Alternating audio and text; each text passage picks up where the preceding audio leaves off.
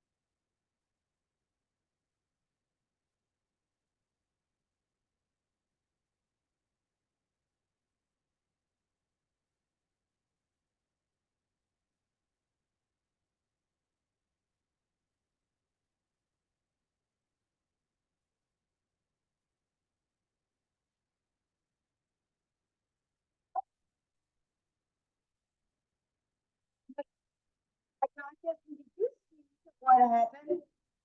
They brought out more ice. I was like sitting there on my cup, good, I'm good. And then, did you say, or was it just me, or was it my imagination? As I'm coming with more bags and breathe. Okay, so let's find out if this is how you like frustrated. Let's take a couple stairs. Want to hear from whoever? Make sure first all hand up. So we can see all the wonderful people.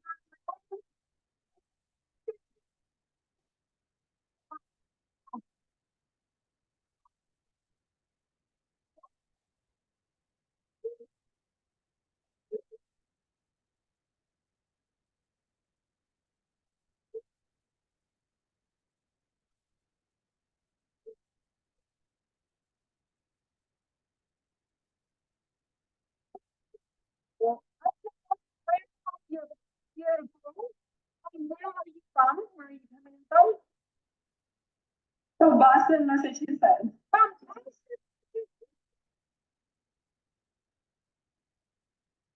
so you're used to the cold.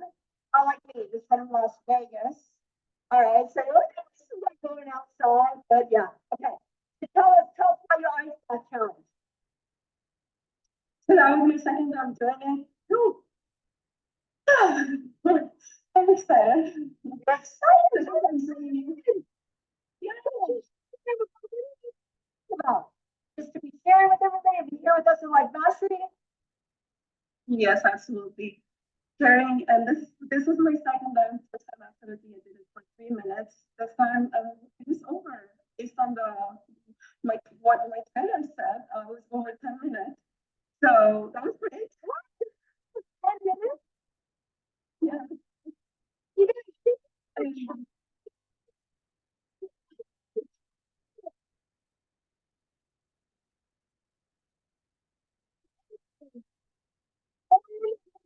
amazing. So what did you learn? Is there anything that you learned from it that maybe you can share with us about how or how you're going to take this into your life because you stepped out of maybe your comfort zone and maybe challenge yourself with? What did you learn from it? I did stop myself out of the comfort zone. I've been the sorry about that. The past couple of years, past couple of months, I've been doing incantations, and while I was in the ice bath, I didn't realize, but I just found myself that I'm doing incantation. Yep. And I was kept repeating that I got this and I'm in control. But I have no idea how that came from, where that came from. That's not part of my incantations. I usually use other things, but I found myself that I was repeating that. I um I got this and I'm in control. And I was shivering, and I was like, okay, I'm gonna stay 1 more minute. And I kept staying 1 more minute. And I just in front of the camera, I was like, okay, I did one, I'm gonna do 1 more minute. So I was just encouraging myself Yep, that I can do one more. yep. So once I finished that 1 more minute again, I was like, okay, I'm gonna do 1 more minute. And I was just encouraging, but the whole time I was just telling myself that I got this and I am in control. I love I it. think This is really, I'm sorry to interrupt you, but can we give her some love? Because what she's sharing with you is a resource that all of us to be using. Something I was smiling because that's what I said to myself, right? Before I even step in. Because that's what, you gotta make sure we're on a piece of cake for you because we've got a responsibility to serve you. But I love that because where else can you use that in your life? Everywhere. anyway, yeah. Right? Anytime, like you have a meeting, before you do a presentation, maybe before anytime, right? Anytime, maybe before, are you married? Are you Yes, married? I know. So before she goes on a date, I got this, I'm in control. Is it true? You don't realize, on day 4, I think day 5, we're gonna be talking about finding out your winning formula. And lots of times we realize they don't realize we've got a wonderful winning formula, we're just not using it in all areas of our life, right? But this is an awesome, even for the cleanse especially for this week. You think when I told you there's these times when you might feel worse before you feel better, would it be a great thing for her to say, I got this, I'm in control. I mean, you could use that for yourself, right? It's a great, amazing, wonderful tool and the perfect share for the first share of Life Mastery 2024. Give it up for her.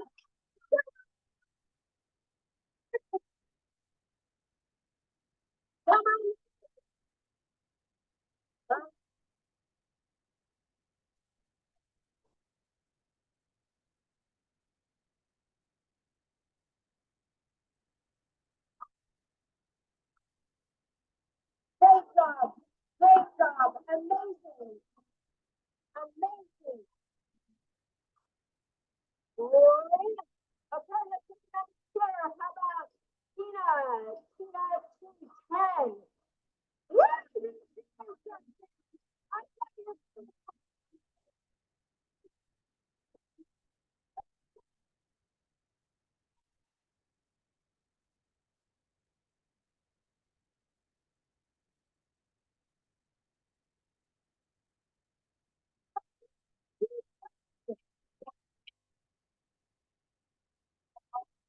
Oh, yes. Okay, Tina, where are you coming in from? I am hailing from Newark, New Jersey. It's supposed to be close to spring, summer here, but it still feels like winter. Oh,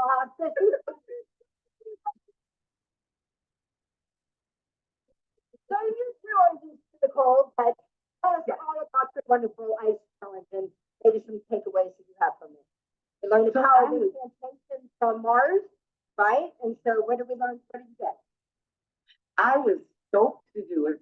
I had my 88-year-old mom videotape it. I had to press her, hold it, don't press play. But, Where's and, mom, first of all? Where is she? upstairs, Hmm. hey, Down here. Are you down? Oh, ladies, you're down. You're down. Oh, I'm not.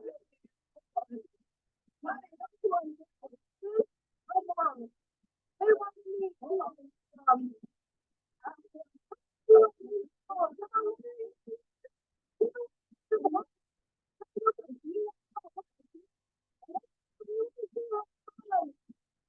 Where is she?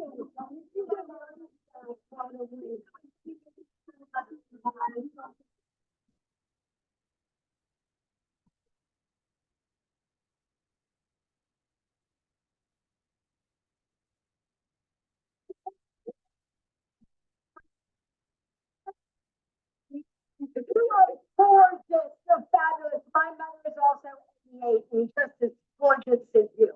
So, what's your name, Mama? Thank you for sharing. Well, Paula nice to meet you. What did you think about your daughter? What did you think about your daughter doing this ice challenge? I thought it was great. I encouraged her. Then I know she told me keep quiet, but I was just, I talked anyway.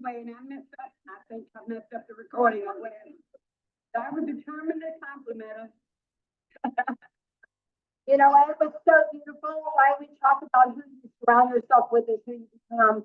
I don't know if you can see. First of all, we want to thank you for raising such a beautiful daughter, and you know how you encourage her, how you support her, how you believe in her. That says a lot about you. So Thank you. thank you so much for I'm real videotaping proud her. of her. I'm real proud of her. This ice thing is just wigged me out. I'm real proud about that. It's not easy. Did you jump in? No. No? No, okay, that's good. That's hard enough for lots of us. So thanks, Mama, for sharing. Tina's going to share with us about the breakthrough she had. So, Good. A breakthrough is that when I allow myself to focus in, I was able to calm down. Yeah. The minute I would allow myself to hear the outside, whatever was being said, then I would like, I would get real like, oh, that's me. And then every day, no, you would have. I mean, you ain't in all the way. You're only supposed to be in the color. You ain't taking 2 minutes. I'm always the mother. I realized when I quiet down, then it was like, felt the cold, but it wasn't easy. right. Then I would kick back out, so that just told me moving forward in life. Focus in, like really focus in on the matter. You know, all the other stuff, but then I could focus in and handle what needs to be handled. So that was my lesson. Amazing. She's come a long way. She what? She's come a long way. Come a long way. You're proud of her, huh? Oh yeah. What have you seen? Yeah. What have you seen in your beautiful daughter? But do I see her? Well, what have you seen? Because you've come a long way. What does that mean to you? What do you see for her? Different things that might have set her off, but now she can handle them a lot calmer. Yeah. And not every little petty bothers her, which that is growth. That's what I feel. And Yeah. she's just changing for good. She's just changing in a good way, positive way. And I'm real proud of her. Awesome. I miss her, but I'm proud of her anyway. Thank you so much for sharing with us. And Tina, you know, it's interesting because Mars was there. Something I would talk about the triad, right? The triad, those of you, how many of you remember the triad when you study? The triad is not a triad. Physiology, we changed our physiology, but you know, the essence, we changed that aspect. But you heard that you heard Mars share about the power of language, and she shared about what? Incantation. And you just shared about what? Focus. Focusing on my Right? thoughts, my mind. Focusing when she focused inward. So every time when there's a challenge, you gotta look at what part of the triad do I need to look at? Do I need to look at my physiology? Do I need to look at my language? Do I need to look at my focus? And like you said, there's a lot of noise out there. Not you, Mama. You're getting it. But how often we do listen to that noise that's around us, and it gives us uncertainty. Instead of just really looking within and go, I got this figured out, and changing our focus. So thank you, Mama, and thank you, Tina, for sharing. Beautiful. Thanks so much, Stephen. Come on.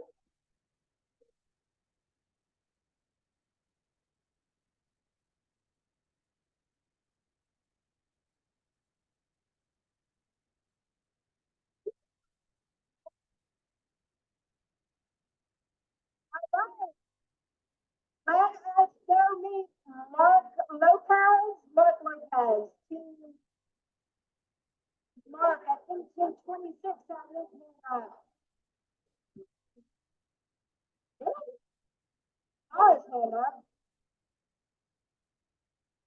Let's see if he's around. Mark Lopez, 1026. All right. Keep it going. Come on, keep it going. Keep it going. You also had a breakthrough.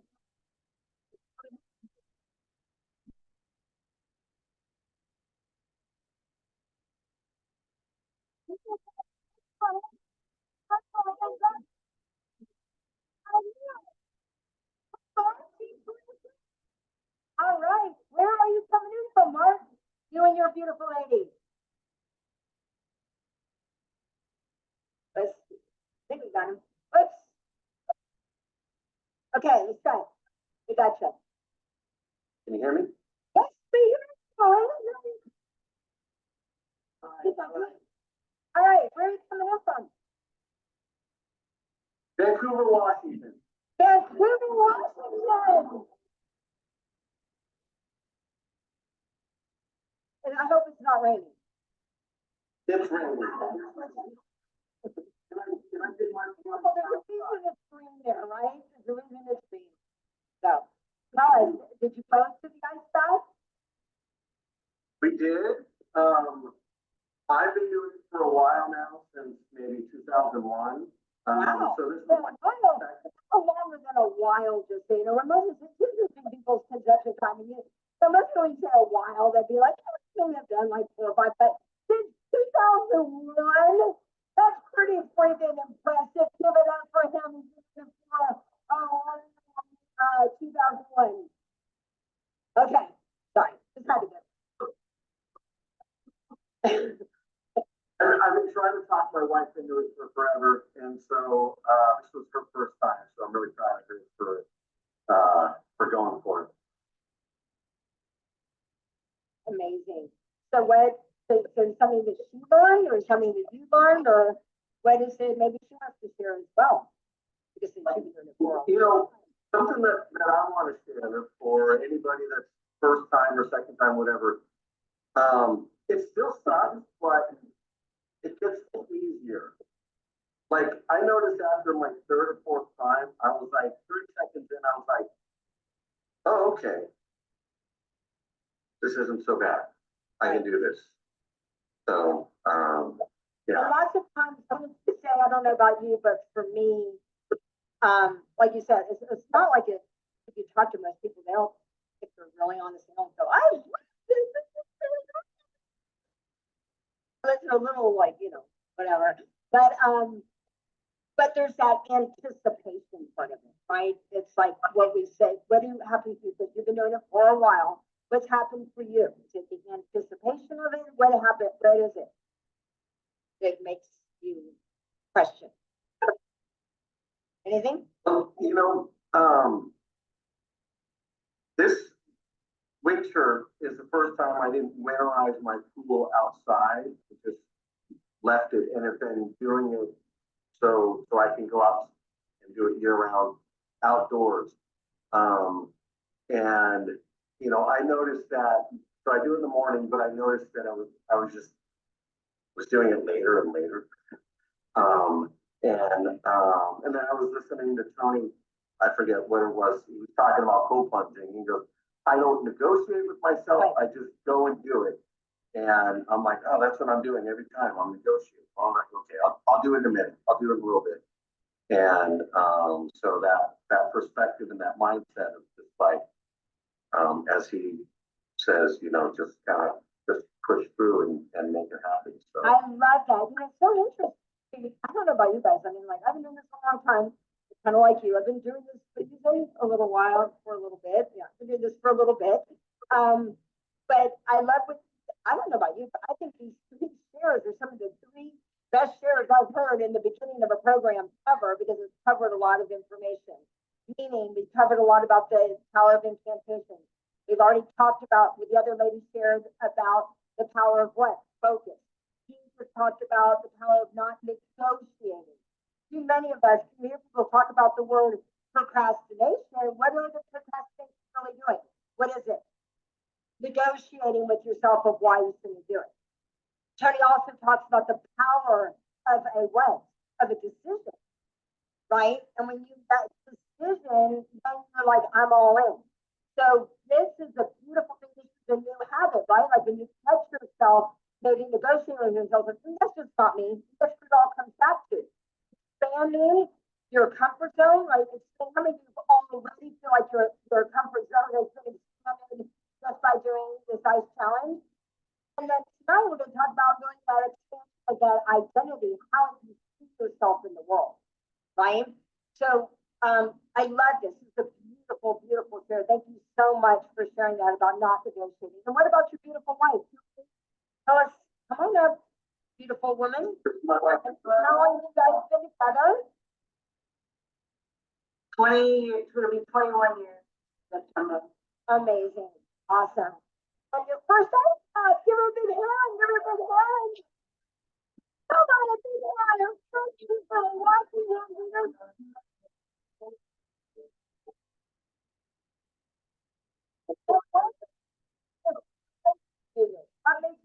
was that?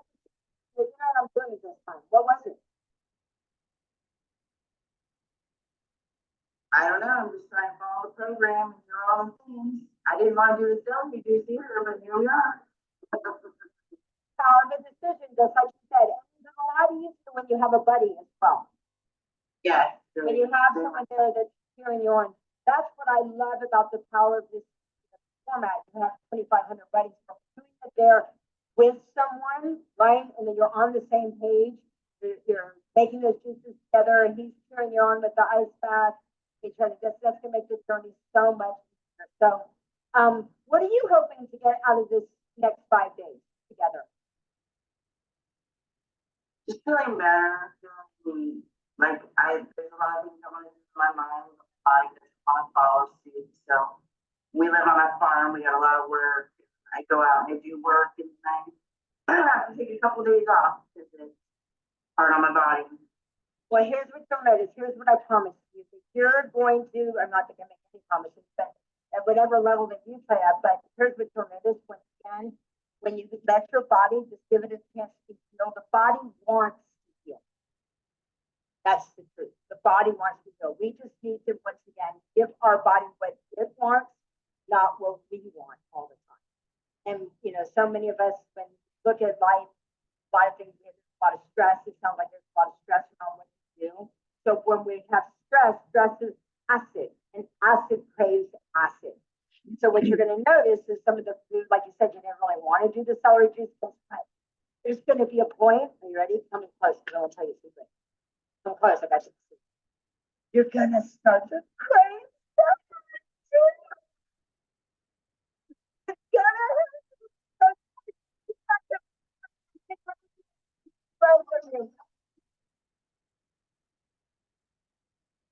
It's gonna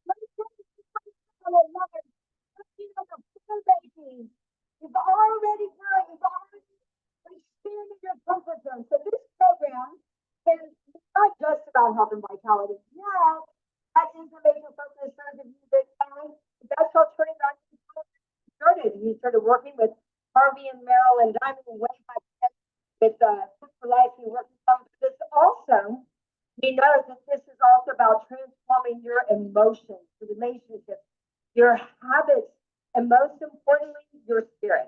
Remember how I said when you get your body out of the way, your spirit starts to move through you again.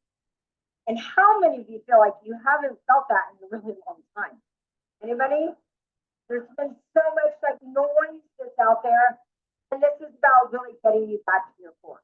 So this is the most important area for for us to focus on because it affects everything. So right now, how many of you feel, you're feeling like even more alive than you ever felt, and it's only been like a couple hours together? Anybody out there? Remember how I talked to you a little bit about there's a lot of people out there that have some stinking thinking? Maybe you have some about celery juice, maybe you have some thinking about an ice bath. Here's the deal. By the end of this program, you're going to have so many tools that you can change something in a moment. You're going to really wish that you had brought someone here with you. How many of you are already thinking, dang, I wish somebody would acknowledge all of you that do have people here with you, whether it's a spouse, a friend. I see there's a couple of rooms with 4 or 5 people there, so keep yourself in room. I see little lights everywhere.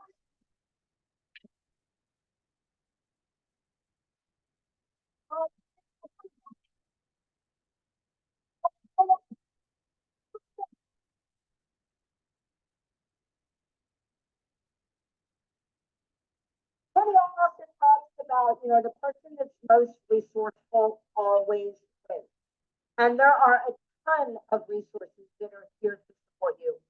And this is what we're going to, like I said, we've got one person for every 5 of you. So you've got 3 facilitators, you've got me, KK, Tab, we've got our nutrition team. So that on your dashboard, there's a button that says nutrition support. You have your trainers, you have your leaders, you have your crew. I mean, you see them on there, they were here before you even got started. They've been working days and days and days, months in advance to be here. So can we give them a huge ovation for being here just to support you?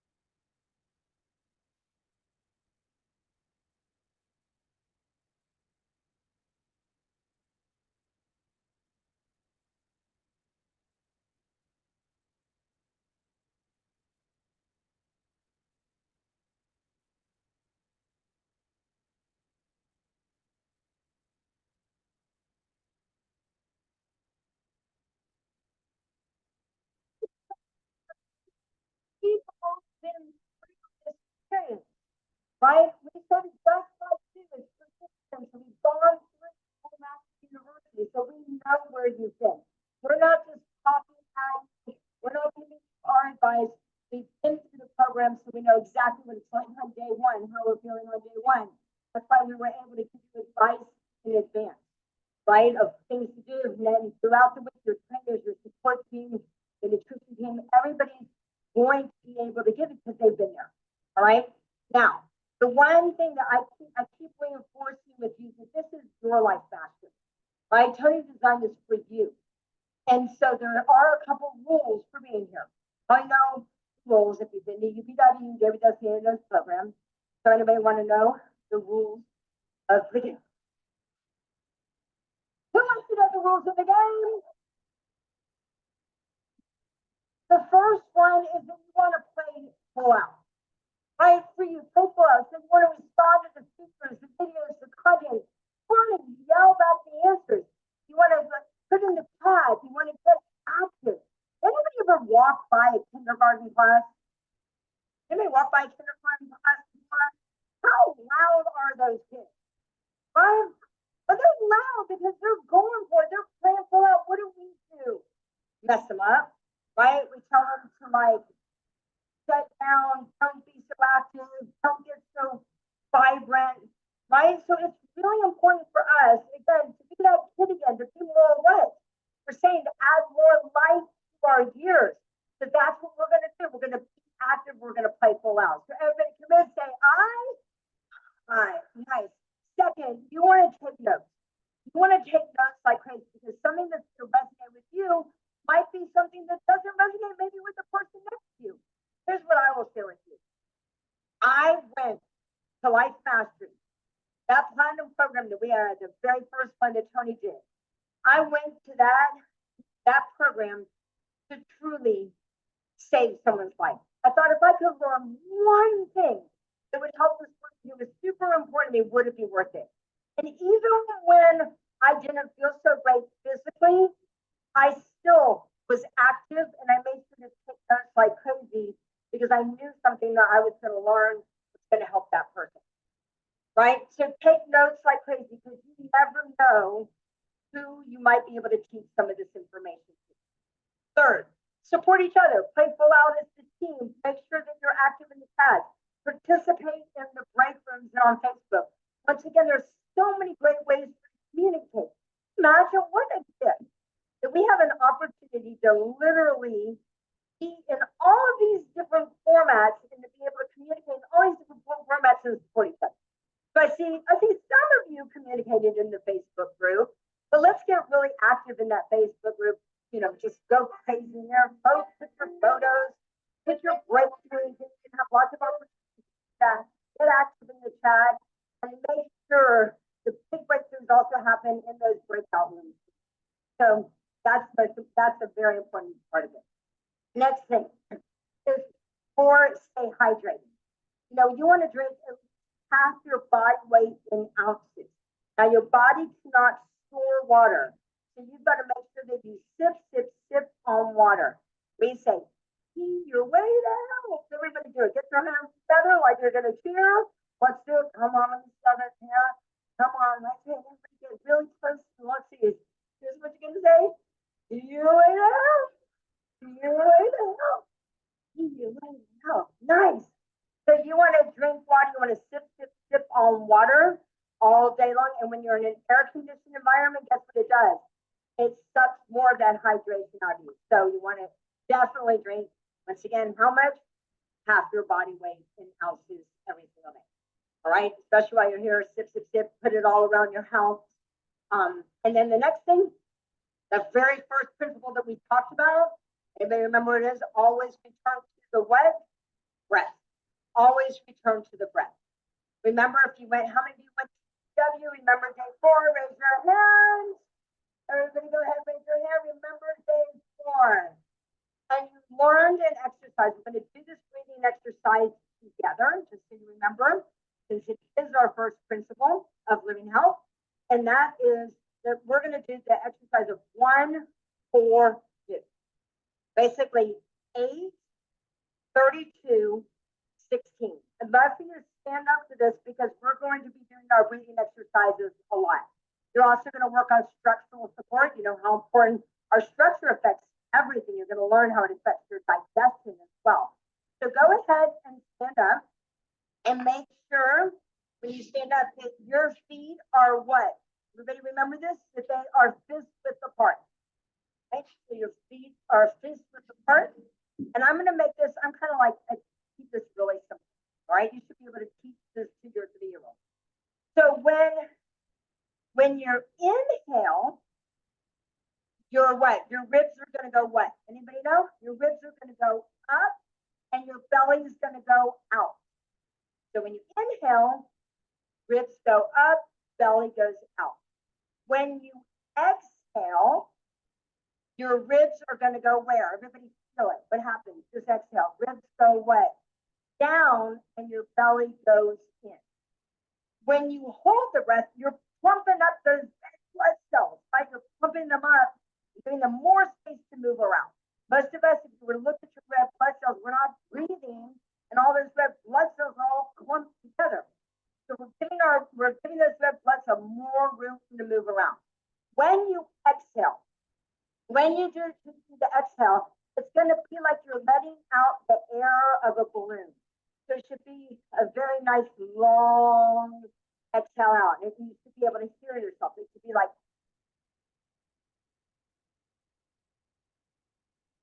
So let's do it together. Everybody go ahead, stand up, check your feet, this width apart. Put your hands underneath your ribs. Then inhale, 2, 3, 4, 5, 6, 7, 8. Hold, 2, 3, 4, 5, 6, 7, 8, 9, 10, 11, 12, 13, 14, 15, 16, 17, 19, 20, 21, 22, 23, 24, 5, 26, 27, 28, 29, 30, 31, 32. Exhale.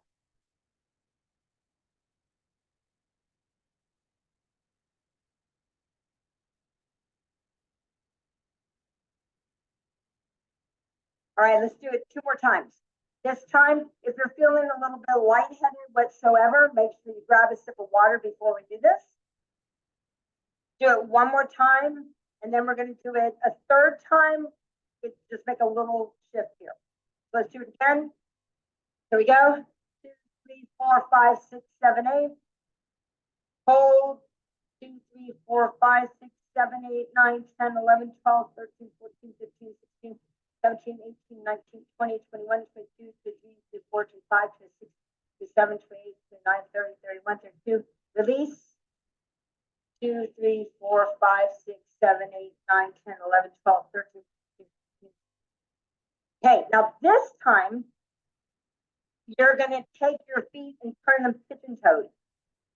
So your toes facing each other. Notice if when you turn your feet pigeon toes, that you almost stood more upright. You saw it with, how many of you, raise your hand if you felt you stood even more upright. That means we got some structural work to do. All right, so here we go. Let's do it this time. 2, 3, 4, 5, 6, 7, 8. Hold.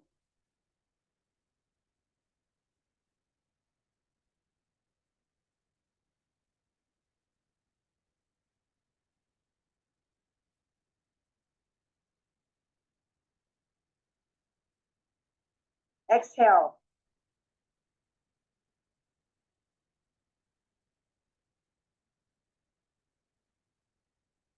Give yourselves a hand. Give yourselves a hand.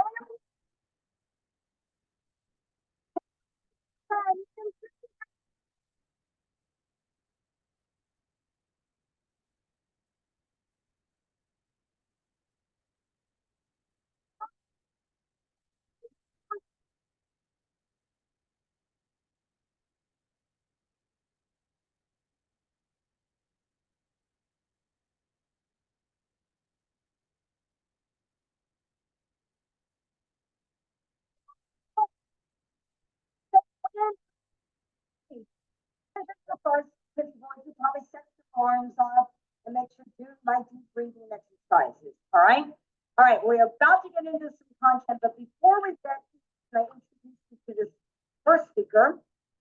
I want to share with you probably one of my favorite stories.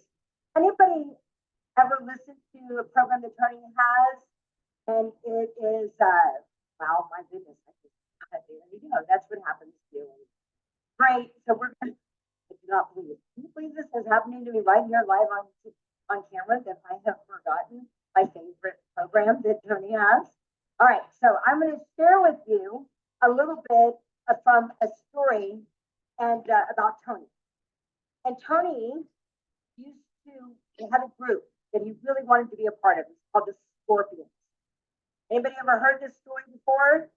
So in this story, there's a group of men that Tony really respected. They were Hollywood producers, they were actors, they were insane businessmen. And he just always wanted to be a part of this group. Have you ever had that? It's like you always want to be part of the group, it's not easy to get into. Anyway, his friend invited him to go on this trip with the Scorpions.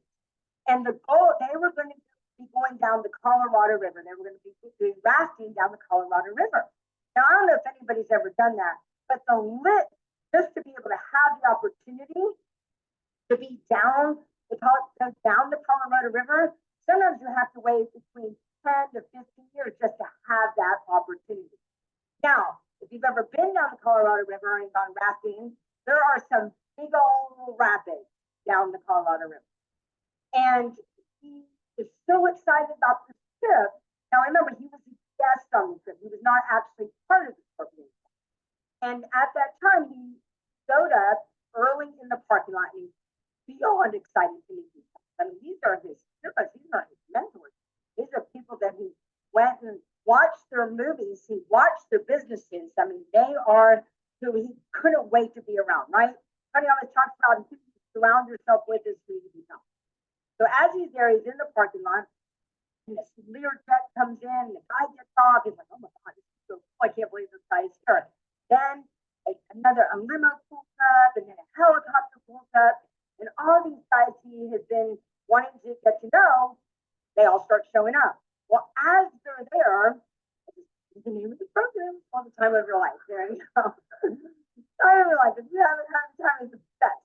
So anyway, they pull up into the parking lot, and as they're getting off the limos, and as they're getting out of the helicopters and the jets, all these guys start, I'm going to watch my language here, complaining.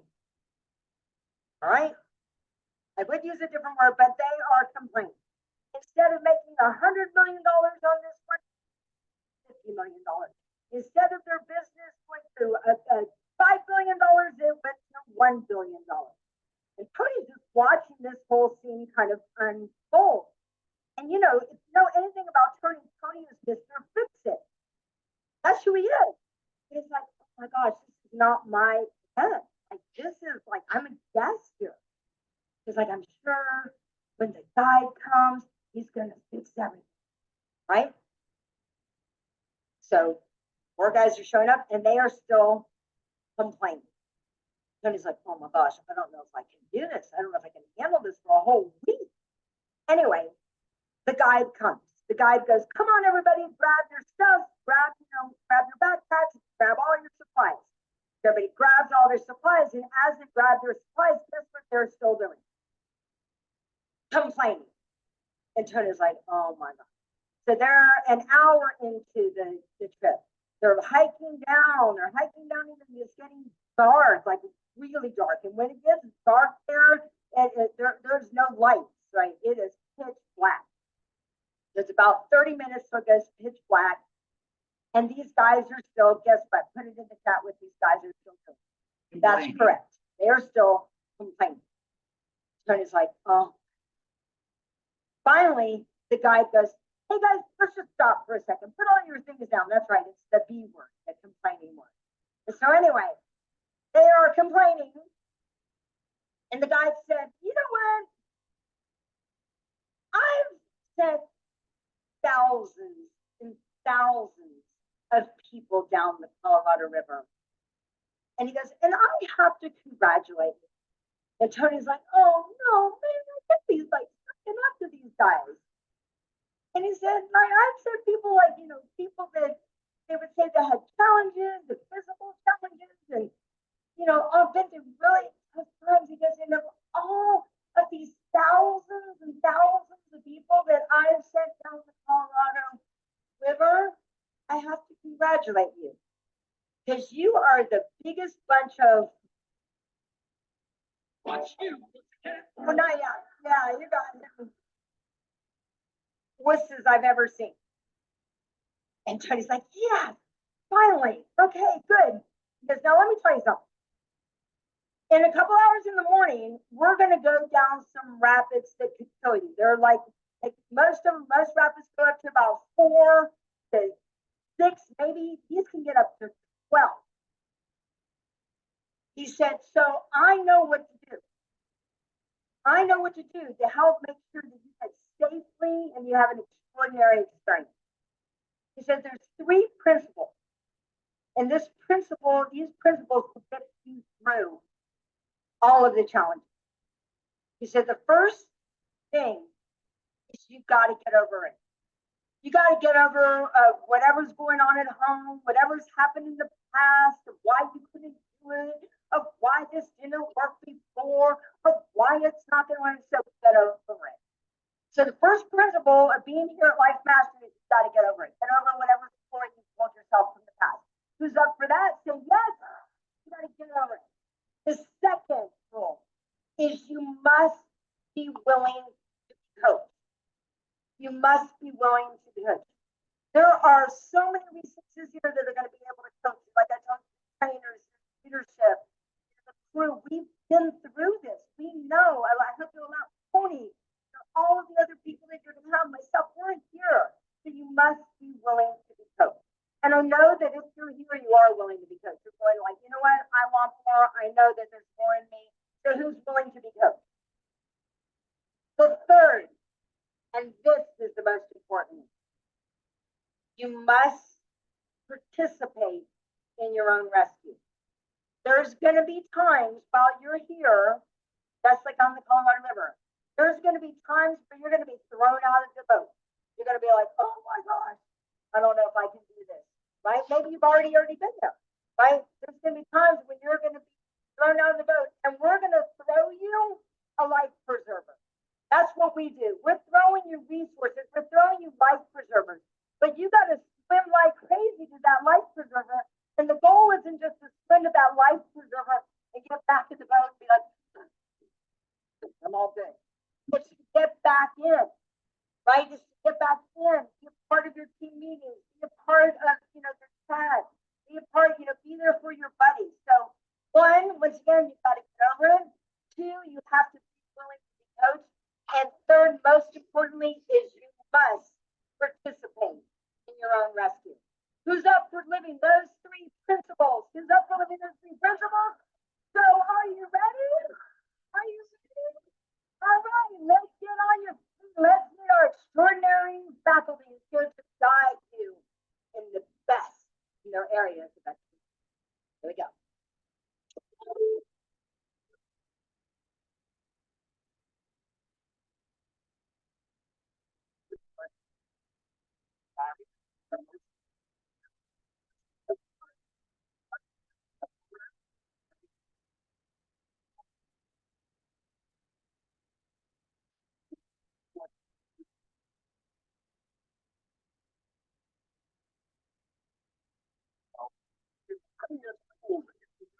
Every aspect of your life. If you do a couple of things, practice it, and people do the best. Realize that your body's working side by side. It's not letting you down. And when you think it could be, it's not. It's right by your side. It's there to help you. Leading and building success with others has become my life's passion, and I'm committed to building that same success and mental toughness in you. Everything is in your mind. Your mind has the ability to do it all. You got to make room for what's important. Understanding traditional medicine has phenomenal benefits, but not all the answers. So I branched into something called muscle testing as a diagnostic tool. We have a naturopath, a different type of upper cervical chiropractic, and what we're really known for is our collaborative approach to patients. Since ancient times, people have used this healing. So this prana is all around us. And when we do the breathing, we do meditation, we do prayers, all of it is harnessing this energy to keep your body strong, healthy, and it's so precious. It's a practice for you to feel safe, to feel guided, and to know that the sacred space every time that we practice. We use a practice to purify our energetic body, which is known as the final energy that rises from the Vimodana challenge. We will get down to the core of where the problems really exist in the energetic field. Bring us to a higher level of being and get into our higher mind out of our reactive mind. So why the heck point mobility? That's because your joints rely on movement to have adequate blood flow so that they do what they're designed to do. You can love yourself, then you can receive love. If you can love yourself, then you can give love. The doctor told my family that I would be a slow learner and would not grow to be taller than 5'2". I am 6 foot tall. If your gut's not healthy, it can't get rid of toxins. You want to increase the I don't know who's saying your gut, your liver, and your phenols. I always look at my patients on how are you cooking? How are you feeling? How are you moving? Because food is children do like exercise and even something called hypertension and changes sexual routine. We see that the sauna is one of the most powerful lifestyle factors, with the exception of exercise, that can reduce the risk of cardiovascular disease and sudden cardiac death. The shorter your sleep, the shorter your life. Short sleep predicts all-cause mortality. It's a silent sleep loss epidemic, and it is fast becoming one of the greatest public health challenges that we face in the 21st century. It is rhythm for like states of being, and we practice these rhythms through our bodies so that we can truly inhabit those states of being. All always is to improve the well-being of patients, to help them expand medical risk factors and improve quality of life. Nobody wants to have their past some years of life dealing with disease, whatever we can do to prevent that. The goal is to really have this positive impact on health and wellness and bring all this technology that's going to let you live a robust, long-term, healthy life forward so that you know it and you become CEO of your own health. The best permission of the ancestors is Mother Earth herself, kind of guide and protect us. It's about honoring it. Not quite clear, or you need to off if you want to, or you're off, or you're or this is happening. And the number one big thing you do, both sugar impact, you put that together and form The world, the greatest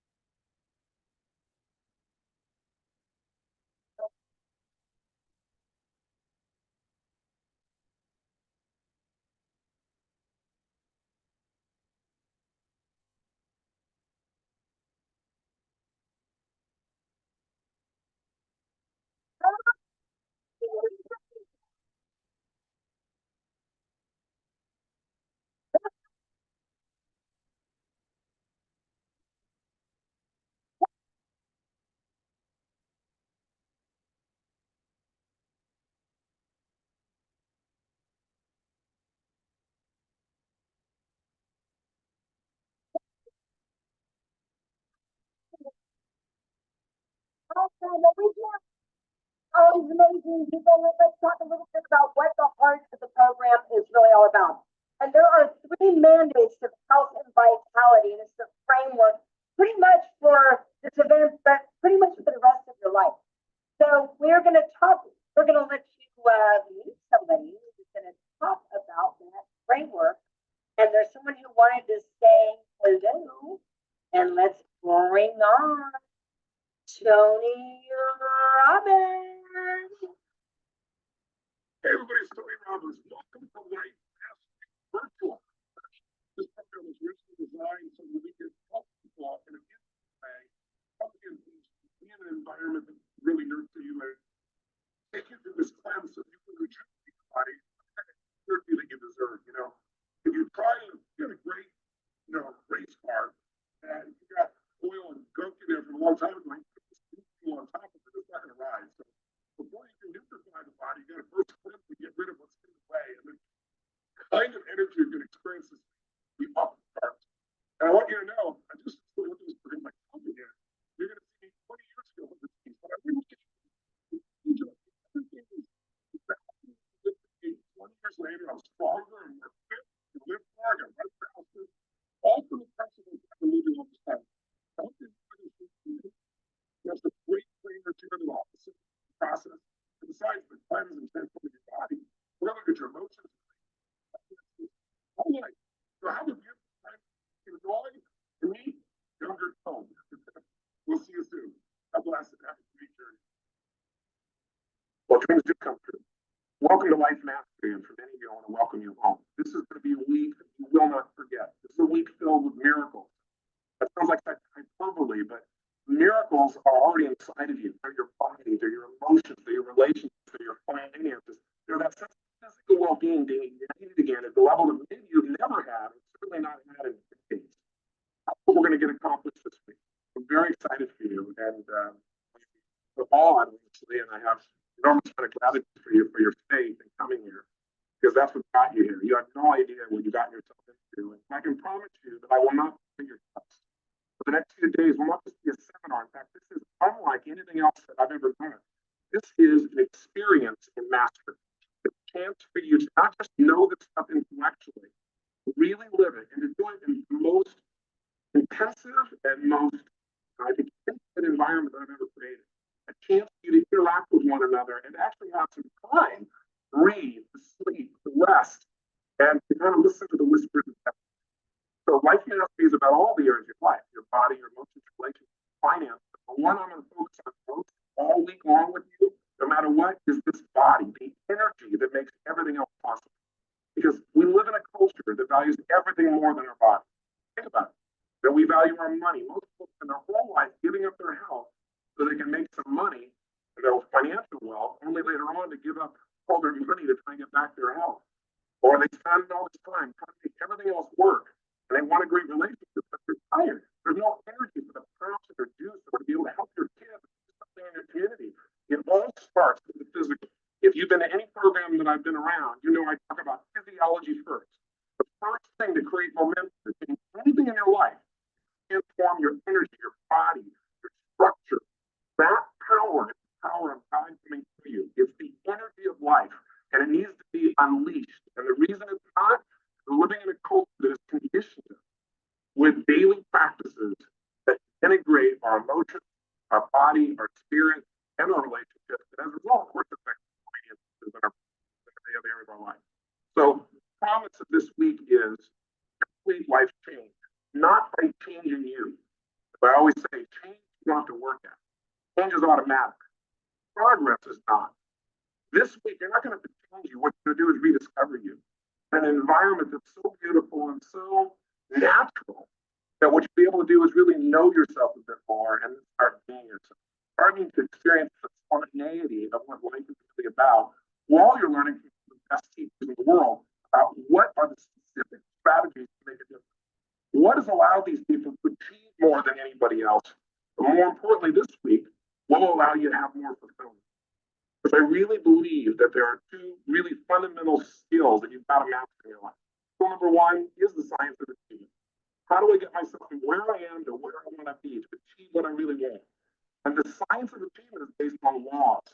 There are very specific things that you do. If you do them, you'll do well financially. If you don't, you're going to have frustration. You're going to have financial turmoil. You're going to have pain. Same thing is true in your health. There are laws of the science of health.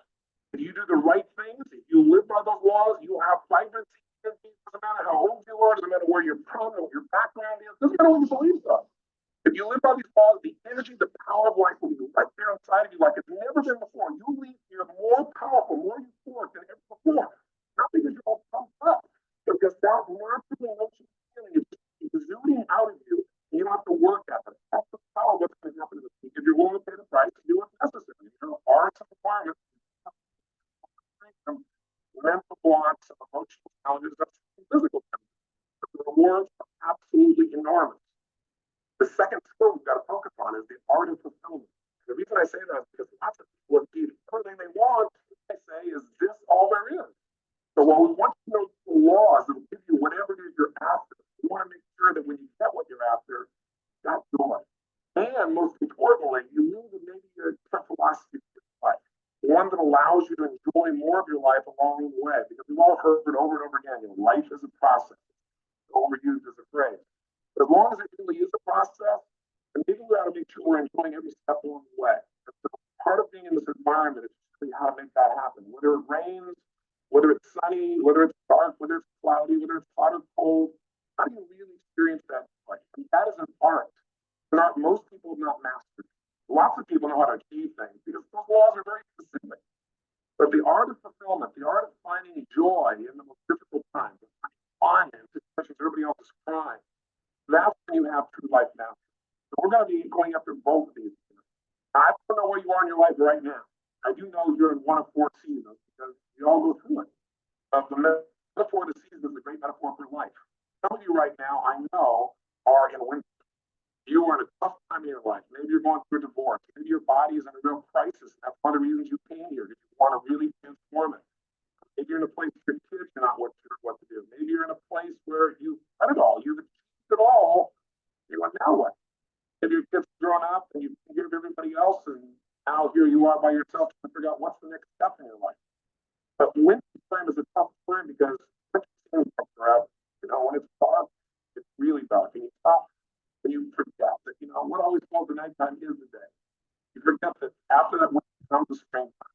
So wherever you are, if you're in that life, this next week will take you through many different seasons, not just winter, not just spring, but I think you're going to experience it all. It's going to remind you that, hey, I don't have to stay stuck in any season. I don't have to pretend that it's going to be nighttime. I can change that sense emotionally and physically.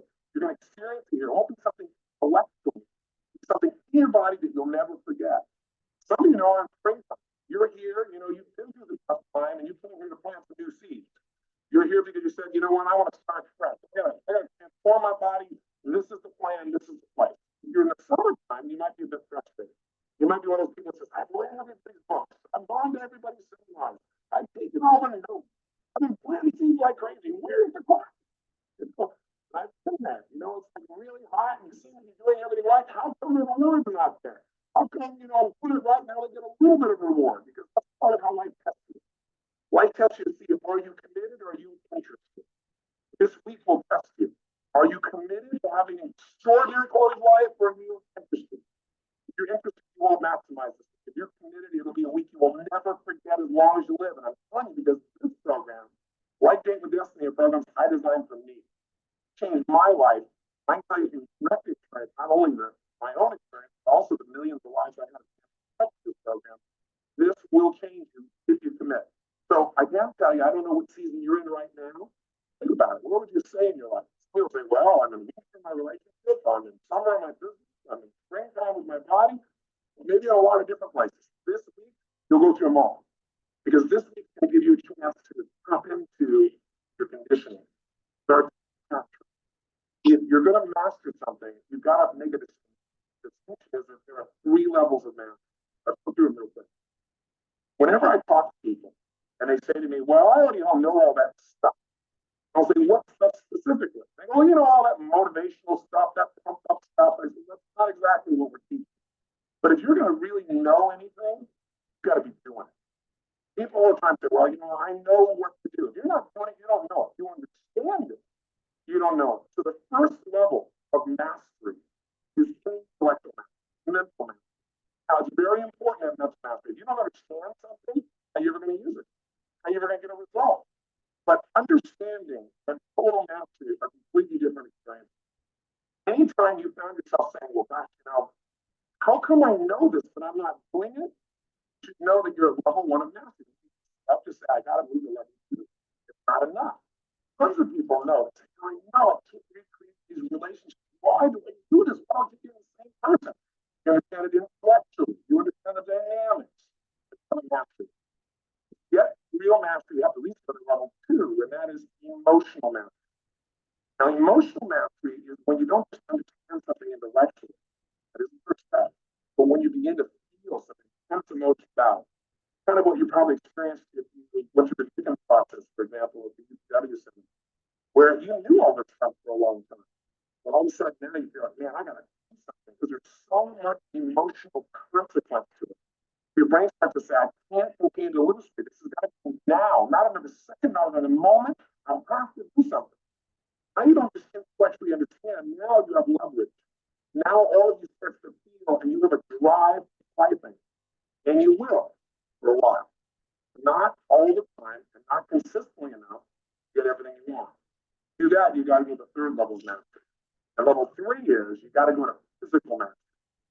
Physical mastery is a total integration where you have learned something intellectually enough time. You all know the phrase, repetition is the mother of skill.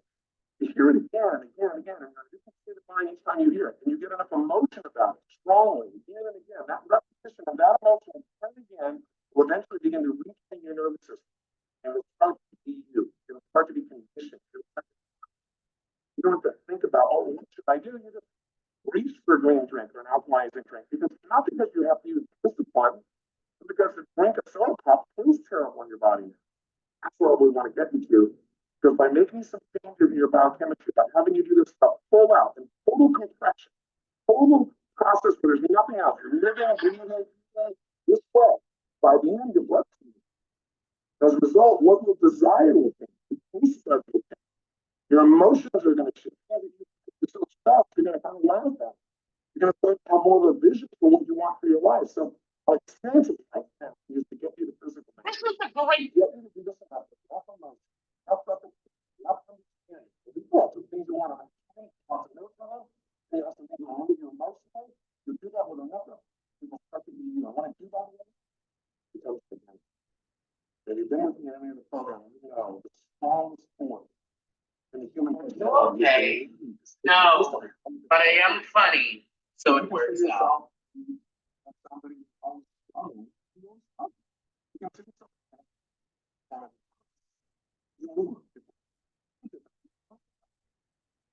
If you're a person that is trying to help them, will say something like, no, we come without a cigarette. Why are you trying? Can you tell people how long you're lasting? If you really start talking, you don't think about smoking. Somebody says, like a cigarette, they'll say, what brand is it? Say, I'm not a smoker. I'm a non-smoker. So all we go, we're going to give you the instruction. We're going to repeat things enough, hopefully you guys will know with enough emotion. This environment, you'll start to feel like, I have to do this. I have to feel like the benefit of doing it and the pain if I don't. You want to continue that over the next 90 days. You do that or do something a bit they found that anyone who exercises consistently for 6 months will exercise for the rest of their life. Even if they leave it, they will always come back. If you want to make those kinds of changes with physical mastery, and what the program is about, like, pull out. So what I got you to do is I'm taking your time. Part of going to build muscle is push yourself beyond what you really do. So whether it's me or anyone else you have on this video, I want to make sure that this is not experience. Starting at age 40. If you listen to my personality, it's the exact same thing. One-on-one coaching. I'm back. Are you up? Are you up? I'm ready for you.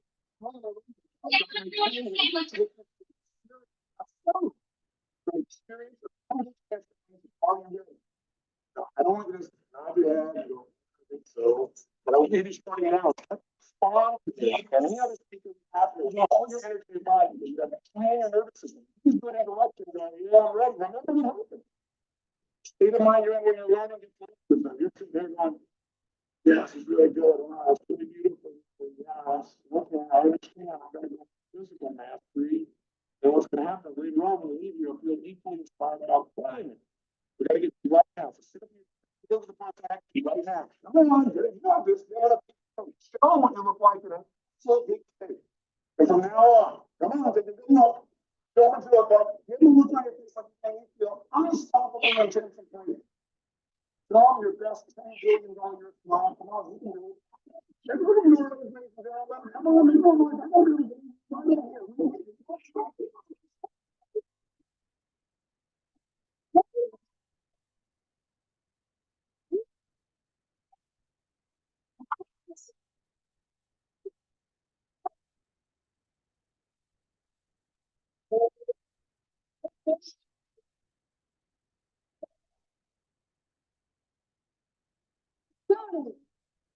committed a lot to do that. As I told you, I want to tell your trust. More importantly, I need to deliver for you. You've got to deliver for you. Part of that is we have a real short time system. Most of the time, you're going to be in class for 3.5 hours max. You're going to have 2 drinks in the middle of the day.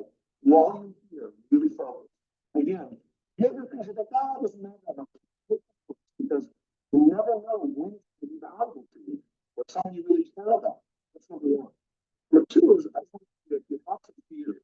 You have to confront all the time. Worried about really changes here. After millions of people have had the privilege of doing this quarter of a century, I can tell you, you're in the right book. What I mean by that is not because of me, but because of the process here that is proven and it works. All you got to do is work it.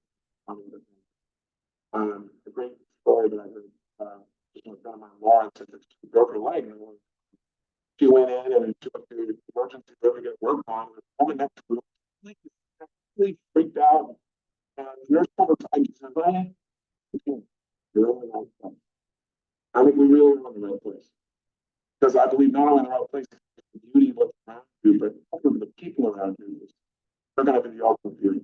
Part of what you want to do while you're here is trust. You know, faith is what got you here, and faith is what got you out through this process. But enjoy more of that life of yours, and give more to it. So much of our life is forced. Here you start to see what's natural. What's natural is very spontaneous, it's very real. It's not perfect. It's not always refined. It's a bit rough, but real. Real is best for you. So please, while you're here, let yourself have that time. Let yourself experience that. Now, let me start out, by the way, and give you a sense of how this all got started. First of all, as I shared with you a little bit about the background how this came together, I'm not just doing it to tell you a story. I want all you're hearing the story, you have to think about your story when it comes to your own body and your mind and your success. I think that's where you are right there. Early in my life, I always help people. I was just, I don't know what it is. I just wanted to make a difference. I wanted to help people. I wanted to lift people up. That's why I still do that for all these years. I don't have to, fortunately. Now I have to. Early on, I succeeded at a very young age. And I was written up in newspapers, magazines, and they called me Wonder Boy, and the ego was exploding. And gradually, though, interesting things happened. The first once I did that was really narrowing my body. And the reason was because I found myself in a position where all the success at a young age, and I thought everything's going so well, and you make this, I can make it happen. That's so much. And then I started thinking, well, how come I this at such a young age? But I thought, well, the answer is I'm going to die by you. It's a great belief system, right? And that's what I did. I'm going to die young. Why is that such a age? I mean, you're not going to be here very long. But I got that thought, you know, I know it's stupid. You don't have belief in your head. Intellectually, you know it's wrong. No sense, but you get caught up in there. It's not just creep in there inside your head. I'm obsessed. But you're not necessarily going to ask me about the next obvious question. I wasn't gonna, you know, do it really quick. I get hit by a truck or something. No, I was gonna go to live the way of cancer. In those days, that's what everybody was really afraid of. It was pre-hate and all the other things that people now concern themselves with, terrorism. Cancer is it. Success is that. If you focus on something enough, you can create it. Unfortunately for me, I didn't create cancer in my own body, but one day I had someone else come and say those horrible words to me, and it wasn't about me. It was a lady I was dating at the time, and it was so emotional. It's not. Mother said, your mother what? The mother has cancer. I was like, oh, you know, me at that point, it was, but the interesting thing happened. Human beings care and do more for others to care about than we'll ever do for themselves. One of the beautiful things about human beings, we're more for our kids, more than something we adore. Since it wasn't me, instead of just taking it as an over that mobilized, all of a sudden I thought, wait a second, you know, we buy into this just because you got confusing in the end. I mean, you guess every day and they want something. It's our people who have succeeded at anything. This is my belief. That's totally the right master based on is the model. Someone succeeded at anything. If you take the same action, you sow the same seeds, you will reap the same rewards. That's my belief. It's my life. And I said, what you got to do is figure out what people do to succeed, why it works. That's all I'm going to do. And I said, I want to go out and make this happen. How? Well, in those days, it was simple. I want to be the book of the day. My goal was, let me figure out very just find people. What do they do? They put it in the book. Do the same thing. I went out and started reading all the different books how you could really cleanse life, how you could carry life, how you can eliminate these poisons, how you can get them out of your system. Of course, you know, I'd read one book and say, do this and this and this, and you'll read this later. Or I'd read another book and go, do this and this and this, and you'll forever do that. No, not so bad. That's equally qualified. Have you had this challenge before? What can you do? Have the same beliefs, have the same backgrounds, and you have succeeded in many different people. So how do you find what's true, what the real laws are? So after listening to that, I'm completely confused. How do I know what to do? My answer was, you know, I'm kind of looking at reads. I gotta read things, I gotta listen to things. I gotta kind of flip it out. Really sense, what I always do. It's like, I don't care what people say, because this doesn't make sense to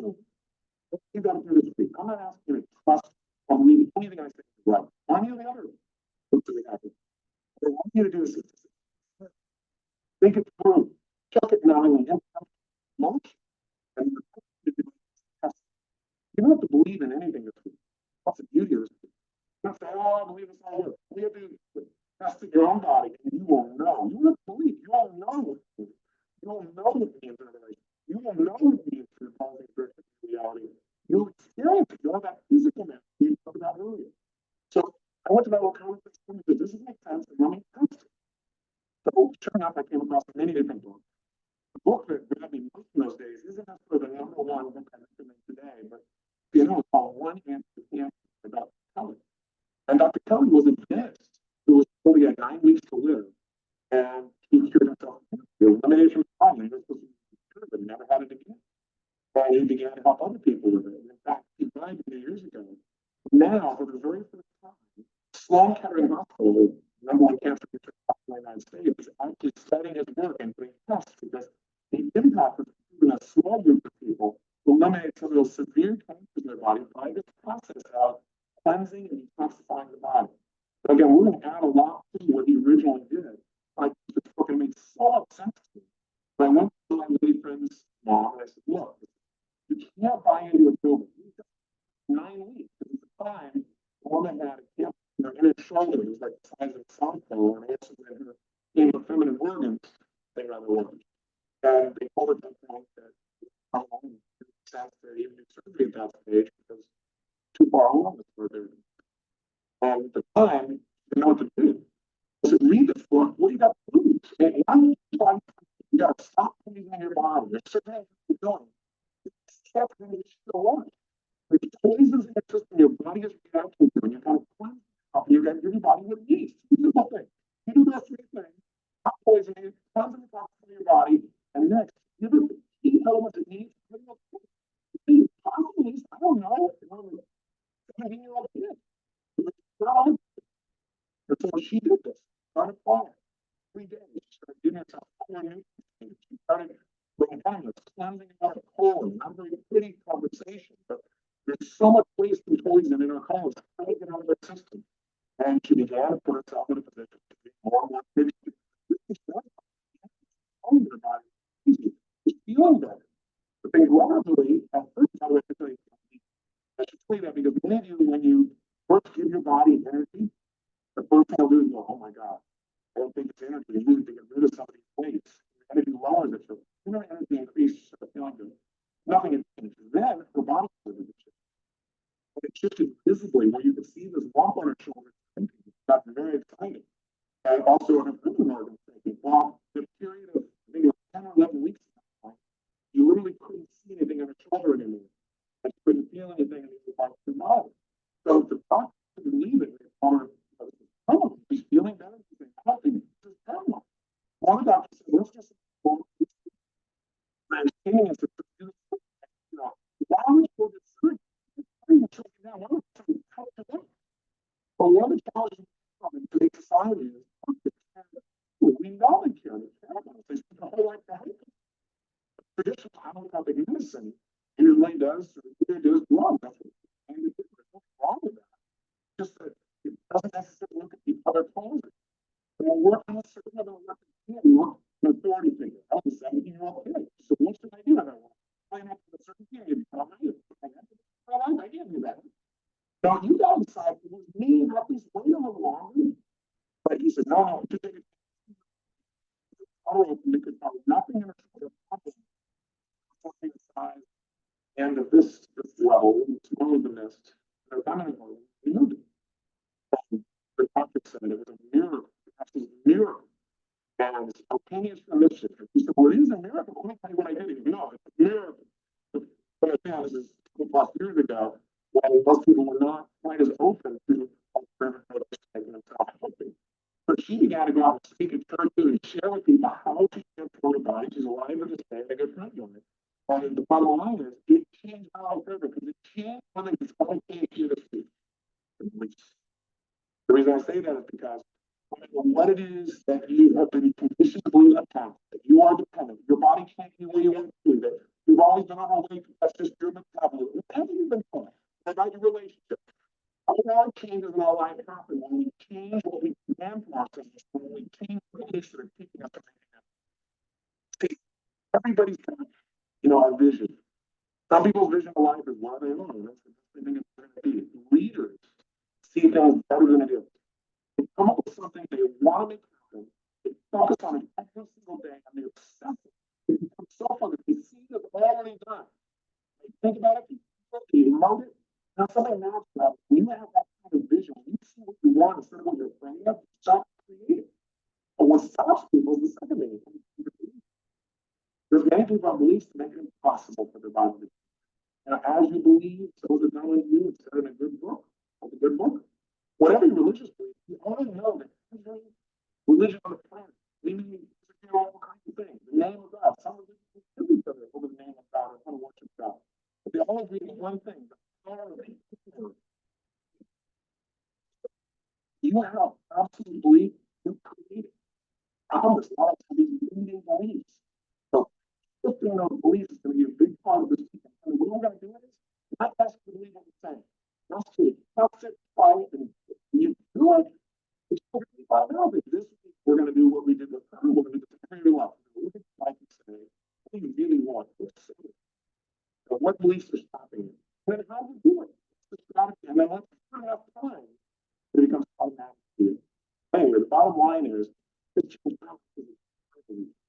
made me start to realize, hey, I'm not going to die young. Something's going to strike me down, but I'm in control of this part of my life.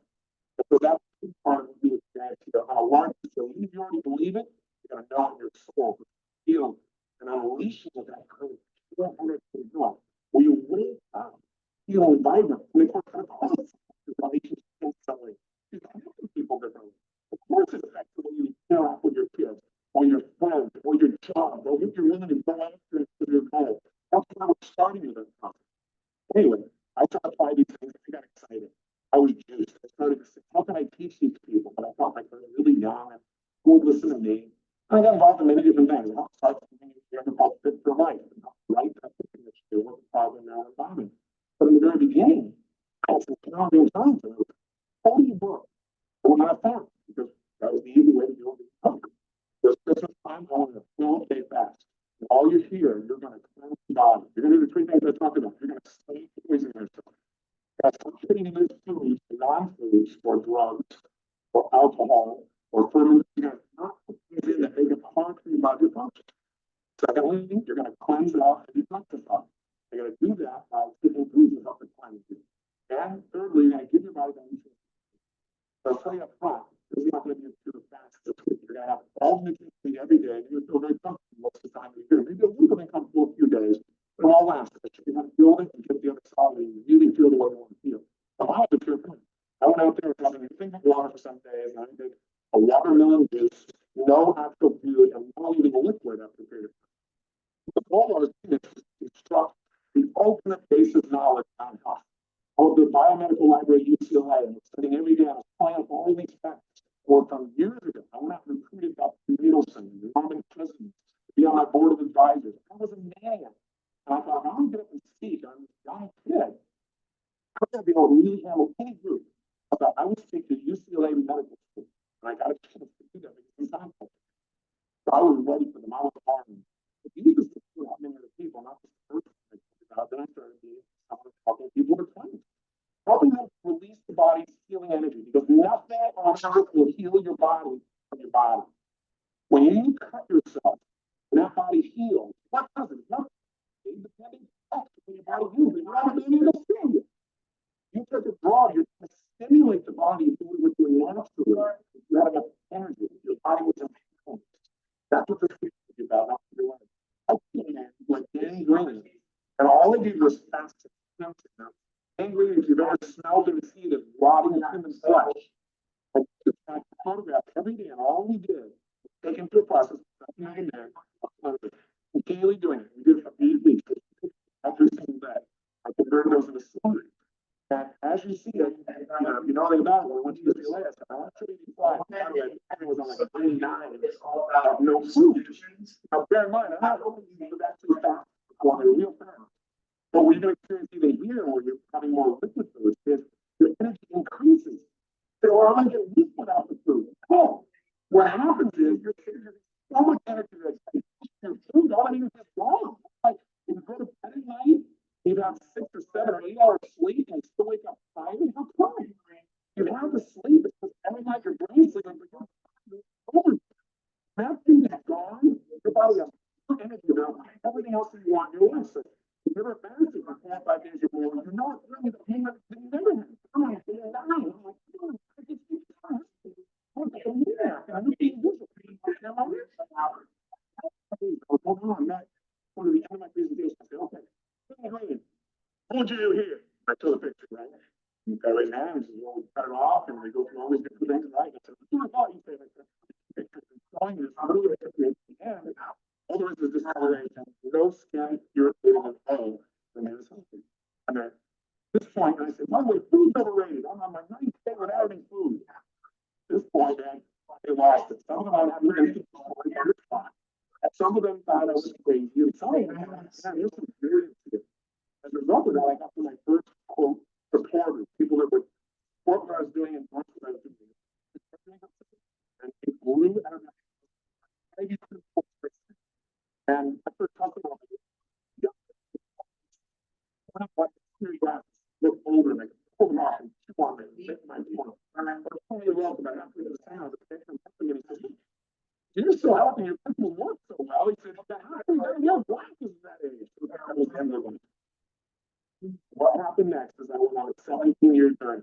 17 years of pull out, of lighting up as many people as I could, using every ounce of energy I had, change people's lives, work with leaders, business people, anything I could do to light people up and show them what they're truly capable of. And what happened during that time was enormous growth in me. A chance, thanks to God, and luck and hard work, be in a position where I can work with people from literally all over the world. And now I get a chance to work with you. That's not the end of the story. One of the tenets of success in anything is understanding the difference between something that is an attainable goal versus a sustainable goal. Oftentimes, the date with destiny, I'll give an example. Perhaps you be on the front row and I'll say, sir, I offer you $35 million if you lose 40 pounds tomorrow morning at 9 a.m. Oh, the guy goes, oh, yeah, big deal. I said, it's achievable. It's an attainable goal. It truly is, if you're committed. I've the head, I've got the legs, the arms, we can get you there. No problem. I said, well, I don't like that. That's, yeah, you don't like it because it's attainable, but it's not sustainable. So I obtained an enormous amount of energy for my body. I obtained an enormous amount of momentum. But I started thinking gradually that didn't allow me to sustain it. So at 34, 35 years old, in that range, I started finding myself still having energy. But I don't know if you can relate to this. I started doing more and more with my mom. The right days, now what? You know what I mean?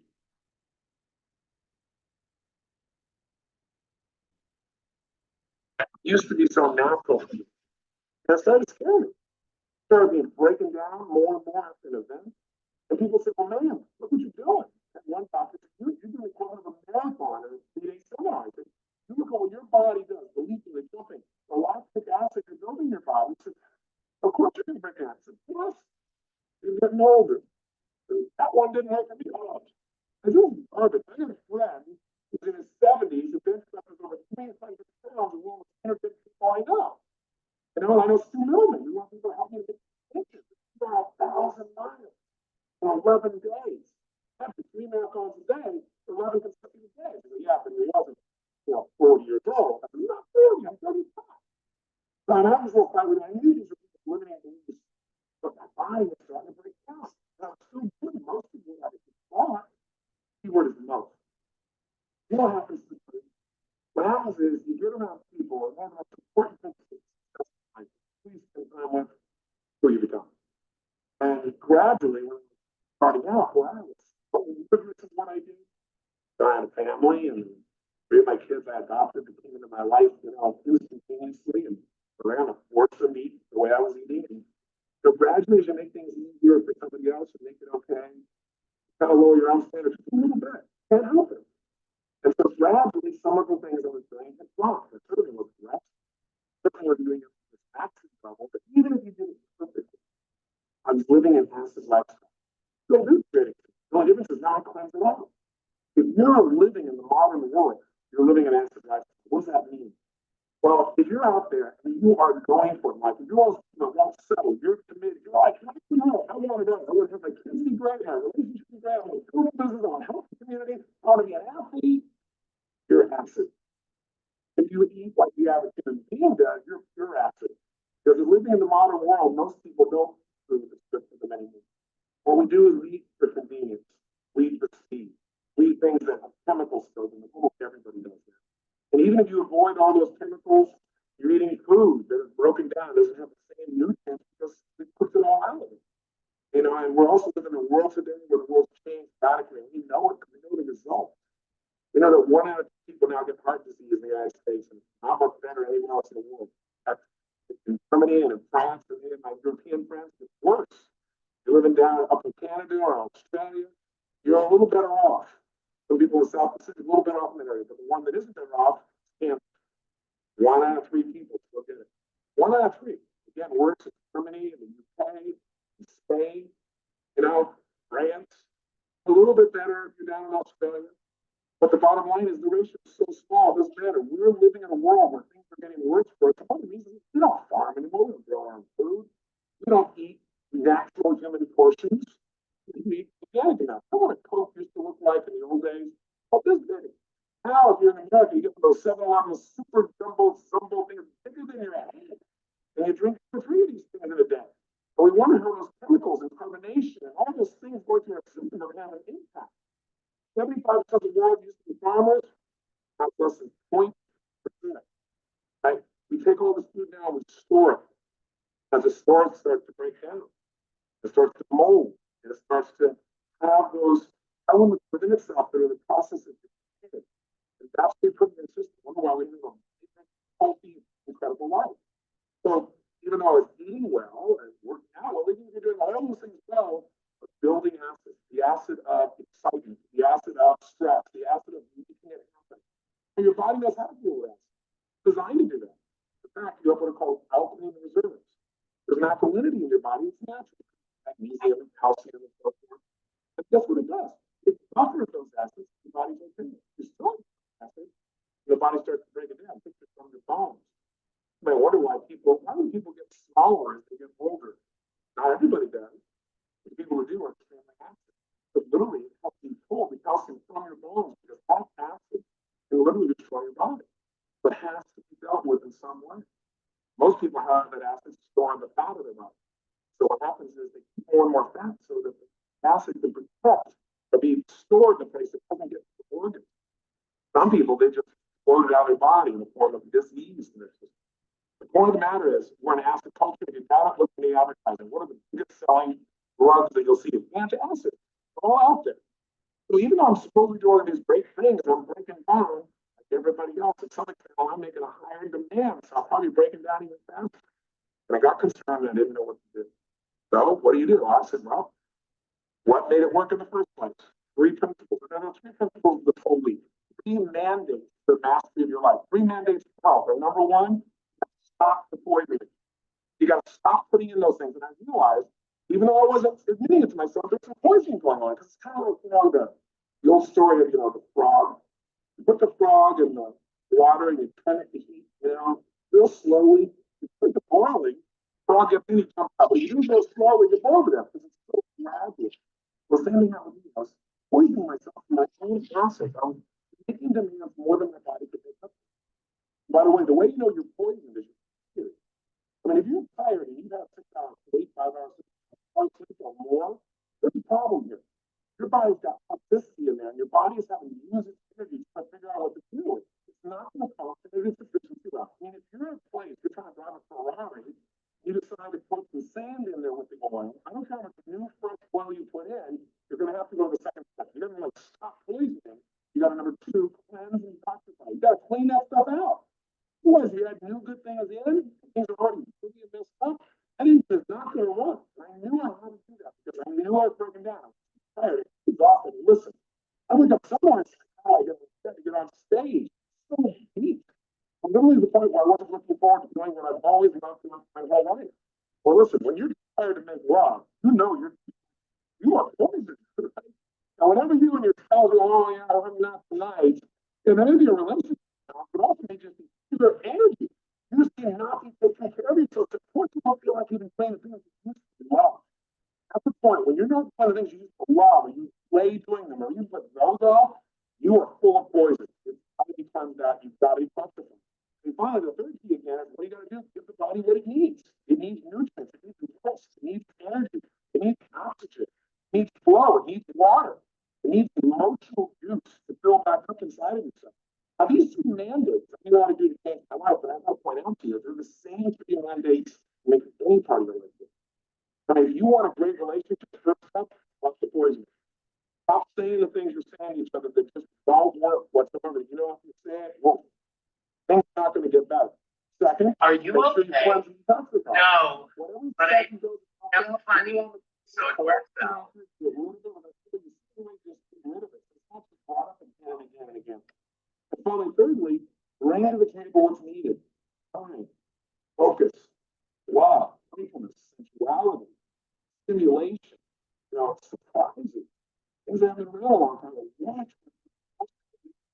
Same thing's true if you want to look at your business. Stop the poisoning. Stop the things in the business that are hurting the business. Stop producing products that customers don't want anymore. Or stop the processes of the businesses that don't work. The plans you talked about. Keep the people out there that don't believe in it. In any business, it's rarely the person you hire that joins the business, it's the person you fail to fire. You hang on to people that don't belong in their business and poison it. And then bring to the table what you need, new ideas, new innovation, new people, new thoughts, new markets, new conversations, all these things to rejuvenate a business. So if you want to rejuvenate, you want to regenerate, you want to transform your business, your relationship, your finances, anything, these three steps you're going to find with the same fundamental stuff. How do I do it? I know I need to go. I don't have to stop. I don't have to do it. Just eating everything. You can stick in their face. And you're going. And you're trying to rest. And you're trying to read. I want you to know that this is not just something I'm going to have to research and figure it out. It's something I've lived. And if you've been with me personally, and you've spent 3 days or a week or whatever the case may be on a program, you will know what the level of energy I have is. You know I can take thousands of people, 20,000 people in a row, one picture for 10 or 14 hours, day after day after day. I'm stronger today than I ever was in my entire life. My energy is more powerful than it's ever been in my entire life. The centeredness and the power of thought is so collective. It's real, it's physical. But I'm not the only one who's applied it. Two gentlemen, my friend, I don't know if you're aware of this, but Stu decided at 49, 50 years old, to show people the power of alkalizing the system. What we can do putting down 1,000 miles an hour. He did that when he was full job. Now, almost 50 years old, he decided to break the world record. He wants to run San Diego, New York City, 3,000 miles. And he decides he's going to do this in a way to break the world record by a month. He did it, man, 52 miles a day. Over the course of 53, 54 days, bottom line is in 2 months, running 2 marathons a day at age 49, he broke the world record. And blew it away because he knew what to do to put his body back into balance. That's the type of energy you can have. This is not something you just have with your 30. And by the way, some people say, no, that's not. I came here for the relationship. I came here because I really want to accomplish my finance around. I'm put what I did at Wealth Mastery and get find the piece of history and walk it through. But you don't get all this stuff. But if you're 20 or 25 years old or you feel you don't even get through, they may not feel it yet. The largest rising category of diagnosis is men and women under the age of 30. We are in a health crisis around the world because we're living on accident. This is a chance for this week to live these principles in a way that really fulfill you like you're able to do. So let me give you a sense of what that might feel like by actually reading you the journal I have from the first week when I finished this cleanse. Because I decided I was feeling so good, and I'm going to tell you this right now. I may feel like I'm just a big pump up right now, but I'm sorry. But I got to get you to focus on and anticipate what's possible the next few days. Because as you go through it, there'll be some times, maybe 1 or 2 days, and we found a way to make it so that it's the least difficult you could possibly go through. Some of you won't feel any difficulty at all. Some of you have a day you don't feel too good, man. Right. You get these poisons out of your system as you cleanse and detoxify. You may not feel so good as that poison stuck in, for example, if some of the fat in your body is released or your liver releases and it gets in your bloodstream, you'll feel it. It doesn't feel good. You got to cleanse it out. We have some ways to do it very fast. Won't be painful for you. By the way, would you rather have a little discomfort for a little bit of time, just a little bit, hour or two or a day while you're here, have the system to get it out, and rather have that poison build up over the Pretty soon, the body's got to do something major, and you have a crisis in your body trying to deal with that, where the body surrounds that poison with lymph. All of a sudden, you got a lump. You're wondering what to do. This is the place to prevent any of those challenges from happening, or if you're experiencing them, get rid of them by going through the process of reversing how you got here. You got to get out what you put in your system. We can do it, as I said, in a way that for the most part will feel great, maybe completely great. We certainly got the resources here to make it phenomenal for you. And the experience we've had with all the people we put through this program from around the world shows that it will produce the results. A little bit of faith during that time will really help you. And so it may sound like I'm being really enthusiastic, but I'm really just trying to give you a sense of this. What's possible in it today? And I'm kind of like trying to tell you what a rose would smell like if someone's not smelled the rose yet. Most people have not cleansed completely like you're going to do here. It's like, it's foreign language. I thought what I do is I wrote for myself in my journal. I wrote there what I experienced at the end of this plan so I wouldn't forget. I like just take 3 minutes and read it to you. As I do, what I like you to do if you want to think about how this would feel. What's the best you've ever felt in your entire life physically? You don't have to think about it, the energy was just there, or you felt euphoria or happiness. As I'm reading this, think about feeling this good in the next 2 days and be able to keep that feeling.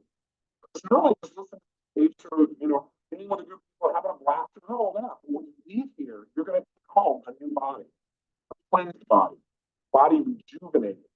From that, your spirit will start to leap because we're trying to live this whole life through this vehicle. This is the temple. Most people not take care of it, not at the level that it deserves. And so the spirit gets trapped by the limitations of the body. Our emotions get relationships get polluted. Our life isn't what it deserves to be. So if I may, I'll take a moment if I can read it to you. Listen along and think about how you might feel. It says, cleansing is a miracle. Just want to make sure I capture the impact that this cleanse has had on my body and on my mind because I'm sure I'm going to forget. It says the point is that right now I feel almost physically euphoric. There's nothing I'm doing activity-wise that's making me feel good. I just feel good because I'm alive. And I'm breathing as I wake up. The fact that I feel like I've recaptured, like I've begun to really recapture all the energy of my life. I haven't even completed the process, but just the beginning is giving me energy and physical vitality like I can't remember having it as many years as I've been alive. I've been living for the last year, maybe even 2, maybe only 6 months, that's at least what I've been telling myself, without a dynamic sense of physiology that I've had in the past.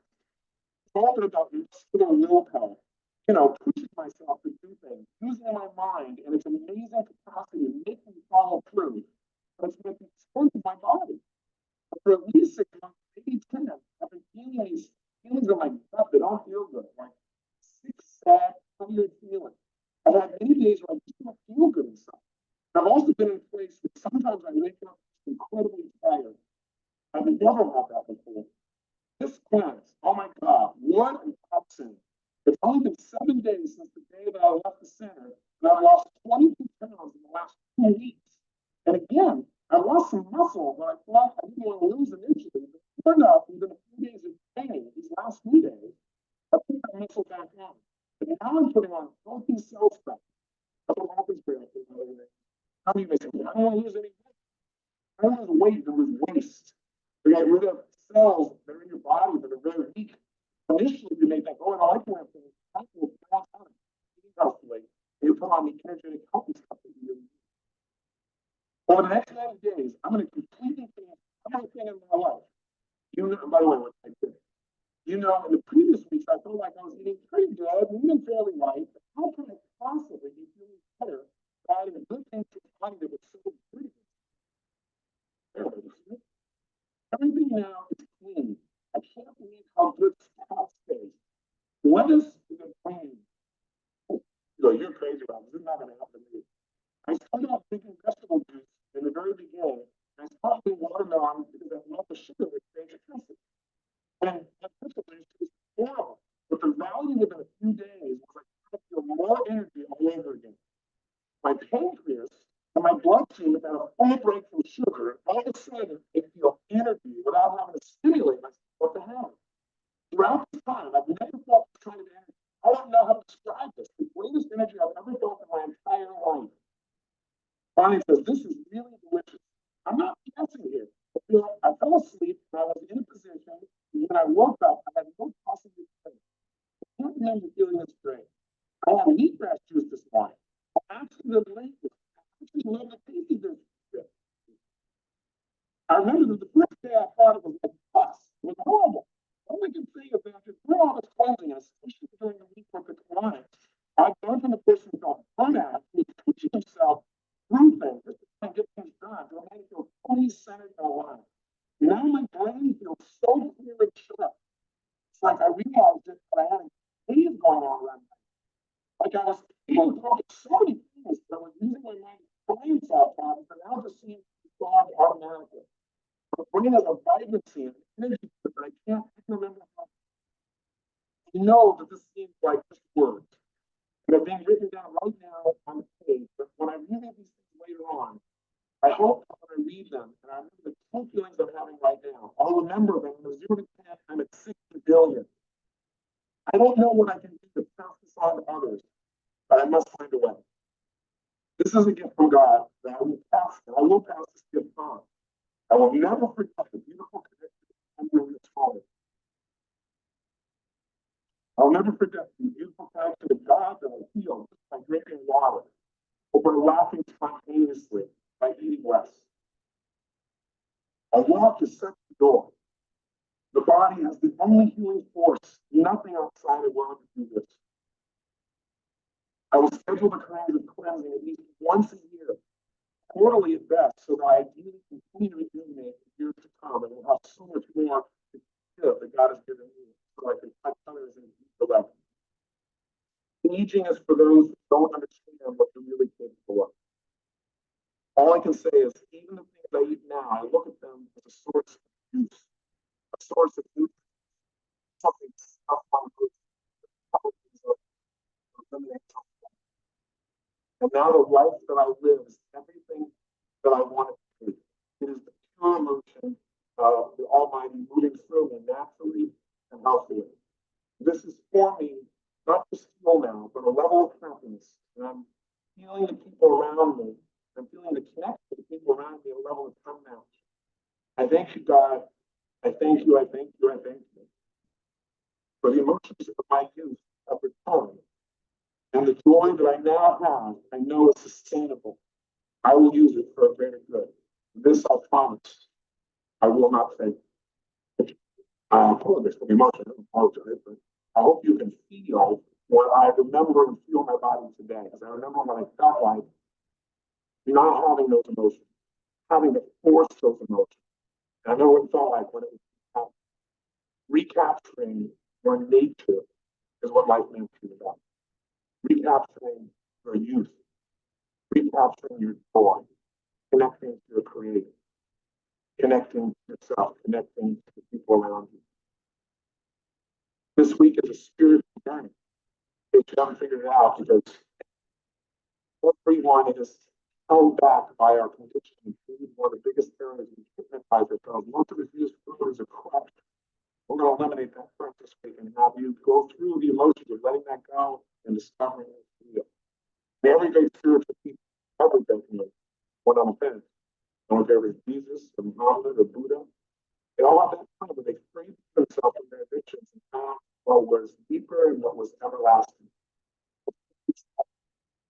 And I'm excited for you. I'm excited because you're in the right place and you're with the right people. My team here is extraordinary, and I'm thrilled to share my dream with you. The dream of being not only fully alive, but feeling the plan on a daily basis. You're in a magical place. Take advantage of it. Take advantage of it to feel, take advantage of it to rejuvenate, take advantage of it to set a new standard for how you want to live your life. Not to change your life, and decide this is how it's going to be from now on. I won't settle for less than I can do. Change any beliefs that are stopping you by giving yourself a new experience and capture all the strategies that are walking through life. Walking my friends, welcome home, and welcome you to the beginning of a process of life transformation.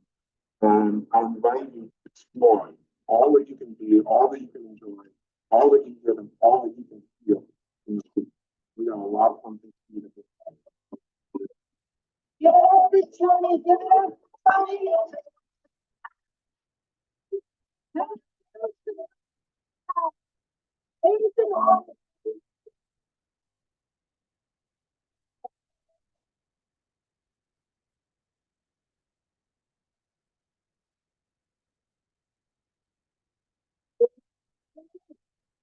right, honey, you got it, right? Honey talks about that there's three levels of mastery, intellectual mastery, emotional mastery, and physical mastery. Getting out there, you're integrating all of those. And that's bringing us again to really get into the why and the how of the cleanse is the architect, Anthony Williams. Incredible to be here. Like, that's great. I'm honored. Hey, did you hear that? That's your gallbladder talking. What does it say? It's very happy. Oh, did you hear that? That's your liver speaking to you. Your liver saying, I'm very happy. Woo! Whoa! Stomach. Stomach saying, a long needed break. Very, very pleased. Whoa! Your brain. The brain is saying, speaking to you. You hear the brain? The brain's saying, I love you. And there's a reason for that. Because what you're doing is you're helping your organs, your internal organs. They break down over time and they cry. They cry because they're finding pain. They cry because they need love and attention. They need things. Just like we need things. They need things. Our organs need stuff. So stuff that we think about. And it comes to compounds, nutrients, antioxidants. They need these things. Minerals, trace minerals, macro minerals, all of it. Our organs are dying for it. No one's saying by dying for it. Dying for it because over time, if you don't take care of yourself, you take care of the organs, we're only dying. And then we're quickly dying, that's the word, and we're quickly dying and dying quicker. And we don't want to do that. We want to slow it down and we want to stop it. We want to halt it. Why do we need a cleanse? We need a cleanse to protect our bodies, to get the poisons and toxins out that are in there, floating around and stored deep into the organs. We need to get rid of them. So into our organs, what's going on there? Well, old pharmaceuticals, toxic heavy metals, fragrances, even fragrances, that's right. That the candle smell, the fragrances, the dryer dust, all the different air freshener chemicals, all of that, not even just that stuff is falling out of the sky every single day on top of us and we're breathing it in. The pesticides, herbicides, fungicides. If you buy new clothing, there's fungicides on the clothing. It's just there. On the furniture, it's everywhere. We get all these toxins inside of us. And if we don't learn to get rid of some, they just stay in there, stay in harbor, they find a safe home, they store deep inside the liver, and they start to get sluggish and stagnant and slow down, and things just start breaking down, and then we start breaking down, and then we get our symptoms, and then we get our conditions. Have you noticed that out there? We're getting sick every single day. You read up on articles in the news and everything else, it's like this person died, this person died, this person died, this person died. And there's a reason for it. And we want to cleanse. We're going to probably die. Talk about that for a little bit. As our liver is toxic and more toxic over time, our lymphatic system is toxic over time. And then our bloodstream is stagnant and toxic.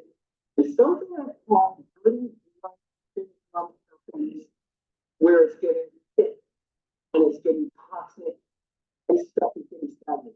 A little bit here. Want to hold this forward over to the next one. So you got the bloodstream. Let's just look at a bloodstream here, right? There's your bloodstream. A little bit going on here. Your blood's flowing on. Right? And as it's flowing through, like this, carrying things. What things it's carrying is nutrients, carrying minerals, and different nutrients. Okay? Carrying proteins and nutrients and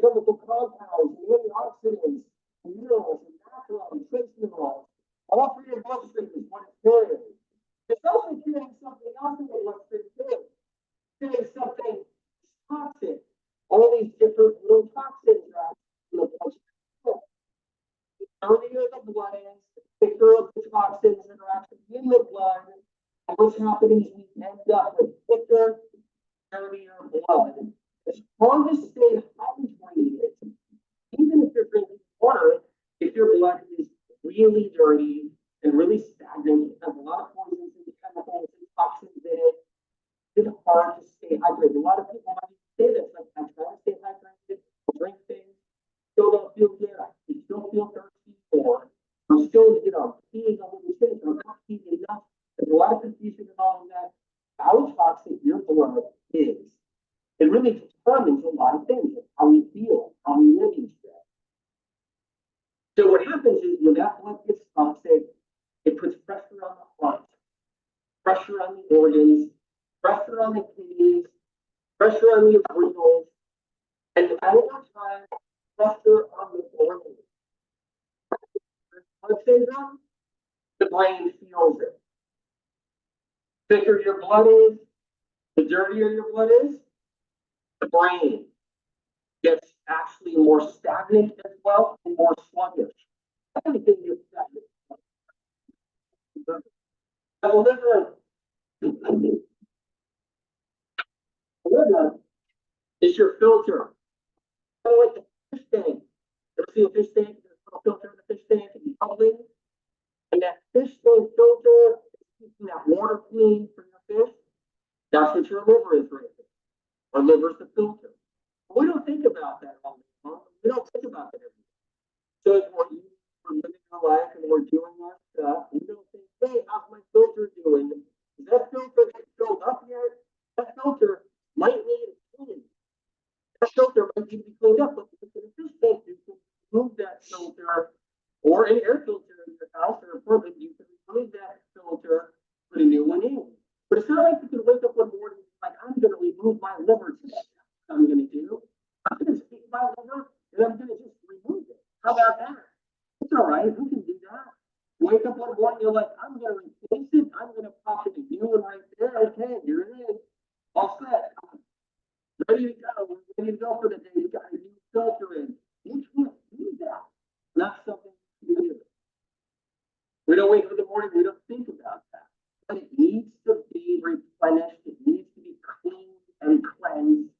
Part of what we're doing right here, a big part of this cleanse that you are embarking in, that you're doing right now, that you're participating in, cleaning the liver, helping to restore it, revitalize it, bring it back so it can heal. But you might be, my liver don't need any healing. My liver's fine. Maybe I saw my doctor. My liver checks out. But you can't see all the little things inside that liver that are going on. You can't see the liver's immune system.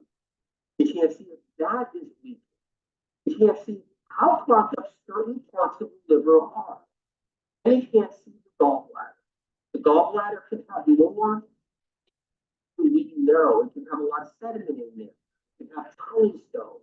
It can have sludge in there. Everybody's gallbladder over time builds up sludge and it needs to be cleaned out. And so what you're doing right here is helping to clean the liver, you're helping to restore the liver.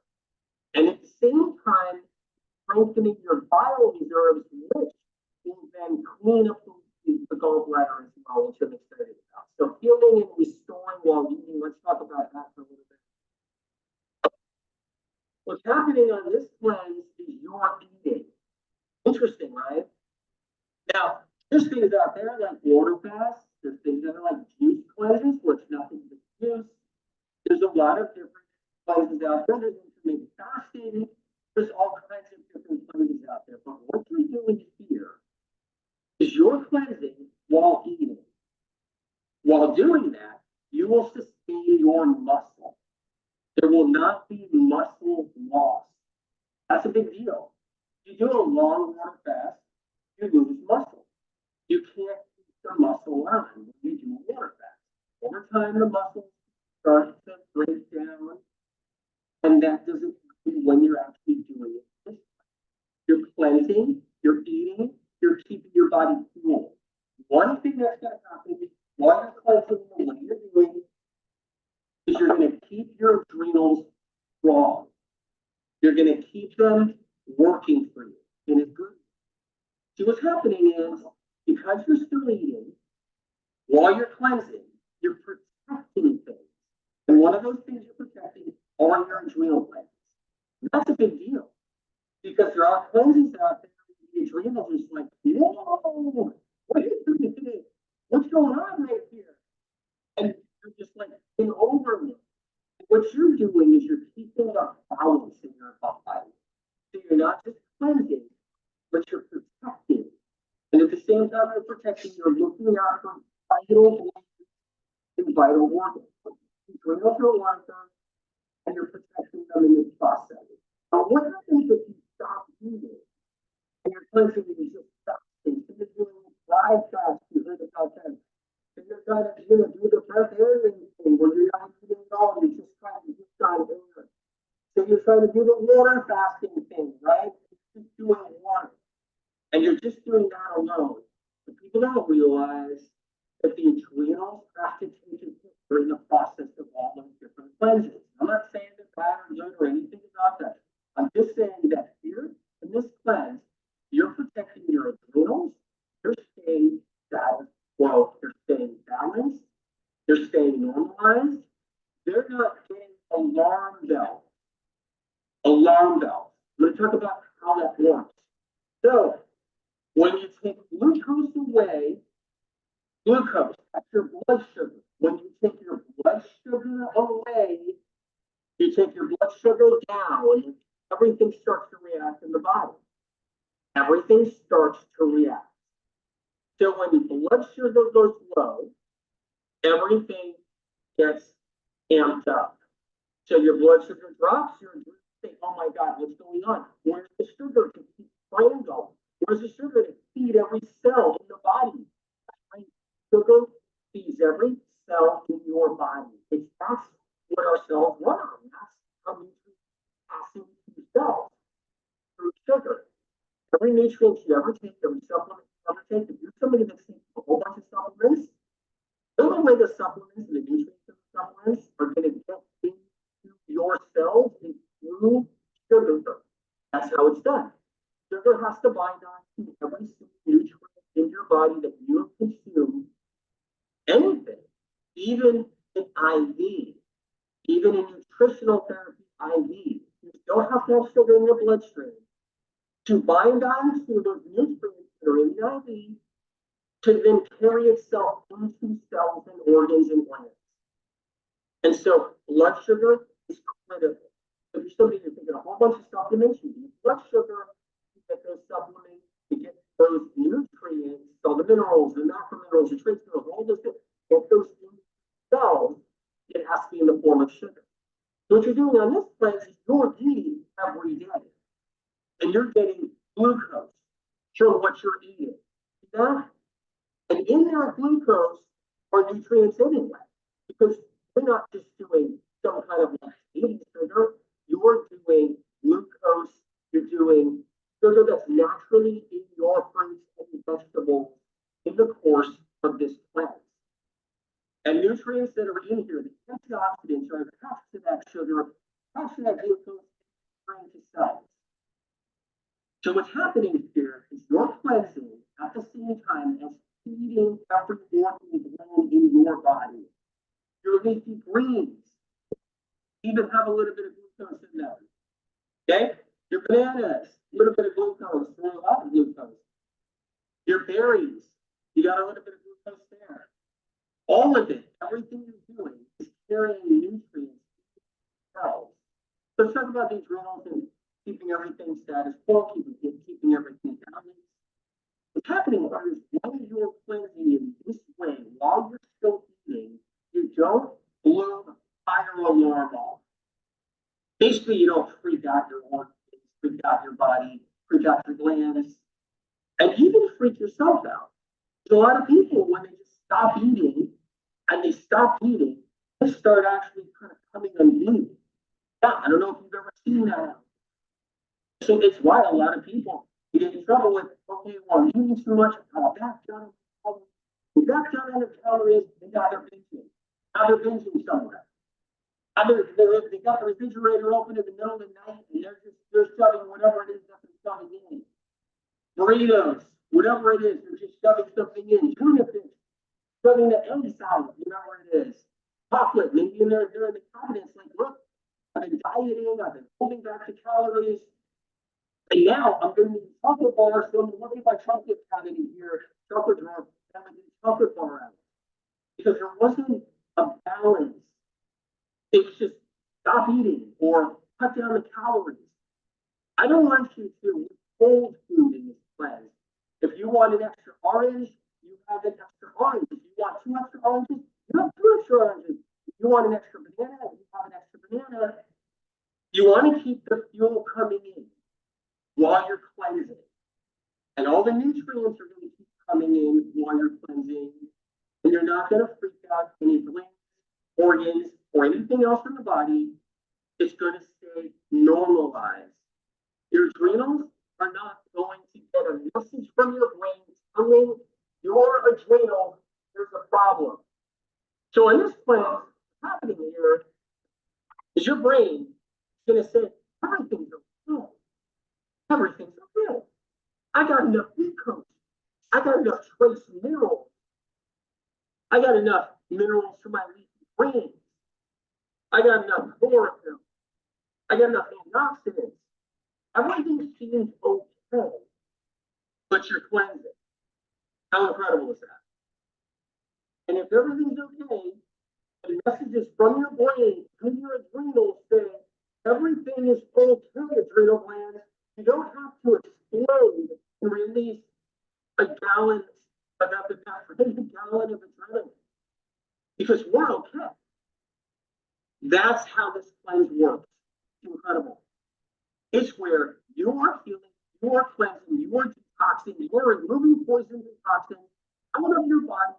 It's going. A little bit of toxic heavy metals are going out the door. Old fragrances that have been in there going out the door. All kinds of chemicals, mosquito spray that fell out of the sky, everything that's breathing, fungicides, pesticides, herbicides.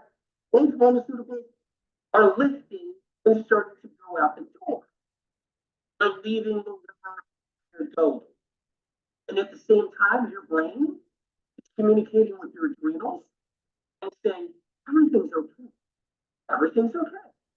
Because if it's not okay, then our brain shoots the signal to our adrenals and really starts to freak out, and they're releasing adrenaline. Doing that to try to fix something. Like, we gotta fix something, something's wrong, something's off.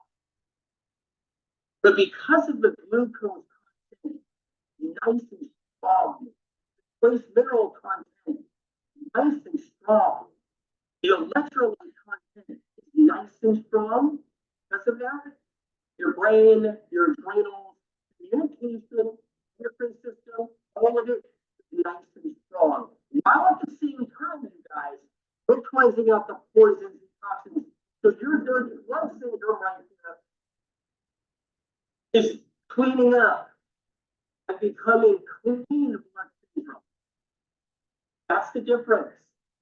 All the different poisons and toxins are leaving your liver, they go into your bloodstream, they leave your bloodstream. How is this even happening while you're eating? How is this even happening? Because one thing that's going on while you're doing this cleanse, and you'll notice is there's no overt fats. There's no overt fats. We're going to do a little avocado at the very end as we break you into that and ease you into that at the end of the cleanse, but the overt fats are gone. There isn't any peanut butter going on in here. There isn't nuts and seeds. There isn't dairy products. There isn't cheese. There isn't milk. Yeah, there isn't animal protein. So even your grass-fed beef's not in here. Not right now. Even your grass-fed beef is not in here. There's no chicken. That's not in here either. Not right now. It's not here. There's no fish. That's not in here now either. You see that? There's no fish. That's not in here for now. There's no steak. There's no eggs in here. Right? A little steak. It's not here. There's no butter, milk, cheese, butter, chocolate. It's an overt fat. Chocolate That's not in here right now. Nuts, seeds, walnuts, almonds, different seeds, sesame, zucchini, not in here now. And not even avocados in here now. And no oil. Olive oil, sesame oil, sunflower oil, whatever oil you like to do, or whatever you're doing, coconut oil, MCT oil, not in here right now. And the reason why, it's giving your liver a break. Your liver is saying, you don't have to produce bile to break down fats. There's a little bit of fat in every single thing we eat. There's a little bit in the banana, there's a little bit in every single food we eat. A little bit of that in there, but it's not an overt fat. So our liver is so happy, it's celebrating. It's saying for the first time, maybe in its entire existence inside of you, it's able to breathe and release what it needs to release. The poisons, the toxins, release it. And so your liver gets freedom. Because what you're doing in this cleanse is you're holding off the overt fats, but you're bringing in intense, nutrient-rich food, antioxidants, and protein. You're bringing in protein. You got your greens. You got your protein there. Protein, and there's protein in everything. You've got proteins coming in, but you're going to be able to utilize those proteins. Unlike any other time you ever did. And you're going to be able to utilize the nutrients and the antioxidants and the phytochemical compounds and the natural quercetin and everything else that's in here. You're going to be able to utilize it, take it into each cell, and then the purge is going to happen. You're going to be purging junk and garbage. Your liver is going to be purging junk and garbage. It's going to purge it right into your intestinal tract and even some in your bloodstream. What's going to happen is every time you eat something in this cleanse, your liver is going to release a package. And that package is going to go up, piled up into the gallbladder, and it's going to start spewing out the toxins and poisons back into the intestinal tract, and you're going to be eliminating it out. At the same time, your liver is also going to be releasing other poisons and toxins into the bloodstream, and it's going to be eliminated out through your kidneys and so forth, and out of your body. And this is an incredible process. Talk about your stomach for a little bit. We don't really think about our stomachs unless we have some kind of stomach problem. That's usually when we think about our stomachs. What you're doing here with this cleanse is you're restoring your HCl. This is a big deal. Hydrochloric acid. You might be somebody that's taking hydrochloric acid pills, maybe through some kind of recommendation or doctor recommendation and so forth, because you're looking for increased hydrochloric acid. What happens out here in this world, on planet Earth, is we're stressed out, we walk around with depleted HCl. Our little stomach glands, gastric glands, can't produce the HCl needed. So we can't get to that level of HCl that we're actually need to break down protein. So we can get a lot of protein. We can get it in any diet you want to choose. If you're into plant-based, you can get your protein there. If you're into animal protein diet, you can get your protein there. If you're into a mix where you're doing a little bit of everything, you can get your protein there. But it doesn't mean you're breaking down all that protein and utilize it. It doesn't mean you're breaking it down, right? So when you have your grass-fed beef, you're getting some protein, you're thinking, but it doesn't mean you're breaking it down like you should. If you're trying to get your protein from leafy greens like spinach or so forth, lettuce, but spinach, however, leafy greens like kale, you may not be getting all that protein if your HCl is actually weak, if your gastric glands are in a weakened state. So we walk around with low HCl. Hydrochloric acid, that's not strong enough to break everything down to get the best out of it, to get the most out of it eating. in this cleanse, right now, you're restoring your HCl. It's strengthening right now. Because what's happening while you're doing this, you're doing your lemon water and you're doing your celery juice, everything you're doing right here. What's happening is your gastric glands are getting a break for the first time, maybe for the first time ever. And those gastric glands, those little tiny glands inside the stomach are rebuilding. And when they rebuild, they end up strengthening and releasing high-powered hydrochloric acid blend. And that high-powered hydrochloric acid blend starts to break down protein, and you end up utilizing those proteins and other nutrients too. It starts to break down your food because what happens with people is they're eating, food's going in them, it's not totally breaking down, and they get gut rot. Gut rot, food that's putrefying, proteins that are putrefying and rotting and going rancid, fats that are going rancid. Most everybody walking around with a problem, and maybe not even a problem that anyone sees or they can tell you, has a stagnant, sluggish liver and weak gastric stomach. Everybody walking around, even younger people walking around, the liver starts to get stagnant and sluggish, and their stomach, gastric glands won't produce the cell needed to break down the food. The liver can't produce the bile it needs to break down the fats. They go rancid. They float around the bloodstream too long. They're not broken down, or they sit and cling on the sides of the intestinal tract and the colon, or their stomach's not breaking down the protein the way it should, and those proteins are going down into the gut and rotting. The gut and they rot. All these little bugs and critters, that's right, all these little bugs and critters start to grow. Well, Mr. Jones, you got SIBO. Well, Mr. Jones, you got SIBO. Well, everybody's getting SIBO. Everybody needs to be on probiotics. Everybody needs this here. Everybody needs that. You're hearing all kinds of different things. Some people say you need soil more microorganisms. Some people say you just need these microorganisms. Some people are like, you need that. Maybe all that's fine. Maybe all that's great. But what's happening here, stuff is rotting inside our guts. Our stomachs are too weak to break it down. Our liver's too weak to break things down. And then it sits down here, not digested and broken down properly. And then the bugs come up, the yeast, the unproductive fungus, the bacteria, and that bacteria starts to feed on all of that putrefying material.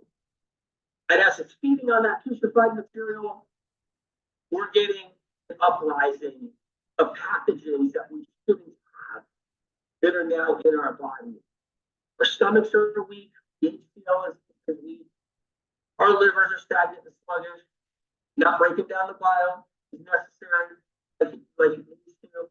And then the bloodstream ends up filling up with ammonia, which is gases coming off of the rotting putrefied food.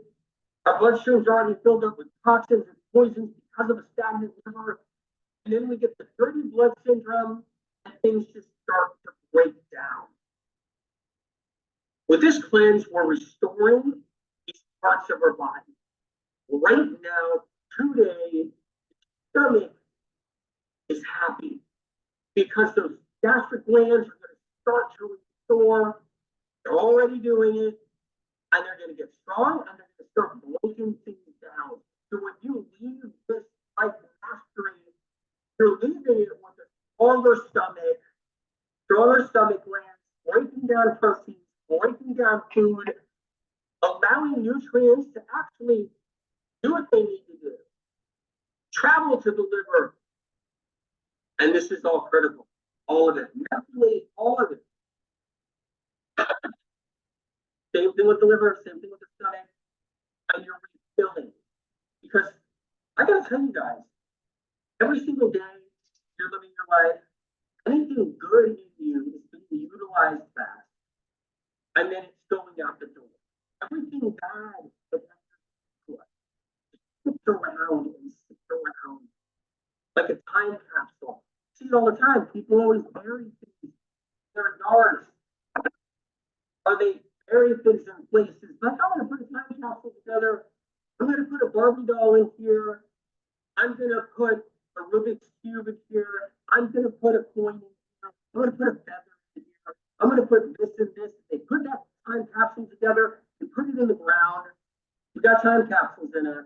We do. A lot of toxins, a lot of poison, all of it. And it sits in us, and it doesn't go away easy, but we have to do something about it. Because if we don't, you see what's happening out there, right? You see dementia, the Alzheimer's, all kinds of different conditions, you see brain rot happening out there, you see people losing their mind, you see people don't even know who they are anymore. And then you're not even just that, you see anxiety, you see depression, and you see crystallization and OCD, and bipolar, and all of that. And you see skin conditions too, people with eczema, psoriasis, all the things that they're struggling with. And we just get overloaded internally.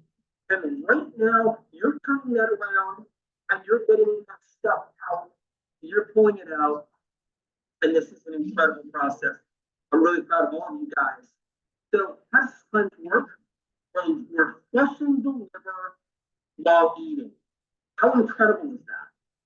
We're flushing the liver while actually eating. And that is incredible on its own. We're protecting the adrenals while we're eating. And we're restoring our adrenals while we're eating. And that's another thing on its own. What can you expect on this cleanse?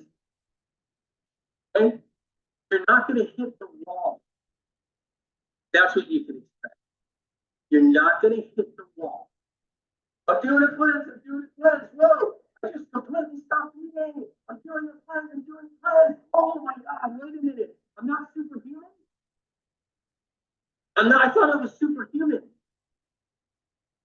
No, instead, you're going to be doing this cleanse, and you're going to be participating, and you're going to be doing the exercises, you're going to be doing everything like mastery, and you're going to be powering through it, fueling yourself and feeding yourself. Every single cell in your body, every organ in your body is loving it and loving you for what you're doing, and you're going to be cleansing at the same time, and you're going to be urinating those poisons and toxins out of the body. You're going to be eliminating those poisons and toxins out of your body.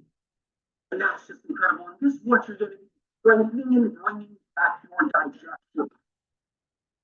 Your digestion process is going to get stronger.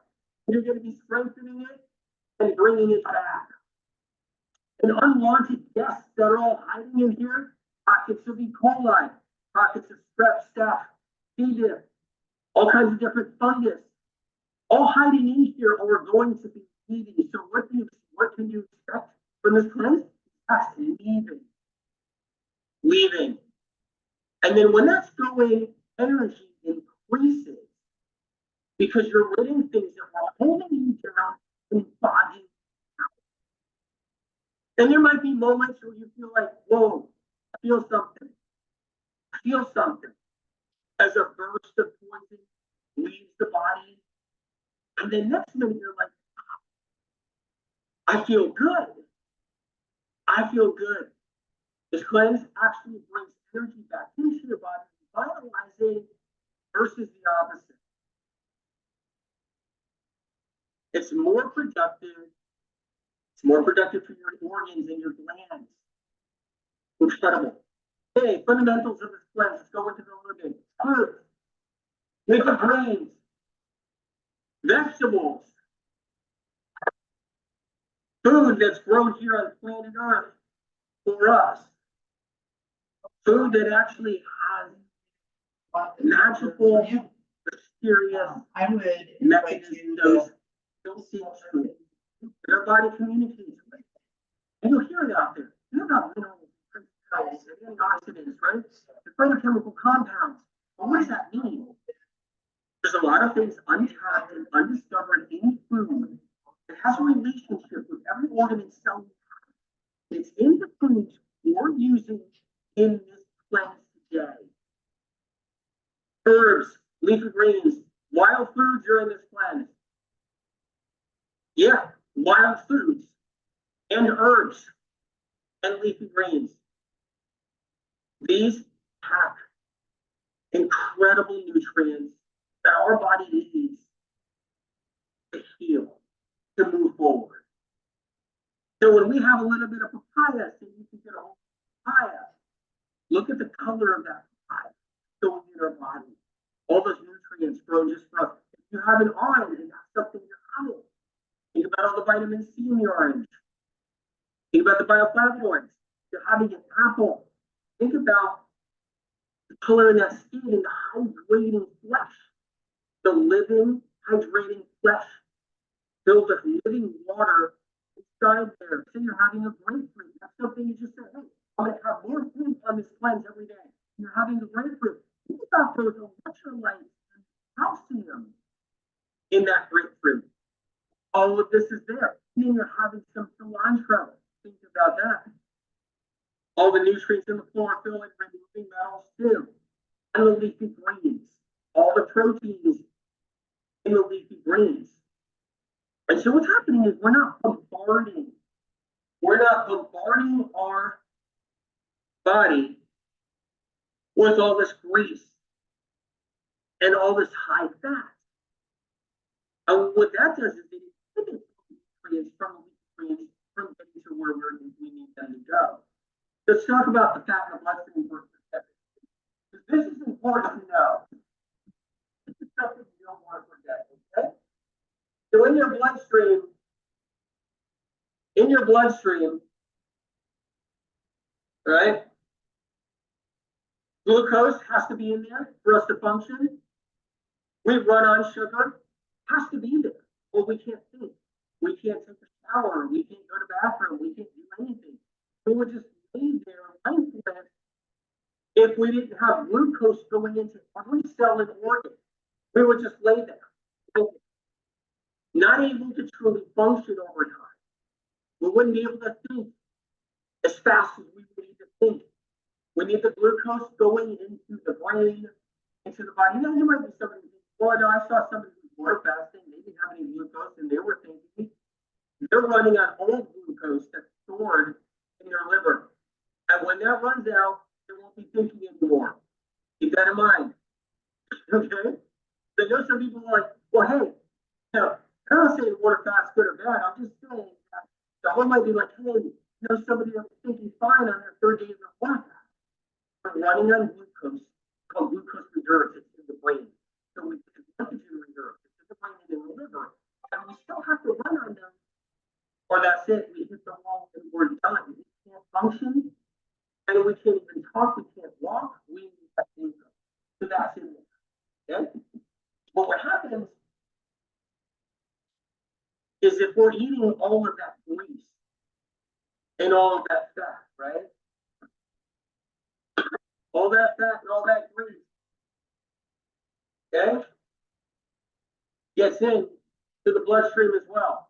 If it gets into the bloodstream, okay, it stops the body from cleansing.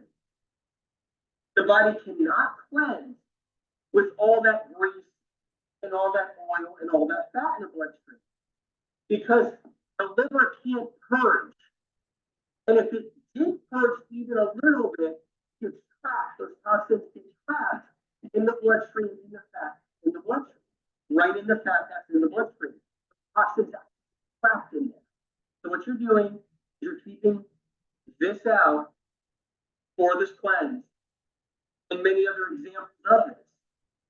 And you're allowing that purging to happen and that bloodstream to fill and empty, fill and empty, fill and empty. Simple process. One thing you're doing on this place is you're using celery juice. Celery juice is a big part of how we get all the toxins and poisons out. Loosen metals that are trapped inside the liver. It loosens them up. It's also a pathogen killer.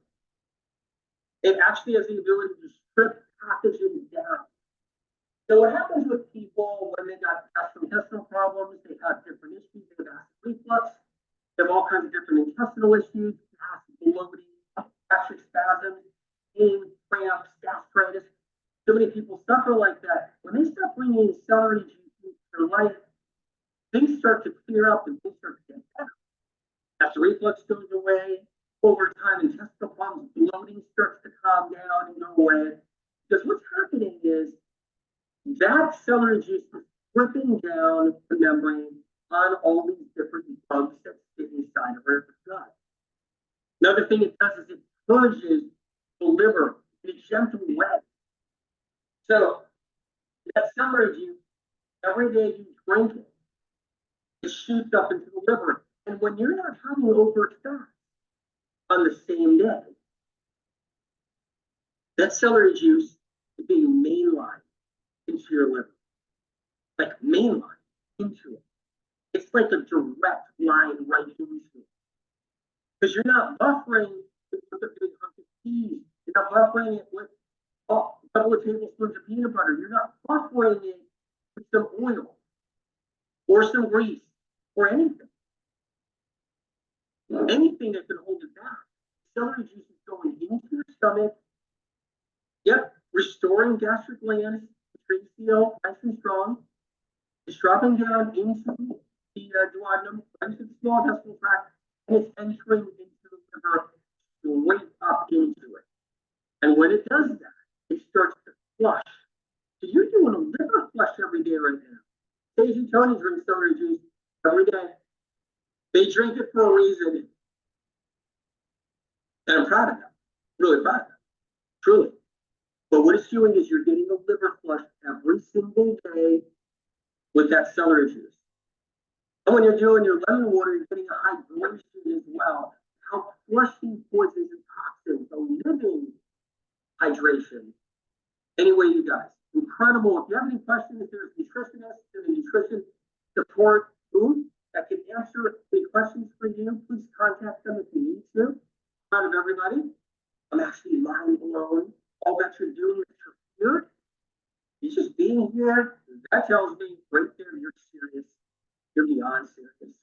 And you're moving forward and you're renewing and cleansing. And at the end of this cleanse, your body's going to be loving you more than ever before because you listen to what your body needs. I love you guys. Incredible. There's like, All right. I'll see you too. All right. I don't know.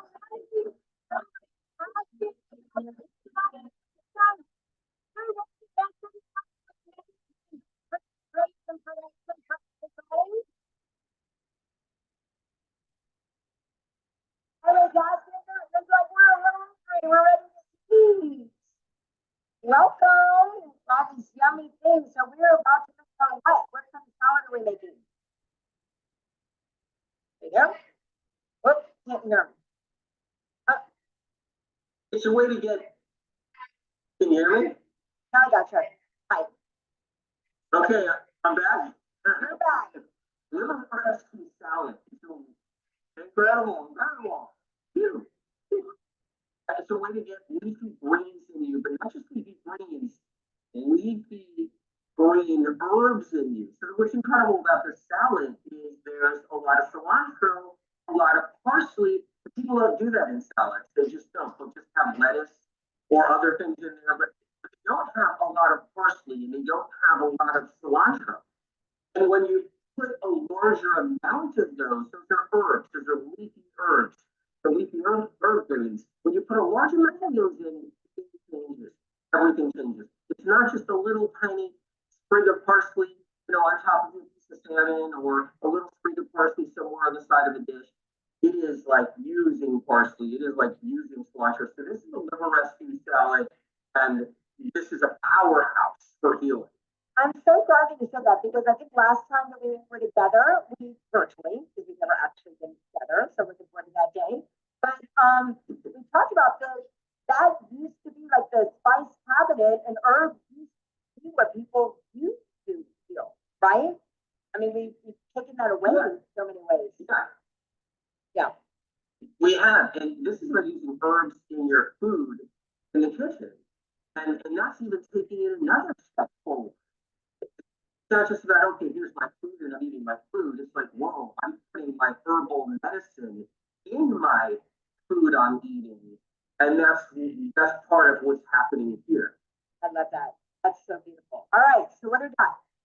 We got. All right, let's go. Let's get our lettuce. Want to get our lettuce in the bowl? So 8 cups of chopped lettuce. Lettuces are amazing for the digestive tract, for the intestinal tract. Great for the stomach. They massage your gut lining. So we're gonna get 8 cups of lettuce in here. It doesn't have to be perfect. If you want to put more, if you're like into lettuce, and you want to put more, and that's what you want to do, that's great. It doesn't have to be exact, but if we can get close enough, we get close enough. So let's get that lettuce in there.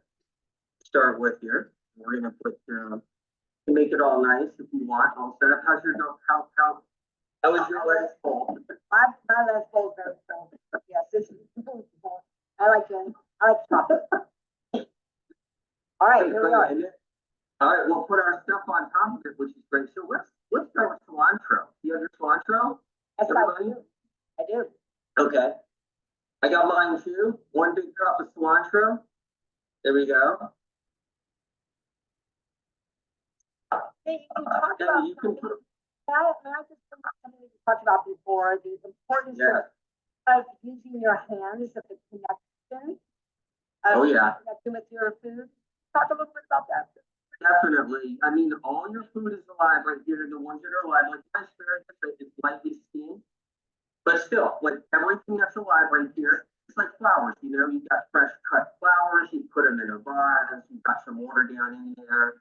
These flowers are alive, and they stay alive for days and days, and they're just drinking the water, drawing the water back up into them and stuff. And those flowers have energy, and they're alive right there. That's what's happening here. You got your parsley, it's alive right there. You got your cilantro, you got your, you know, your celery and everything, the tomatoes, and it's great to get. You always realize that those are some living foods that you're getting into, that they're getting into. So, and you're touching those foods and you're holding them, and you're making that connection. All right. Smells so good. Okay, so we got our cilantro. We can put our parsley also in there too. Let's do that. I got my parsley. So now this is the leafy green herb salad. Takes it to another level. It's not just like, you know, some different lettuces. You know, when you see the lettuce mix, and you know, you have different lettuces, and that lettuce mix doesn't really have cilantro or parsley in there, but this does, and we're bringing that in here. So we got our parsley in here. We got and these are highly mineralized green herbs. The parsley and the cilantro. You know what I love about parsley? You know what I love about parsley and cilantro? It's so easy to grow, right? I mean, just having a little herb plant there, I think people don't realize just how quickly it grows, how easy to put it right beside your sink and grow some parsley, right? You agree? I love that. And if you grow your own parsley, if you're growing your own parsley, whether it's like on your windowsill, outside on the porch in a pot, or in your kitchen by the window, if you're growing your own, what develops is elevated biotics. All these little microorganisms that are on there start to grow and live on your living parsley. So when you eat your homegrown parsley and you start eating it, you're getting all of these elevated biotics, all these microorganisms that are in here. That's really the powerhouse of probiotics. It's on your garden parsley. It's on your garden cilantro. It doesn't even have to be in your garden. It could be just literally in your windowsill. That's great. Okay. All right. So we got the parsley, got cilantro. Let's get some chopped tomatoes going. Let's chop a few tomatoes. Get that on here. You can chop your slices anything you like to. You can dice them. I just like having them a little larger, so they're not like, you know, diced to bits or anything. But so you actually, you know, have them. You can bite into them. You can get a little bite to them. So we're gonna do. You know, we always talk about We're gonna do our tomato. I just have something as well, maybe you can share with everybody, is that, you know, that especially after doing a cleanse, that maybe certain foods you didn't normally like for me it was tomatoes. But after the cleanse, I started to take more. Talk a little bit about that. Interesting. You know, we have a lot of memories built inside of us. going back since we were children. There are foods we don't like or we choose to avoid because of things that have happened along the way. If there's something you didn't like, you were reading, maybe you had a bad tomato, things have happened. But when you bring it in like on this cleanse, and you're bringing these foods in, you're getting new references. You're actually, you're redialing internally into your consciousness, your soul, you're taking in new information, your brain cells are dialing in, your neurons are like, wait a minute, I ate tomato during the cleanse and it worked out really good. And the cleanse is healing me and it's making me feel better. And then we take that with us out.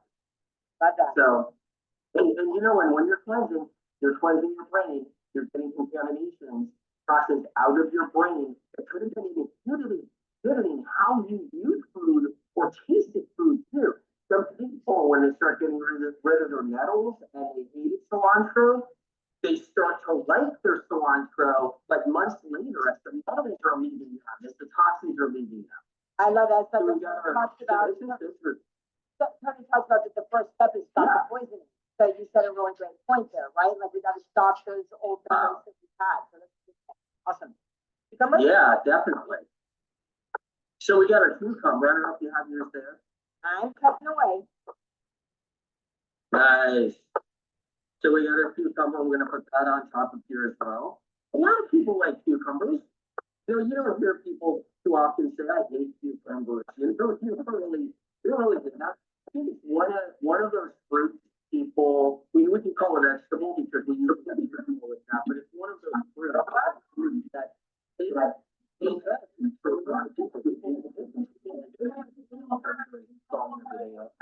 The crunchy pickles, but cucumbers are really good for us. We should bring them into our life a lot more.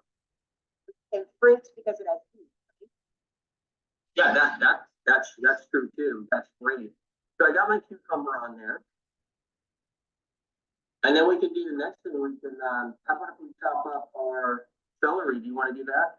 I got my celery. Making fun of me. Great. FYI.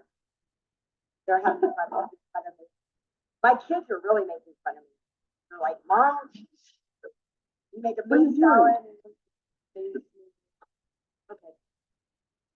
They're gonna eat this salad every day. This would be amazing. So I'm chopping up. You can chop up your celery smaller pieces if you like. Larger pieces in a salad, you know, it's not as fun to eat because you're just crunching these big pieces of celery. But I like to chop them a little bit smaller. There we go. It's looking so good. So Can't wait to bite smells into this. so good. Feels so alive, right? You want to be alive, eat live. Definitely.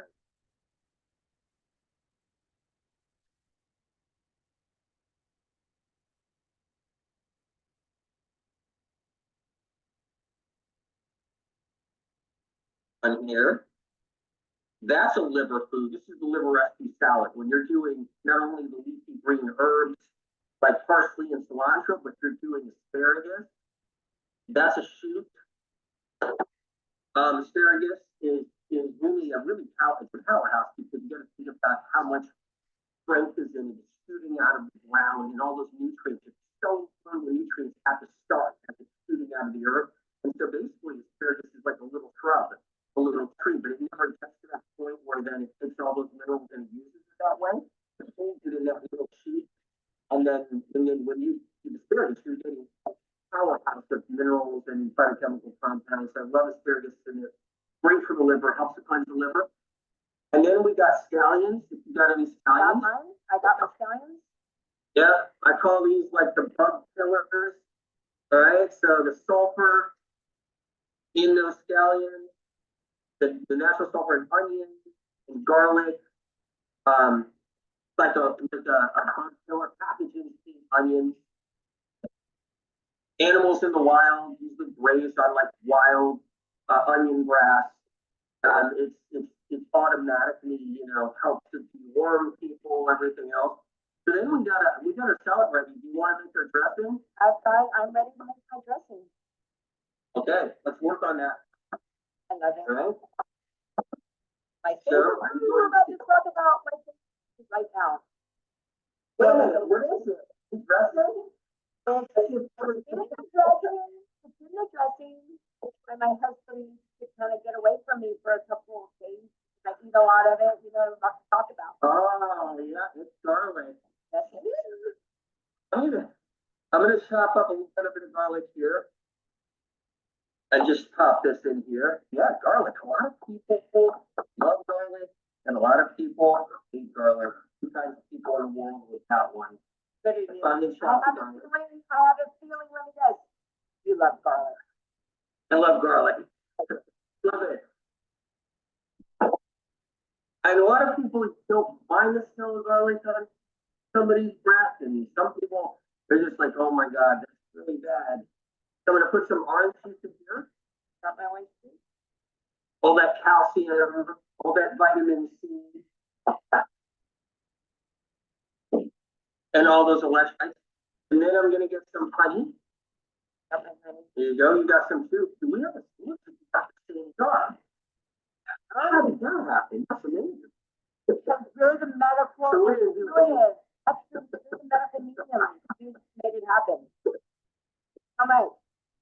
Yeah, How that's much? incredible. How many scoops? Tablespoon. Let's do around a tablespoon of honey. And look, if you're somebody that doesn't like honey, put less. If you don't like honey at all, you don't have to have it on there. But it is medicinal. It really is. So I'm putting a tablespoon in there. So how about a little bit of cayenne? Okay, now here's something. A lot of people are like, no, I can't handle hot pepper. I don't like cayenne. You don't have to use it. Keep that in mind. So I'm going to put about an eighth of a teaspoon of cayenne in here. I like the cayenne is really good for you if you do partake in it. And then I'm going to pop a little water in here. Just not much, maybe an eighth of a teaspoon. You don't have to put water in yours if you really don't want to. I'm putting a little bit in there. About a quarter cup, a little bit less than that. And then I got to put, that's it. I think we're going to mix this up. And it's easy to mix. I mean, you're just taking a fork and you're going like this. You don't even have to put this in the blender. You can just give it a few seconds here. There we go. Kind of whisk it. You got a little whisker, you can do that. There we are. How's yours coming along? I'm whisking away, baby. Whisking away. Gotta have fun. I mean, have you ever had so much fun making your freaking salad? I know. And we're making salads together with others over 2,500 people. Yeah. Incredible. And we're playing it. All right. Got the salad over here. And we can put our dressing on top. You can put as much as you want on top. You can put more. I'm gonna grab a little spoon. There we go. Smells good. Smells so good. Smells good. Now you'll notice we didn't put salt in this dressing. If you guys notice it. If you really you want to use high quality salt, you can put a little in there. But the reason why it's not in there, we're relying on the sodium from all of the herbs and the vegetables in here. We're relying on that sodium. That's a different form of sodium. It's sodium that helps detox and cleanse you. So we're not adding sodium to this, which will slow things down. We're not doing that. We're relying on the sodium that's naturally built in to these herbs and this lettuce. And the lettuce and the greens and the herbs and the green herbs and everything else. We're relying on those places for our sodium. So I put that on there, the dressing. I sprinkled it right on top or layered it on top. I got my fork right here. The liver rescue Everybody's salad. fighting over, who's gonna get this salad. So I just put it in the pot and fight it. You got a big one going there too. I know. So that's good. I'm excited about this. I can't wait to taste it. It's gonna taste good. I can smell it. I'm gonna kind of go in here a little bit. No, I can talk about something real quick. Yeah, I love it. The importance of masticating. Yes, yes, Yes. yeah, definitely. Because look, you don't want to send it all down the pipe in one shot. I mean, you can send a burger down real fast like that. You can send a hot dog down really quick like that. You can send pizza down real quick like that. Pizza you don't even like. People don't even share. Like I've seen people eat a pizza slice and it's going down. And it's like, same thing with like some cheesy pasta, macaroni and cheese. And when it comes down to these foods right here, the medicine is in this food. So you do want to take your time and chew it. You want your brain to register. You want your peristaltic action to speed up, your intestinal tract to speed up. And you want it all going, ready. Because when it goes down, you want everything working right. So definitely take your time and chew it. You can have like a chewing meditation. Or just look at your food for a second before you send it down. I know a lot of people have to be standing up. I got a friend who be standing up. That's it. Always eating standing up. Always doing it that way. I mean, I'm guilty of it too a little bit. I do it standing up, and I get pretty busy. And I'm shoving something down a little bit. But it's good to take your time when you can sit down, relax, and actually get into the groove. And the groove here is you're cleansing your liver. You're in your cleansing detox right now. And getting connected to that is a big deal. And think about what it's doing for you. It's purging the liver. It's bringing nutrients back into your organs. I'm going to take a taste right now. Mm-hmm. For the health of it. So good. Sugar. For the health of it. Why is something not good for you moving you forward so much?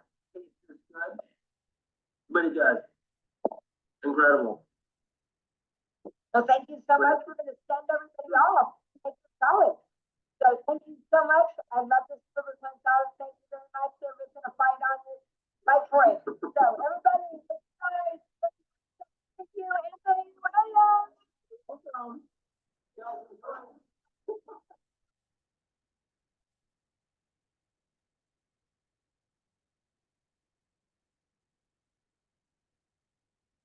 All right, everybody, how's your time? It's your time for you to go, and anybody, how's your salad out there?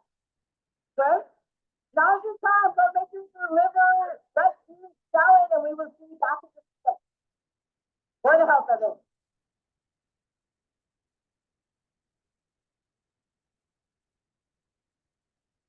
Okay? Oh. What? You're laughing at me. I was like, what's this?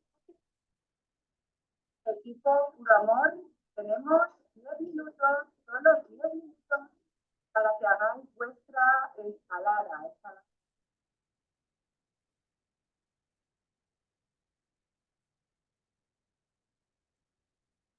Fantastic, fantastic. I cannot repeat the vuestra salada, Spanish version, or whatever has been actually said.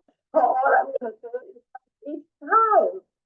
You will have only a few minutes, about like 9 or so, to make that salad and much to get into it. I'm kind of feeling a little bit sad. I'm not on that page at the moment. So it's a little bit difficult. But at the same time, I know that salad is actually one of my favorites. The spinach soup is a different story. I'm not going to advertise that, but boy, the smoothies every morning and the salad, something. And of course, if any of you feels like I already had my salad, I'm done with it, and I want to share my experience, then of course, I'll do this here and you're dying into it. Not literally, just figuratively, to listen to you and your experiences. And so if you ever feel like, okay, I just really, really want to share my experience, you know the drill, hands up. We're very, very happy to listen to you and learn from you. And so I just really think to learn from you.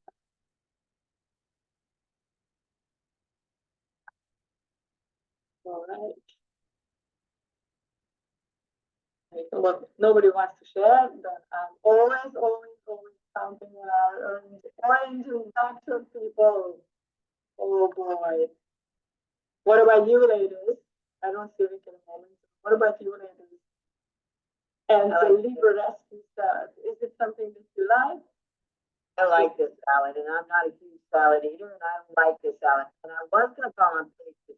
I was figuring she was raising her hand, being showing us her salad in her camera, but now I can't find her. Oh. She's nice. She was teasing. Yeah, I like the liver, I like the liver recipe salad. I mean, it's like so much. Yet you start eating it, like it goes down fast, it goes down smooth. And you don't feel overly full. It was amazing. I think I probably got the biggest shift in my metabolism body when I ate that, which was really surprising. Yeah, no, I think it's like fantastic. For me, one of the interesting things was how actually my taste has been recalibrated after such a cleanse. And one of the most interesting recognition, I'm not even sure whether it's a word in English, but awareness that I had was when I tried sun-dried tomatoes. And of course, during the cleanse, it's not recommended to have a version which has oil or which is been like soaked in oil, obviously. And I didn't eat that at all. But after the cleanse, I got the one in sachet. So they are not in oil.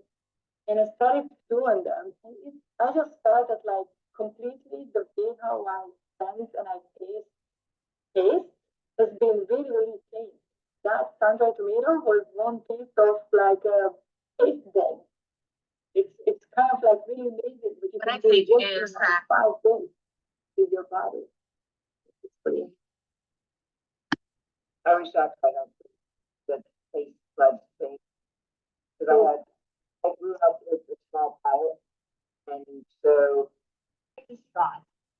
And let's just say she hadn't seen sauerkraut in a very long,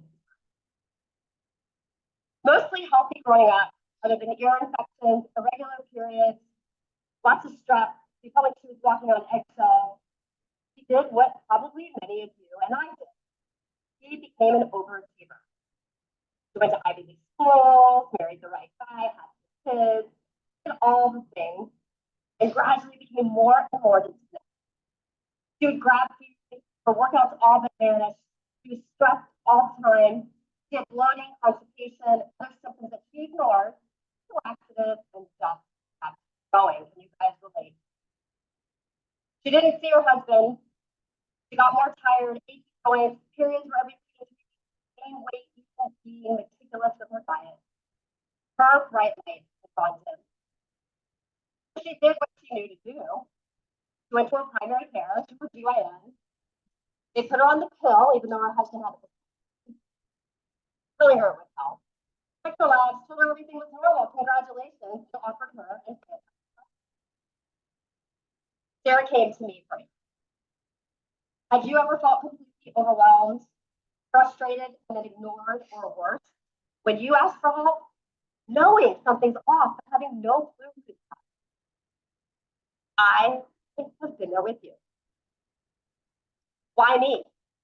That was a question I asked myself at the age of 15 when I was diagnosed with childhood leukemia at a camp physical despite feeling totally fine. The question led me straight to medical school, internal medicine residency, because of course I would finance it. Nope, this is just how we do it, was the answer I would get with my numerous questions. And I'd watch as patients came in treated with medications, procedures, and protocols that didn't seem to answer their why either. They all had no other choice but to rely on the medical one of them. I knew someone had to buy the truth. So I started my own primary care practice, focusing on finding the cause instead of the symptoms. I studied nutrition, integrative medicine, hormones. I helped myself and my patients feel a little bit better. And I was even able to get pregnant. Great. But after my daughter was born, I got Hashimoto's, psoriasis, sinus problems, eye pain, more. The traditional route led me nowhere.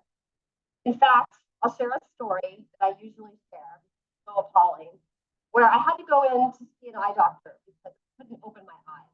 They told me I had thyroid eye. So I went to an eye specialist, and I had all these carefully crafted questions with this research. And the low point was literally insisted the only possible option was surgery, and he didn't answer even one of my questions. So when I left, Told the lady at the front desk I was gonna wait before I scheduled a procedure he was strongly recommended. There must have been a button under the desk. Because he was in with another patient, and he came running out before I got out the door to ask me, what's the issue? We talked about this, why aren't they scheduled? I got in my car that day and started to cry. I was so angry because I said, if I, an educated and out of the box physician, having this kind of interaction, how many surgeries are being done that don't need? And I have to tell you that 20 years later, the same doctor is still doing the same thing. Because 60 days after that visit, I got a letter in the mail firing me from his practice for non-compliance. And a patient showed me that same letter just about a month. So I decided to take action. I started digging. I did a fellowship in integrative medicine, running an naturopath who does muscle testing. And the truth is that information is all over the place, right? The fastest way to heal, the best diet, the supplements that help you solve your issues. It's confusing. And on top of the confusion, most of us have lost faith in the traditional medical system and its obvious biases and shortcomings. I was there. I was lost, confused, felt manipulated. Learning how to be sovereign is how I found and continue to find my way out of all of this. And that is why I'm here today. Restore hope while I guide you on this journey to reclaiming your. I believe every one of us is born with the innate right to live a radiant, healthy, and lit life. And that's part of why you're here attending this incredible event. So let's go. Through over 20 years of experience with patients, like Sarah and my own kids, I've learned that to be successful, you must first make sure that the fundamentals are set. It seems boring, right? We've heard them all before, and you're going to hear more about it over the next few days. Proper nutrition, for the sake of this talk, can be thought of as a non-processed, low-carb and higher protein, healthy fat diet, 7 to 8 hours of good sleep, 20 minutes of movement most days, and a balanced lifestyle are key components that have to be in place in order to succeed. I can't tell you how many times I'll have patients come in and they want the sexiest new thing, whether it's stem cells or peptides. If you haven't done the foundations, you're going nowhere. Once those are set, get into what I call the healing process. This is the same point. You may think you want peptides. You may think you want stem cells. You may think you want different types of most cutting edge therapies, but if you don't work on things like your gut, the gut is the first pillar. The gut is the largest surface area, over 15 feet.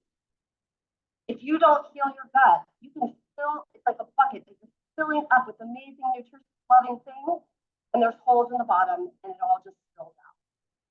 You may be sitting here listening today and have obvious issues with your gut, like reflux, irritable bowel, constipation, diarrhea. But you could also have allergies, asthma, eczema, depression.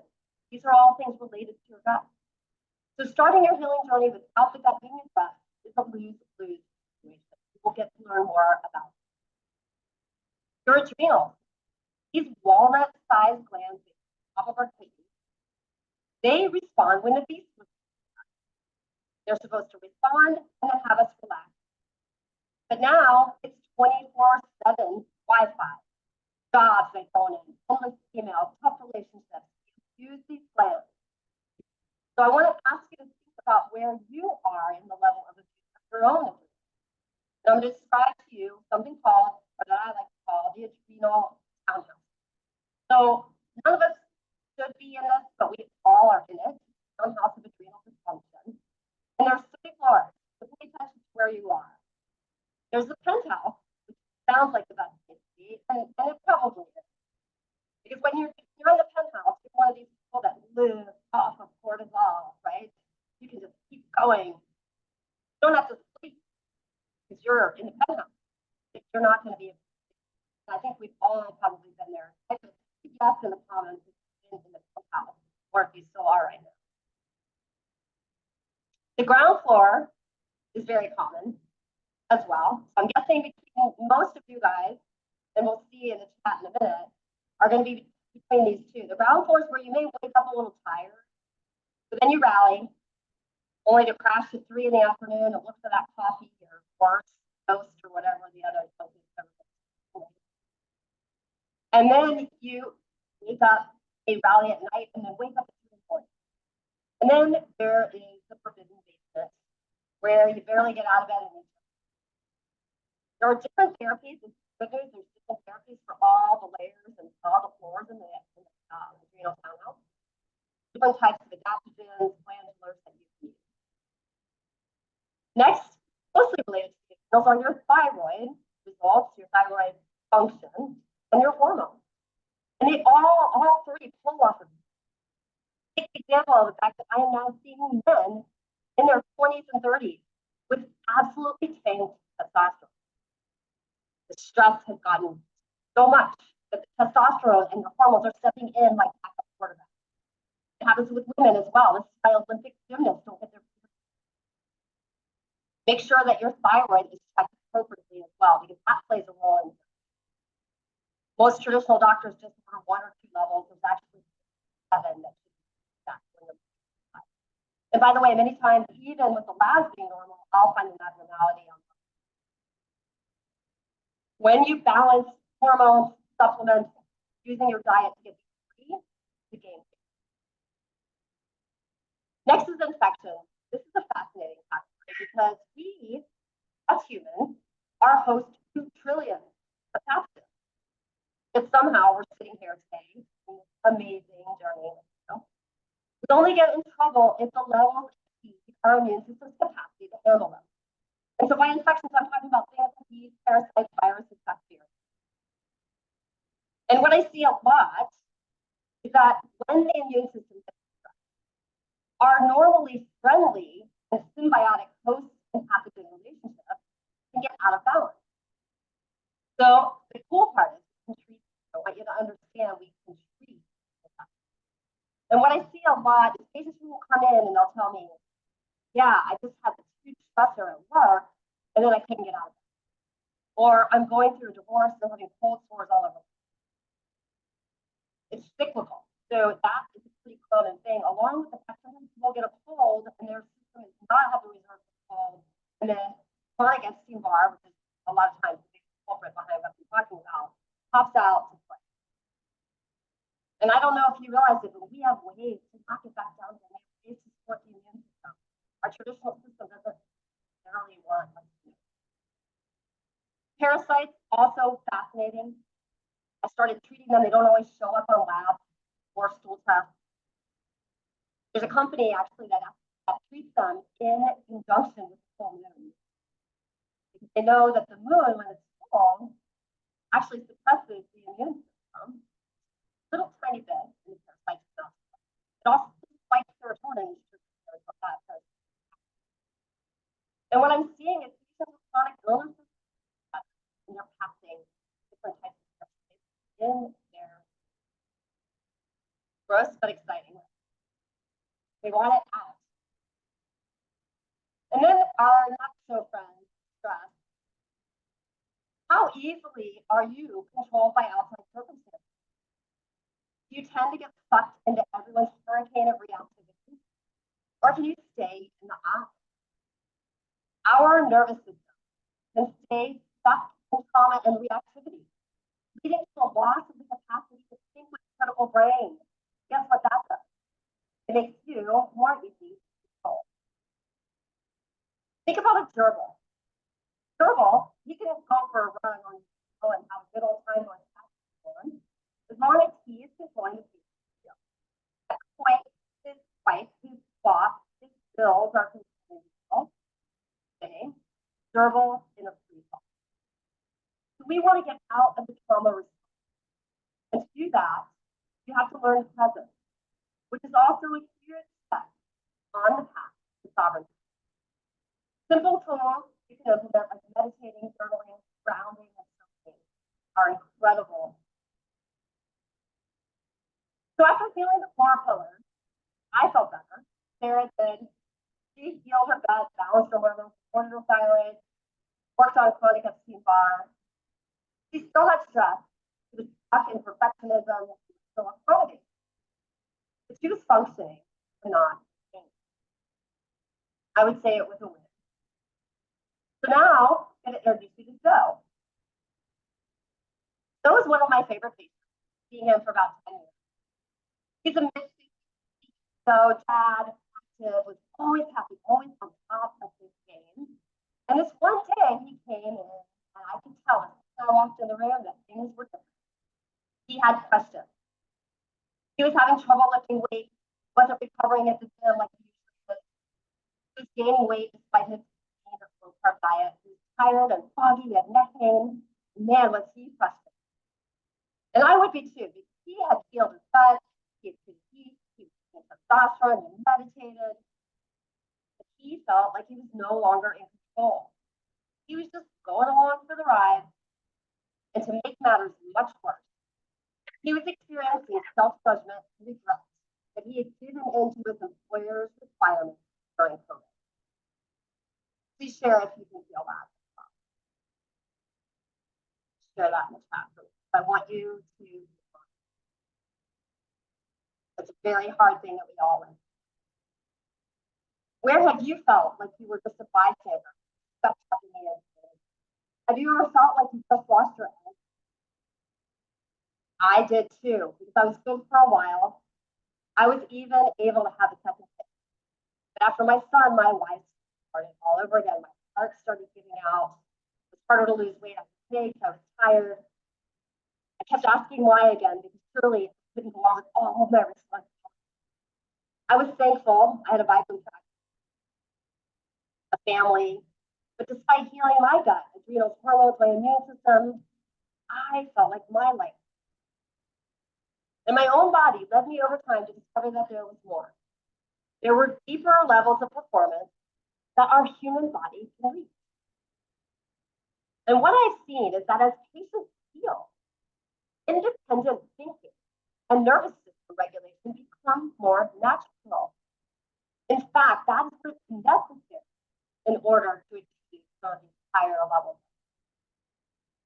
I want you to remember that just as states of reactivity and stress become so habitual, the equally opposite states of neutrality and empowerment can become habitual, and that is our. The first pillar in this next level of performance is something I call trust. So I'd like to ask, how many of you have had neck or back pain, thought about seeing a therapist? So lots of people, okay. Did it help for a bit, but then you felt like you had to keep going in for adjustments? That is what happened, and that's what I was watching my patients. I was cautious. I also never wanted anybody to adjust their neck manually. So this unique approach that I recommend, called upper cervical or atlas orthogonal, came to me through a patient. My patient's husband was a neurosurgeon. He got out of bed one morning and he could not walk. So he had plantar fasciitis on both feet, inflammation at the bottom of the feet. She had done everything. She'd been to Mayo, she'd seen them all. And I sent her to an energy friend of mine, very out of the box. She referred her to get the technique. And the adjustment on her C1, the first bone in your neck, for plantar fasciitis. I've seen it improve vision, blood pressure, hearing, back pain, headaches, and more. And another interesting point is that I noticed that the C1 cervical atlas is the gateway between your energy field, that we'll talk about in a second, and your physical vessel. And when it is aligned, it's a new game. Also, make sure to pay attention to your fascia. If you haven't heard about fascia yet, it's the paper looking, this is what it looks like in the lab, by the way, that's cool, that wraps all of our organs. So we would always just want to cut through it to get to the good stuff. But it turns out fascia is fascinating. It holds onto our trauma, but has an energetic memory. And it's the main way we send electrons and hydration throughout the body. If you want to do something fun later, go on YouTube, type in living fascia, and there are videos of somebody in the OR with the arm open, sort of the arm open, and you can see the fascia pumping water. Next is heat pump. So I'll ask you, what is in your cabinet? Not your wallet. What's in your cabinet? Can you look? We often expose ourselves to toxins without even realizing it. I would ask, can you believe that they still sell cream and hand sanitizer with known carcinogens, often, by the way, in stores geared towards kids? Our body needs a detox pathway because we make toxic byproducts just with cellular metabolism. But it's not made to handle these massive amounts of environmental toxins that make their way to our body. So we want to work on removing chemicals from our air and our food, our personal products. Remember, toxins also come in relationships. And when we detoxify, just so you know, everything starts in the gut. That's why I started at the very beginning with it. But there are other organs of detoxification. So I'll tell you another quick story. A friend of mine who's a dermatologist, he called me one day and said, Lisa, I don't know what's going on. I've had this rash. I've been to 4 dermatologists and nobody can say it. So I was like, okay, Mark, come on in. I'll see what I think. He's like, I'm ready for any wound you got, whatever weird stuff you got. I've exhausted all of the biopsies. It's not working. So I walked to the room, and Mark looked incredible. He literally lost 60 pounds. And so I looked at him and I said, Mark, that's why you have a rash. It's from your weight loss. How quickly did you lose it? So just so you understand, the way it works is the body hides toxins. It doesn't want it floating around the bloodstream, so it sucks it into your fat. When you lose weight, your body has to process the fat, but it also has to process whatever toxin was hidden in the fat. So I gave Mark a bunch of liver support, and literally his rash resolved within. Infrared sauna is one of my absolute favorite ways to detox. And things as complex as creation of heavy metal can help, but there's also simple things, like the beautiful gift of celery that you can experiment with. Next is my favorite topic of all, the mitochondria. So our mitochondria, you may probably remember learning about them in 8th or 9th grade. Powerhouse of the cell. And that name, I think, has actually done the mitochondria a service for so much more than that. They actually judge whether or not the cell is in danger. And they do so many incredibly cool things. They sense their own environment. They have their own DNA. They were a bacteria several billion years ago, existing on the planet themselves. And then we found a way to bring them in and use them as our fuel. Because of that, because they have their own DNA and they can sense their environment, we have to understand we're made up of these mitochondria. They're in all of our cells except for red cells. The cell number of mitochondria can range anywhere from 0 to 100,000 in one cell. And that's, just take that and times it by however many cells we have. So this is listening to us, sensitive to the environment, to stress, to light. And this is what's really interesting about them. Nobody ever taught me this, and mainstream media really didn't know. You can actually trigger the production of new ones because they're so sensitive. They're sensitive to toxins and stress. They die off, and when they die off, we don't feel well because the mitochondria do other things. They go into fission and fusion, which means they come together and share resources, and then they break apart, get rid of ones that aren't working as well. They're absolutely incredible. So how do we make new ones? Because we should all want that. It's something called hormesis. Hormesis is a field that's exploding, and you guys already have experienced it today. So I'm going to tell you the example by looking at grapes and olives. The wine and the olive oil that's the most expensive and most coveted are the crops that have had the most. Okay, I'll say that again. The crops that have had the most stress, like let's say it's a drought or it's been too long, they produce more antioxidants, they do more things, they taste better, they're more expensive. Humans have the same capacities, that is what we have. So this field of hormesis, which is quite small stressors, is exploding. And guess what they are? Things like cold therapy, light therapy, wavelength, activated oxygen, supplements, all types of things, including fasting. That little bit of stress is enough to turn on the production of brand new. And daughter was studying science and asked me to help her quiz for a quiz. And she handed me the packet. And the first many pages were all about the leaf. And I said, oh man, I thought she kind of hooked me in by telling me it was on the mitochondria. And she's the one who said to me, Mom, the mitochondria and the chloroplast are exactly the same. The chloroplast is how the plant makes it. And darn it, if they weren't, like literally looking exactly the same next to each other. I filed that away into my head. I knew it was important. I didn't know what to do with it until a little bit 6 months later. And the bottom line is the things that plants love, that's what we need to. That's why grounding helps. That's why you need good clean water. That's why you need to talk to nice stuff. And that's why you need early morning. So if you're wondering if you're feeling draggy, just think about what you do. Next is cellular. The mitochondria are cellular, but at the cellular level, there are other things, new and exciting unfolding. And one is this vast, relatively new field of peptides. So peptides, I'm sure you've heard of, but probably didn't really know what they were. They're small chains of amino acids that send a message, and they help to restore our natural balanced state without impacting our own production.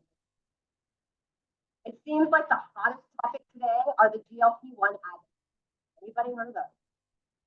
Ozempic, Mounjaro, right? Everybody has an opinion. We don't have time to go into that today. I should say that I personally have been blown away by the results I'm seeing only with using the right. You can use peptides for things ranging all the way from weight loss to diabetes to cardiac protection to high level performance and more. Just be aware, again, that the FDA is trying to control our access. Like many things that seem to help and threaten the status quo. Our DNA is being studied more and more. We can even tell you your biological age directly from your DNA. This is a test. It's either saliva or blood. And it looks along your DNA for specific shifts and changes called a methylation clock. And the exciting part is not that you can tell, okay, you're sitting here at your 35, your biological clock says you're 25. That's exciting. You're 35, your biological clock says you're 49. The exciting part is we can do things to either maintain or to reverse it because it's determined not just by our genes, it's by the gene environment interaction. Then we've got stem cell therapy, a field that continues to evolve and expand, and there's incredible life-changing benefits that are happening. One of the newest types of stem cells that I personally am the most excited about are cell-specific exosomes that are coming to the market. That means you have cardiac heart failure like I did from chemotherapy, you can get cardiac. If you have Parkinson's, you can get neurological exosomes. So this field is exciting. Check out Tony's Life Force book. There's a lot of good information in there. Mindset. In challenging times, can you remain in control of your reality? Sometimes we slip out of control and don't even realize it. I had a patient come in and she is in the medical field. She just came in for a regular physical, but she had a hysterectomy about a month prior. And I asked her how it went. She spent the entire 30 minutes we had together complaining. The anesthesia, the anesthesiologist didn't get her pain, and she didn't get her meds in time. It was just on and on. She missed the opportunity to connect. She was stuck in victim. And she's not somebody who's usually like that. So I want to share a way to remind you how to check in to make sure you're not getting out of your nice mindset of control. And that's what I call masculine and feminine. This is my favorite way. So let's start out by saying it doesn't matter what your gender is. We all have both energy. And the goal is to be a nice balance. But there's actually 4 types to simplify. And some people will go deeper into it. But just to simplify for you to have a basic understanding, we can think of it as toxic feminine, divine feminine, divine masculine, toxic. And if you're sitting here saying, oh, that's not me, I am always balanced. That's not true. Why? Because we can't in them all. So the toxic feminine is what my patient was out. She was whiny and blaming. Divine feminine is protected and empathic. She flows or he flows. The toxic masculine is egoic, controlling, and the divine masculine is heroic. So whenever you end up feeling off, stop for a second and say, where am I? And try to just bring yourself back. Our spiritual and energy are the most complex and fascinating, all at the same time. We have meridians, chi, chakras, they're described in many different cultures, and they've given them a lot more time than we have. We just keep focusing only on the vessel. Understand there's actually an energy field around you that requires just as much, if not more, attention. It spreads out for several feet beyond your body, and we are just starting to understand it. Quantum concepts requiring us to question all we've learned. But even Newtonian physics is in question now. Quantum physics is being brought up. We don't even know if gravity is understood correctly. There are things now called quantum entanglement showing us that objects can be connected halfway around the world, and that we can rewire our brains to function with more capacity and to release old patterns. One of the main performance advantages lies in the energy of our hearts. It's another one of my favorite subjects. Did you know that we have more neurons in our heart, or more messages going from our heart to our brain than the other way around? The heart has its own brain with 40,000 neurons. And when we learn how to be in coherence between these, we have more intuition, better cellular communication, and an overall. Sovereignty is listed here as well because it is a way of being, and it's communicated through our energy. So Joe got his head. He visited my biohacking center. He did cold therapy, light therapy. He got his neck adjusted. He added mitochondrial peptides. He detoxed his body more aggressively, acknowledged he needed to work on boundaries, and shifted his meditation practice to be more heart-centered. The total alignment of mind, body, and spirit. How do we get there? Well, you're on your way because you're being open to learning. And you just got a lot of information. But I want you to understand that even day-to-day experiences, like having your blood drawn, can have a big, big impact and accelerate your journey. So about a year ago, I went to learn a new technique. And I flew out to California. My nurse was with me, and they had to draw our blood because we have to try the procedure ourselves as well. And there were about 10 doctors that were learning. And the lady that was running it said, okay, we're gonna get your blood. She said, you can go first tomorrow, just hydrate really well. Don't worry about it though, because my nickname is One Stick Ida. I got this One Stick Ida. I'm on my 334th day being One Stick Ida. Meanwhile, my nurse is in the background going, because I have 5 years of chemotherapy and I do not have good things. Okay, just a fact. I usually take a couple fries, butterflies, and she went on and on. Nope, that's gonna be a problem. So I get there the next day. I didn't think twice about it. I had my nurse with me. He kept my veins. And the guy started, once I started sticking me. After the third try, the street was broken, gave up. And then my nurse came in. Now, mind you, there are 9 other doctors all standing around watching. So I was starting after when my nurse came in and she couldn't get it either, I was starting to get teared up. I was thinking maybe I'm not supposed to have this procedure. I'm not supposed to be here. I need to get out of here. I don't know what to do. And they said, wait, there's one other guy that has done interventional procedures. Let's have him try. So he walks in, another doctor. The first thing he did was look around and say, can you all please? And he sat down and he held my hand. And he said, Dr. Lisa, do I have your permission to take your blood and get an IV started? After I teared up and said yes, he was able to easily get my blood and get the IV. I felt his presence and his empathy. And I realized during that moment that I had held on to the energy of being violated somewhere in my body with so many procedures over 30 years. And that simple question, I was able to forgive everyone that never asked me. And more importantly, I forgave. The universe provides endless opportunities for you to find out your patterns and also to see how far you've come. Actually, today, on the way here, while getting excited about giving you a spot, I have about a 3.5-hour drive from Tampa here. We got pulled over for speeding. We honestly have no idea what the speed limit was, but we were not driving recklessly, I promise. By any means, we didn't think it was that bad. And when the cop approached, we were able to be present and calm. And we were sending him gratitude and appreciation, honestly, for his job, and he was able to receive that gift and let us go with just coming. So these types of non-verbal connection, communication, are just now being studied in an attempt to understand the science.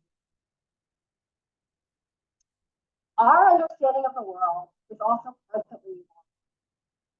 And so to help you further on your journey in regards to this, consider what I call the 3 principles. Principle number 1, it may be true, but not yet discovered. So you need to stay open and keep asking questions. Many times we just don't know yet. What do we not yet understand? Right? Pieces of science. The art of medicine is about questions and how incredible and how our somewhat mystical bodies work. Who would have known that the mitochondria were their own bacteria on the planet and that they respond to how we talk to them? And what about light?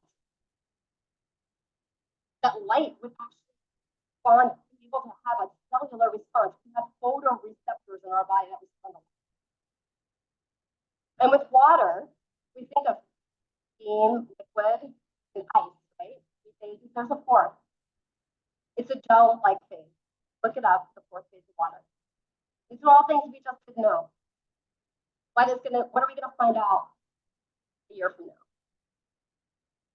Principle number 2. Your intuition tells you it should be true, but you have been led away by prior assumptions or statistics. And in some of the examples, we're told we have to eat 3 meals a day and snacks if we need it, when our intuition said, wait, I'm not hungry. Or the low fat craze, because we can all remember, many of us, eating SnackWells, and not how that has changed. And what about supplements or natural alternatives to our drugs? I like to share a little trick about that. If you are on a medication, going along with the energy thing we were talking about, if you're on a medicine, don't be mad at it. Take a second to connect to it. Everything's energy. So before you put it in your mouth, thank whoever made it. Thank you. Please go and do what you need to do and get out without causing too much trouble. Take that quick second. Makes a big difference. So I ask you to respect your independent and intuitive thoughts instead of ignoring. So I navigated the performance pillars, supported my mitochondria.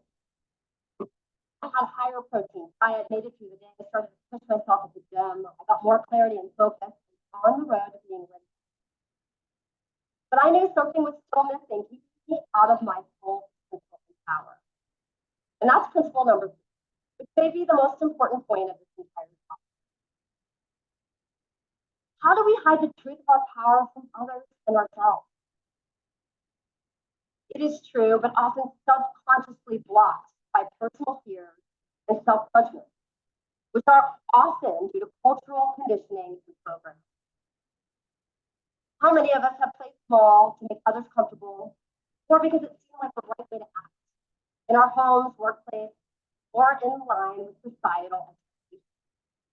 Where have you held back your voice, even through trauma? We all know on some level that our power and potential is greater than what we are actually living.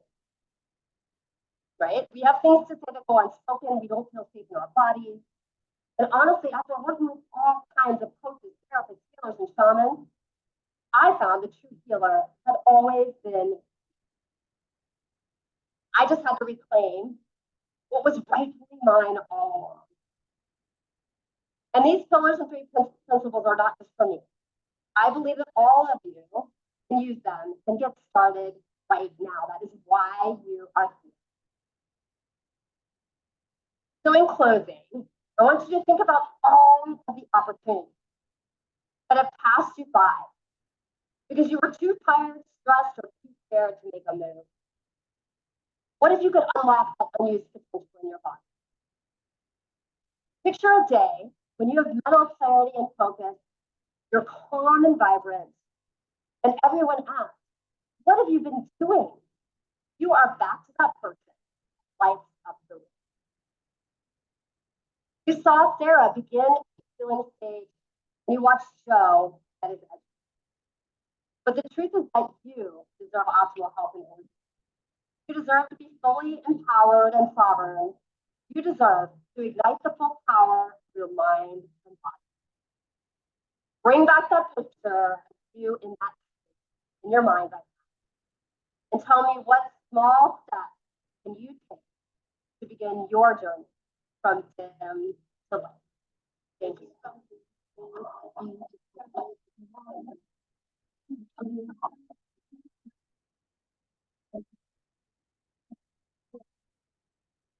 Dr. Lisa Koch.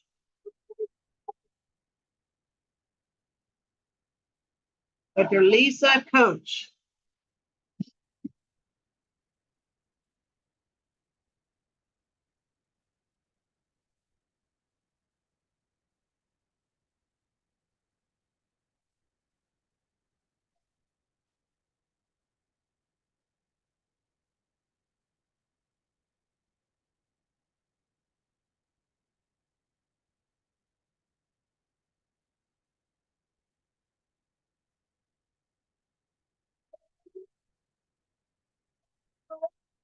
I love this point. I love this information.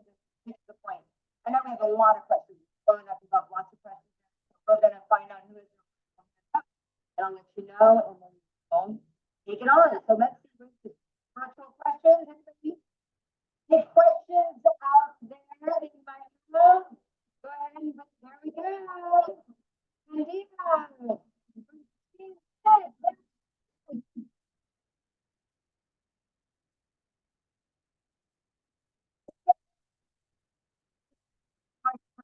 Dr. Page. Where are you from then? Yep, where you from? DC, Washington, DC. Washington, DC, give it up.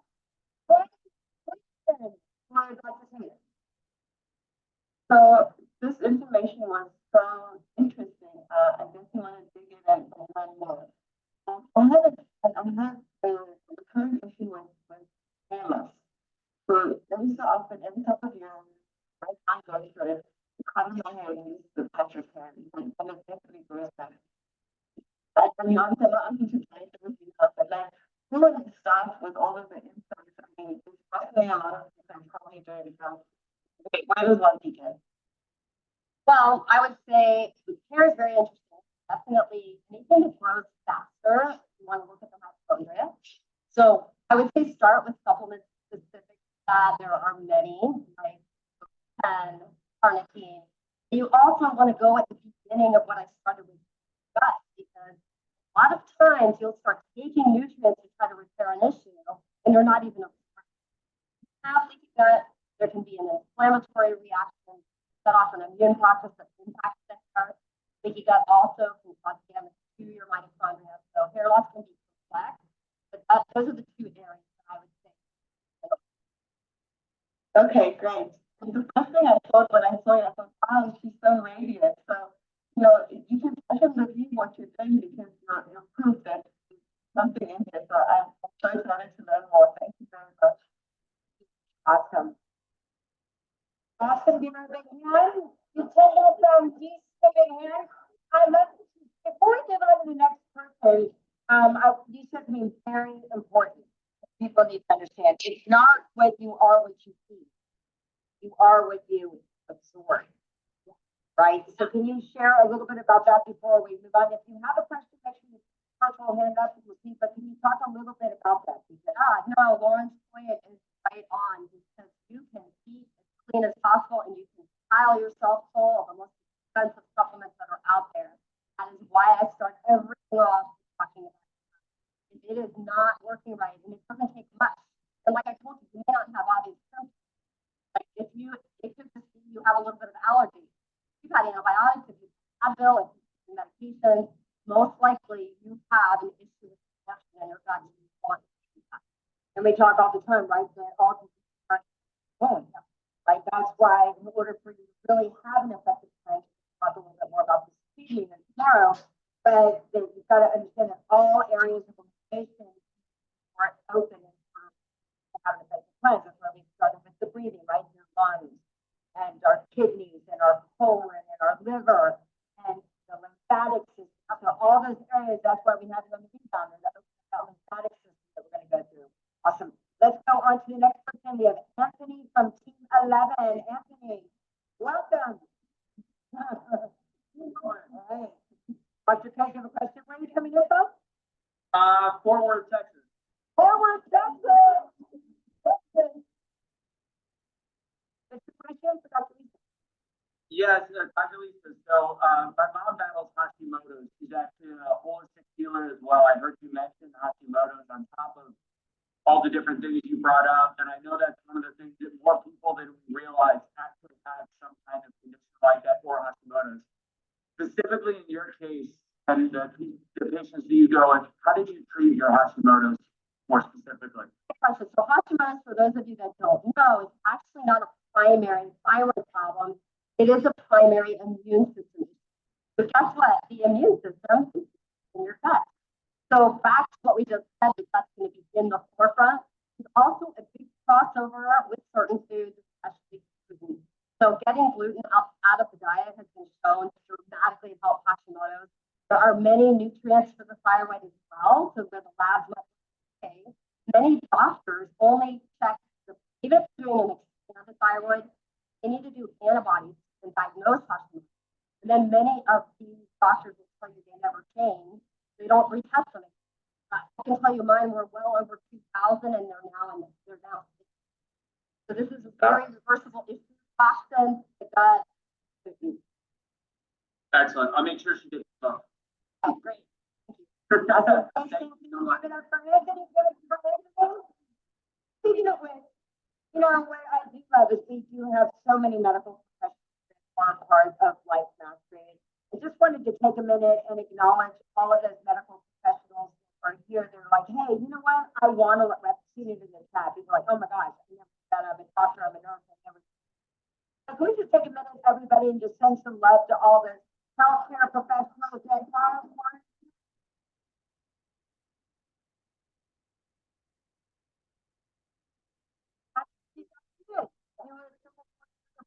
doctor, you're like, hey, I want to know more and want to know, and you're hearing a lot of people saying, hey, maybe that's not just the only way.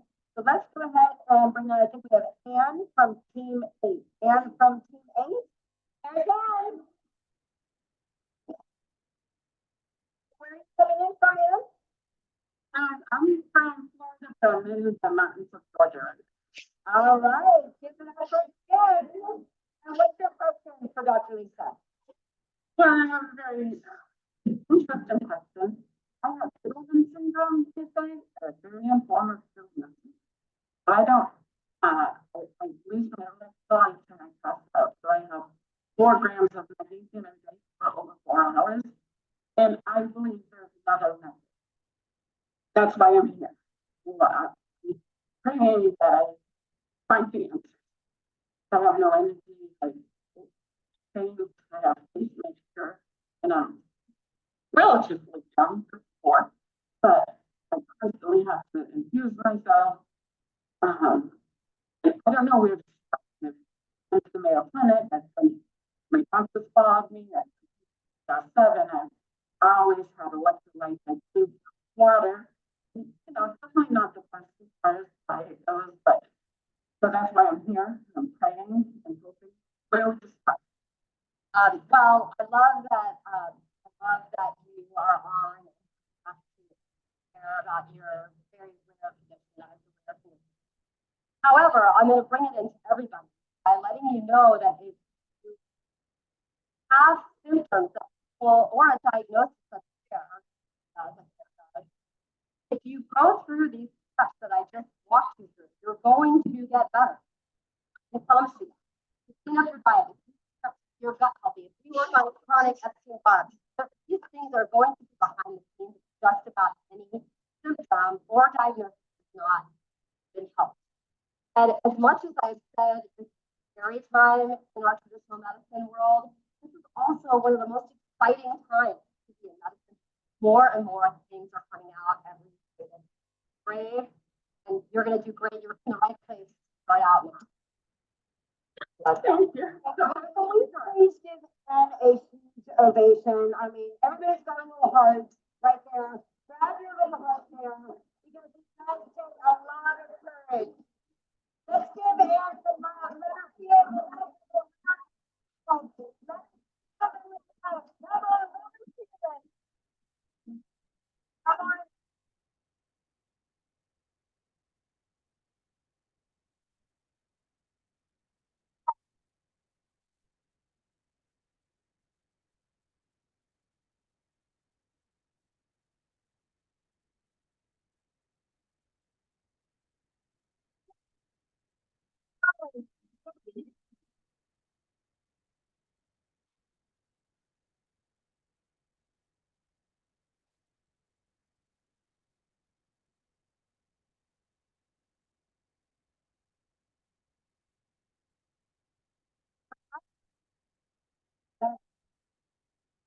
That's where we just started, and it's day one. We can't wait to see you on day 5, hearing about all the great things and how much better you feel. Just but we think the body always wants to heal.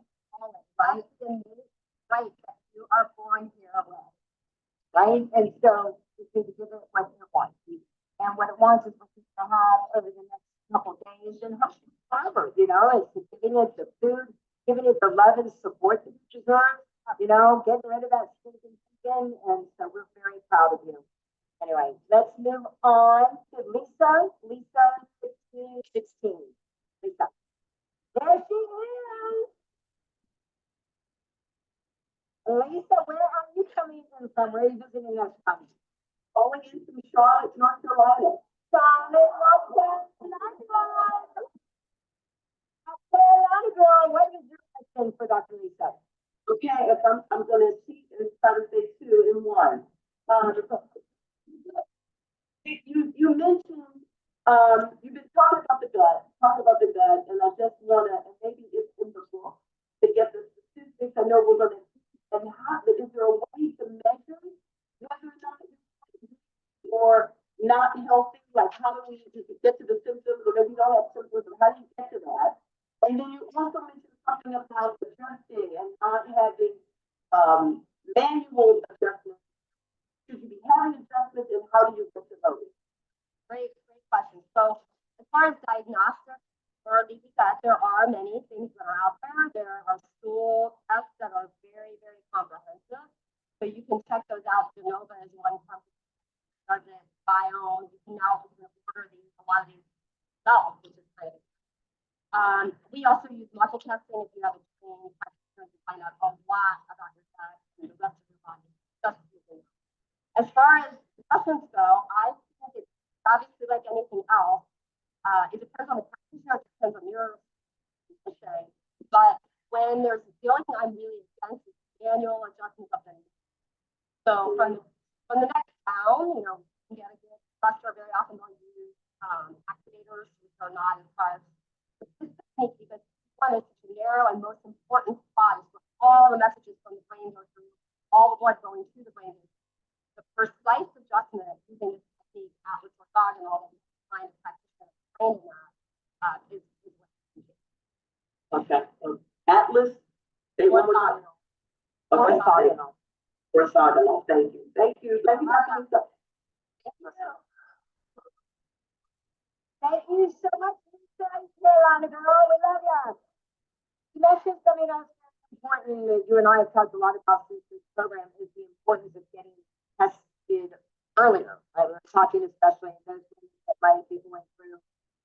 So everything from menopause to now, some of the diagnostic tests have become so good that even a full body MRI that's really like to talk about, you can find things and never have to experience what people have had to experience in the past.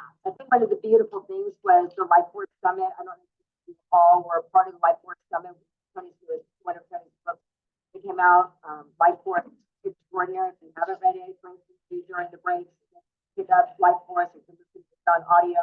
But he really does talk about making sure to understand the importance of it. We're gonna talk a little bit more about that during the week, but yeah, I know that's a big thing. If you don't know, you're not going to be, like I said, very often you don't have hobbies. Right? You can't track what you don't measure.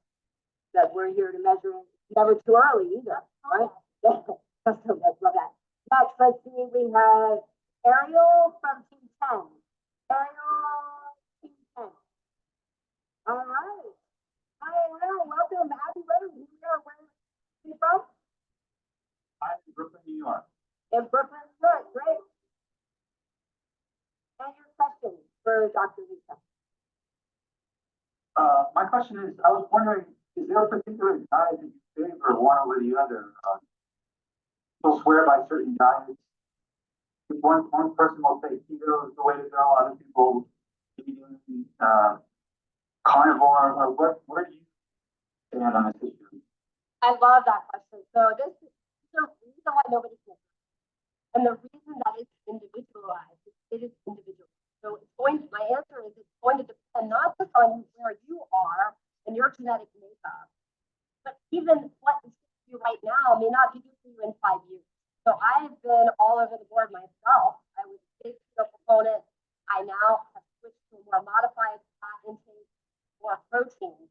But the advice I can give you is get the CGM, which is a continuous glucose monitor in your parent.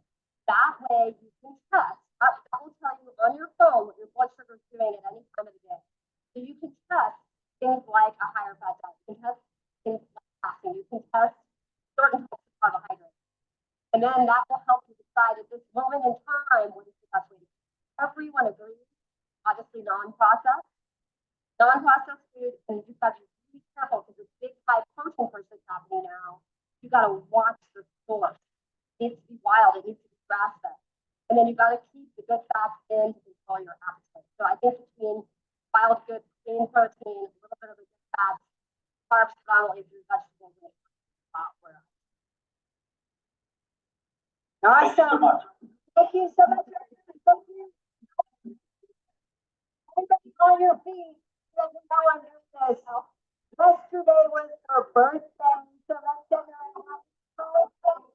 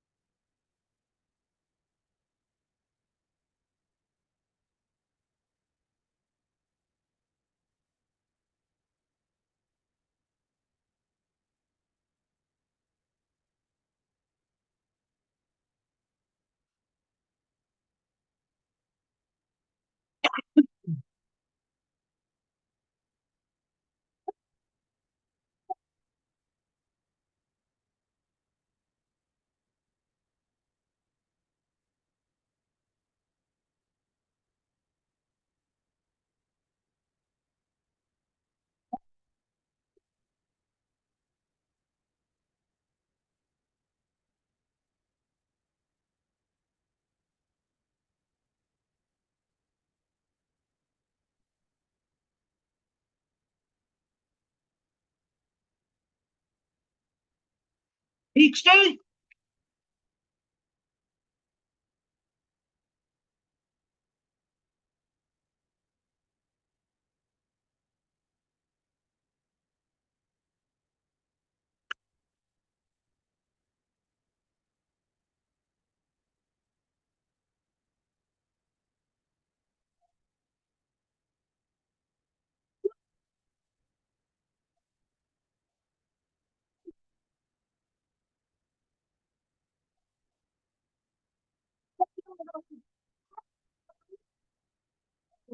Can you believe we have only been together less than 7 hours? Tell me about it.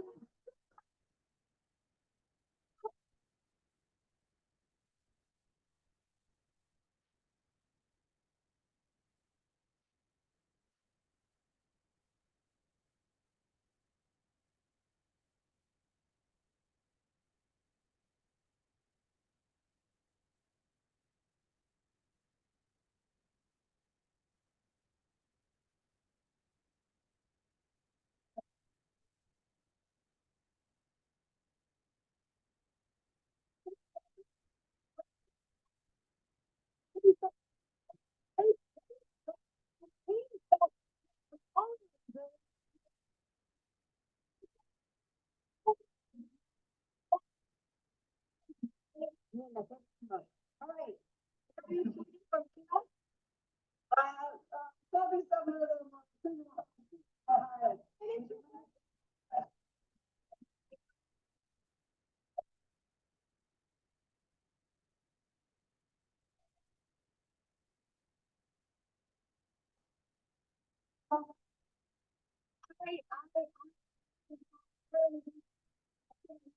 Annie. Yeah. I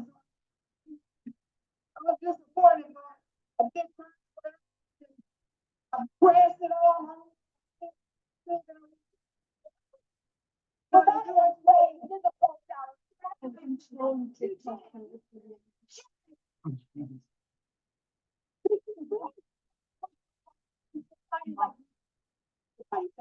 License for you.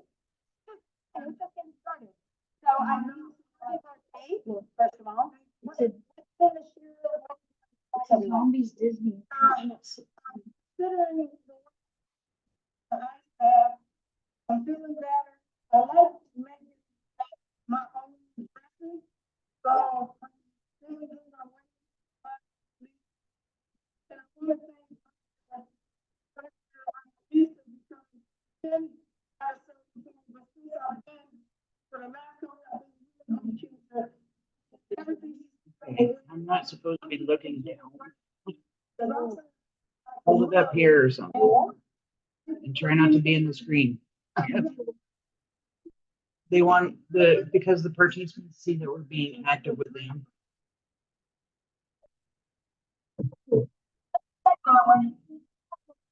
Like the first thing was when we go back to the same mandate, and then that's the first one.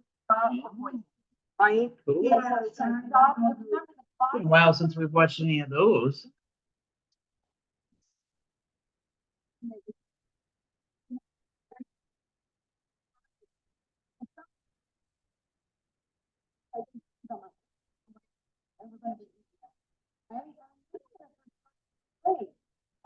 And now that I go, to be kind to yourself, remember all I said, that first thing that I have to remember is life is itself. So one is be kind to yourself. And I want to remind you, your body shows functions out however it can. So making sure that you do an exercise, like, oh, you got your water right there? I just been on the planet. There you go. Water, right? Make sure that you're making sure all those areas of elimination are open. You're gonna push those toxins out. When you're not feeling so great, right? She talked a little bit about it, the foundations you can when you're cleansing. Just when I, for me, when I went through the cleanse, and I went through this a lot. Like I said, the first time they're trying to create this new format, for me, I was like, I want to make sure I can do all of the recipes, experience it before I ever teach it with everybody. So I taught it, in Fiji, but I hadn't done it virtually.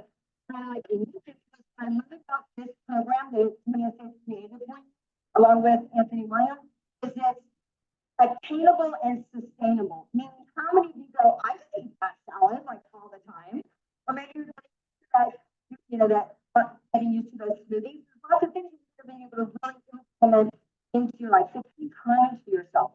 All right? And that's one of the things. That's one of the key things because I was pretty shaky dramatically when I was practicing this mother fasting and also the last year I've been from teacher. So I'm supposed to be his life give back. I'm 61 years young. So I'm longevity. Life's gonna happen. Stress causes a lot of challenges for us, right? I think for women, but for me, like for a couple years, I'm like, I'm doing the right thing. What is it? And the key thing for me that I talked to Lisa and I both talked about this for a while. Like, oh my gosh, I'm doing all the right things. Even for me, there was just this time that was a little bit more difficult. And, you know, I went and made sure to get those tested. And, you know, and I was able to release a lot. Give yourself grace, right? Be kind to yourself. Tonight, we're going to come up with some great incantations for you to really own as that birthday beauty that you are. So,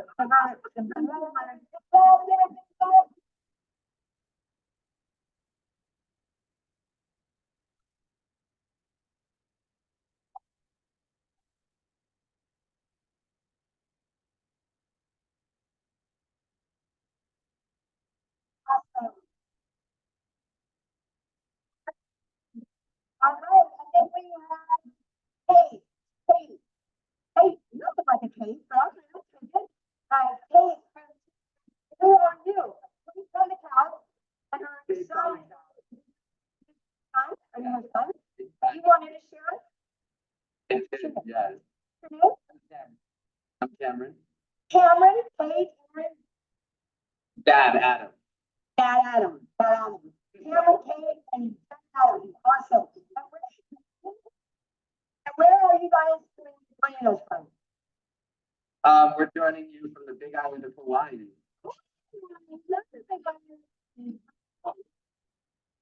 Awesome. We started three. On the Hilo side or the Kona side? Right now, we're on the west side. That's how Hilo, on the Hilo side? Awesome. We love a lot of beautiful work. I don't know if you know this, but this program used to be a program that we did the Big Island. And then 9/11 happened. There were about 2,500 of us over there stuck on the Big Island. I think we stuck on the Big Island. Tony, there's a day called Contribution Day, where we send all the participants around to different projects around the island. So Tony helped build the Hilo Food Bank. We work with all the different projects. We love the Big Island. Thank you so much for the beautiful hospitality on the Big Island. It's a beautiful, beautiful place. So thank you so much. Are you from there? Are you from there? No, just blessed to be here. Blessed to have been able to, you know, get on my feet, really make a life for myself. Awesome. So what, did you have something to share? Yeah, it's so amazing. I have to give a huge focus on, you know, body cleanse, the power of the feeding. What else do I feed myself on my phone? You know, pornography, and all of these things that I'm feeding myself, even the people who love what Tony said, who hang on to these people who no longer serve. Yep. And so I have this download while, you know, Anthony Williams was talking about, I do not negotiate with myself. And it was this really, I have it written here, flow of, I stand for what is integrity for me. I know what's integrity because I'm intuitive. I feel it in my body. And I don't embrace that and I don't change it for anybody because first it's here. And once I really fall in love with myself and be myself in a way that to so many other people, it'll sort of naturally go out there, exude from me.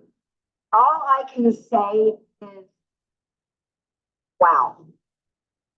And I mean that with all due, how old are you? I'm 24. 24. So first of all, I want to thank you because this is the kind of leadership our world needs right now. this is the kind of leadership where he said, like, he understands some of the poisoning that can happen around, whether it's social media, whether it's lots of different things. Examples of, and so what would you say to people out there to make sure that they see through that and knowing for themselves of what's right? What would you say as a 24-year-old amazing man? What would you say? It's a great question. I would say that it is hard. Right? Yeah. Well, I'm very grateful that you're there with your parents. It's pretty beautiful that you guys are going through this family. So I'd love to acknowledge them too, that you guys are doing this as a family. But that says a lot. What is he doing? He's really, once again, going back to those 3 steps, the 3 mandates that Tony talks about. And you're right. Probably one of the most powerful lines is at the very beginning of this program is when he said, is right. It's not the person that you forget to hire that brings your company down. It's the person you refuse to fire. You negotiate, you go, oh, well, that's this, and I like to go to this, and then I'm like, I don't know, but I got fired people. I had to let go because I didn't know it. You know, after a conversation, I know this isn't so right. So what would you say to people? Because, you know, this world is a very beautiful world. We feel supported here, but after these 5 days and after work together, what are you going to do as a leader? Like, you know what? No, this is how I'm going to grow those roots. that's a great question. So Dr. Lisa talked about mindset. What's really been coming through me as I've been doing the work, I've been telling Tony's work and other work. And one of the things is it already exists within. Yeah. No matter how I look at it, and a lot of my journey is about healthy relationships, healthy sex, healthy romance. It all already exists within me. It's not something to seek out. It's not something I have to find or look for outside of myself. And so it's more of an awareness. It's like, how do I allow it to authentically come through me, in me, as me? It is me. It is you. Oh my gosh, just want to hug you through there. So you are extraordinary. Thank you so much. Can't wait to hear from you at the end of this week and to keep this thing going. Thank you so much. We need leaders like you. Amazing. Good.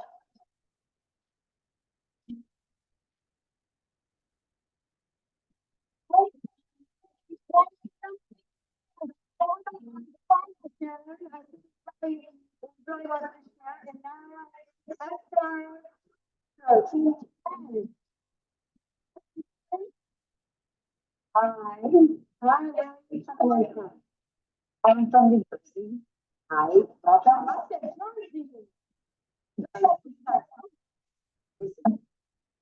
I'm not sure. So Dr. Lisa was amazing. So I recently went through chemo treatment myself, and it definitely like created so much damage in my body, which is like for me. But what I want to say is what I heard earlier. It's not just what we, but the thoughts that we have. And for me, I have been the healthiest person in my life. An athlete, my whole kids, all the pregnancies have been healthy.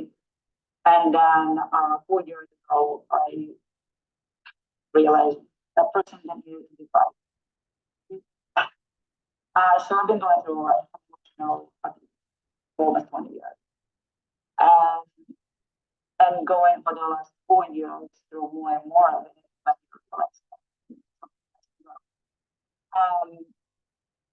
That like the thoughts in my head, I believe, completely believe the thoughts in my head created cancer. So I went through basically a colon cancer, it's other mind.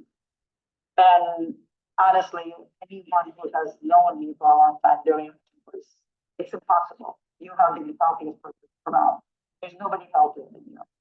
So and I just want to say like it's exciting for me to hear that there are doctors and other people who know this other side, the more mental and emotional side, and how much impact it has on our lives. So my parents are all about therapy. They're born into constant emotional trauma, not knowing what a healthy relationship is, and I bring my children continue in that for my children. So going taking a life coaching process and learning this spiritual side, this part of what Lisa said it, Dr. Lisa said it, and then kind of the metaphysical world and how that got help for living in the release, like they will based on it. I think going to learn all of this, like being a coach and coaching others people, how much of it is mental, how much of it is what we believe. And now just realizing what the nutrition is, not seeking all the things out. We always looking for. We're looking for that. We're looking for someone who could be able to do with things that we're using in the world because it's something that and unfortunately for me, like what you said, you know, you sometimes have to pull down into that valley and with the bridge builders. I didn't have a bridge, so I had to go down to come out completely different person because it's exciting. For me, it's so exciting to hear somebody like Dr. Lisa who are combining the medical knowledge and not just this pharmaceutical. Like that was just, I have an extreme anxiety in my college. I can't drive right now. It's not the last Friday and like it. Right. So we're gonna give you some here's the first call. We are so proud of you. I love that you're here because you could have had different reasons for why you weren't in here. You were resilient. It sounds like you learned that resilience from your parents, right? Resilience is a really beautiful thing. Unfortunately, you know, even with the same unfortunately for a very long time, colon cancer is still one of the top cancers that's out there. And there is a lot of time. And remember, I think what's beautiful about this program is it's honoring the medical. I mean, if someone's in a car accident, I don't know about you. I want to make sure that I go to a medical doctor. But I want to make sure I know all those other resources that are available as well. You know, I just lost a very good friend, 34 years old, you know, to colon cancer. But a lot, you're exactly right. A lot was time not saying all. A lot was time to do some emotional healing to happen. So I'm glad that's really comes to us to be so of our health. That's what he said, right? That's what we are. You become the CEO of your health. And that's once again going back to those standards. Stop the pointing. Decided you're going to stop the pointing, right? You're going to get over this story, right? That's what the time becomes.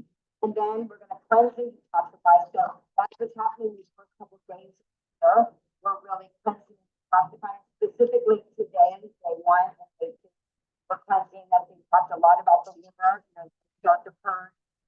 Having caffeine, you might feel a little bit like, oh my gosh, so the caffeine headaches, and no, because one of the best things to have chemo, like you said, think about this for a couple of days. You might feel a little bit of that detoxing happening for you. So we have that stop the point cleanse and detoxify it, and then day 4, day 5, really 3.5, day 4, day 5, finalize and regenerate. So you get to create the whole you. It's a new story, right? Exciting for yourself and just like thank you. And we're going to talk a lot also about the importance of living in a state, right?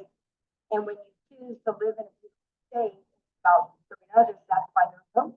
Because you decided, how can I take my story, right? How do I turn my garbage into something wonderful and others? So, right? Isn't that really what you're doing? You're like, you know what? I'm going to so that you don't have to do anything. I'm going to help be your guide. Your job is not to grow, it's to help people become the heroes themselves, right? And so you get that guide, which is awesome. So for Esther, we're very excited. Come on, everybody.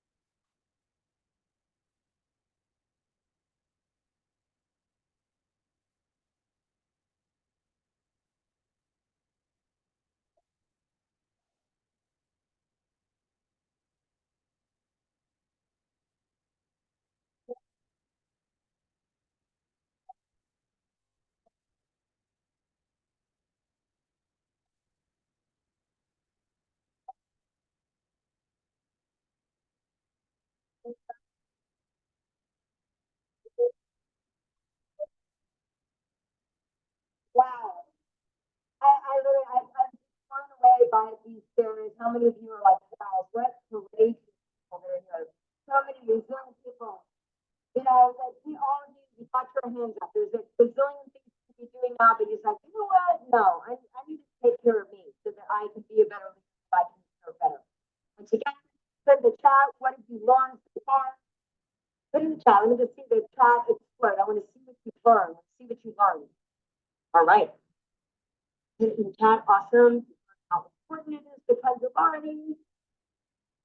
Someone's asking a little bit about sparkling water. Our thing that we always say here is compared to what, right? You're gonna learn a little bit more, but we really want to stay focused on stuff. You're gonna have regular, great filtered water or sparkling water. We say what? What's better? Compared to what? We're gonna have the great water. So we want to build a foundation here, and then you can add slowly. But so many times we've got the psychological hunger. We have certain things like, oh my gosh, I have to have that. So let's just start with the foundation. You want to make sure you have your lemon water. You want to squeeze the lemon water with your own beautiful hands and get connected. And once again, go through this standard. Again, stop that poisoning. How many of you have been saying some judgment about yourself or you beat yourself up before? Right? It's time to stop. Stop that poisoning. So maybe there's some apps that you need to take off your phone because they've been poisoning. You heard a lot from so many of Cameron over there. You want to cleanse them, detoxify them, and revitalize them. So that's our goal. That's our goal with this whole thing. So where do we start? Where do we start? Because what really is health? Let me put it that. What really is health? Health is what? Health is what? Health is well. energy. Oh. Right? Health is energy. So we're thinking about what energy you want to have more energy. As we talked about, your goal is to not just add more years to your life, but it's to add more what? Life to your years. How many of you, by just some of the foods you've had, you know, your green drink to your liver salad, you're like, oh, I should got some more energy. You're doing that deep breathing. You've already got some more energy. Put your hands in the chat. Go ahead. How many of you have already got that? So the question is, where does that energy come from? Where does that energy come from? It comes from ourselves. All the health of your cells controls everything. And how many molecules do you drive our daily activities? Anybody want to guess? Go ahead, put in the chat. How many? 10,000? 1,000? You think 100? It's actually one. There's only one molecule that drives all of our daily activities called ATP. Adenosine triphosphate. Probably heard of that before? ATP. ATP is basically a charged battery. So we want to charge battery. That's that energy. Remember, you're only in touch with the health of yourself. So ATP is a charged battery. ATP, if you would, is a what kind of battery? It is a dead battery. So ATP is the energy currency of the cell. And the purpose of this whole event is to give you more energy, more life force in every area of your life. At the most fundamental level, your cells use oxygen to convert into glucose to ATP. And the ATP cycle is a 26-step cycle that generates energy over and over and over again. We're not going to go through that cycle because, like I said, I like to keep things, you know, easy to explain to your kids. Remember, ATP is a charged battery. ATP is a what? A dead battery. The bottom line, without ATP, our bodies would literally shut down. And not just us as humans, every living thing uses ATP. Without ATP, there would literally be no life on Earth. And the human body generates approximately your body weight in ATP every day. And you get what you do. You turn it off, and it's ongoing all the time. It's basically your generator. Anybody know what happens when you don't have a generator? It's fine. So this is your generator for life. So the goal is for you to build more ATP. And if you give yourself enough oxygen, it can help you build more ATP. That's why it's that first foundation of health, right? It can use oxygen to help you create cellular respiration and create ATP. Most of the time when we're saying these references already, I'm starving, what you're really starving for is oxygen. It went through the first principle. So many people don't breathe. I always look at people, I'm like, I know why you don't feel so good because you're not breathing. You're like, I'm breathing, I'm breathing. I'm not breathing. Something like that. Let me see around there, right? You don't breathe. I have an alarm that goes off, and it goes off on everybody knows at 9:34, an alarm goes off at 6, right? At 10:34, an alarm goes off, and then do a minute of squats, right? But I set this up to remind myself because we get caught up. So another way to help you distribute oxygen is through movement. All life comes through movement. And we're going to talk a little bit about your life talk about and your lymphatic system. So your lymphatic system moves when you do. Anybody know what your lymphatic system actually is? Your lymphatic system is basically your garbage. Now your blood has moved everything through your way. Anybody know? Just put in the chat. Your heart, right? Your lymphatic system doesn't have an organ to help move everything through. You have to move it through. So the only way that you can move that lymph, that garbage, you have 4 times as much lymph, some people say 6 times, 4 times, whatever, it's all line. You have 3 or 4 times as much lymph as you do blood in your body. So like we said, the circulatory system, the blood moves through the heart, acts as a central pump, but the lymphatic system does not have a pumping mechanism in the body. So what does the lymph do? It helps maintain fluid levels in the body. It filters the blood. It removes impurities. It fights infection. So the lymphatic system is so important. How many of you get this? Right? Now think about something. My brain teacher, common sense area for just 1 second. Where are the major lymph areas in your body? So think for a second. You've got right here in your right above the knee, there's a valve that literally opens and closes. It's kind of like where your joints are, right over your ankles, right here, left, right here above your knee, right here in your groin area. Where else? Under your arms, your neck, right? So those are the lymphatic points that we talked about. Now, during this cleanse, remember, we're stopping the poisoning. Really important. What does that mean? That means you don't want to be on lotions and potions and perfumes and all of those things because all that's going to do is clog up what you're trying to push out. Now, just go to common sense corner again. So, if this is one of the major lymphatic areas of your body, this may what unfortunately are people doing? Are they moving as much as they do? Yes or no? No, they're not. What are people doing?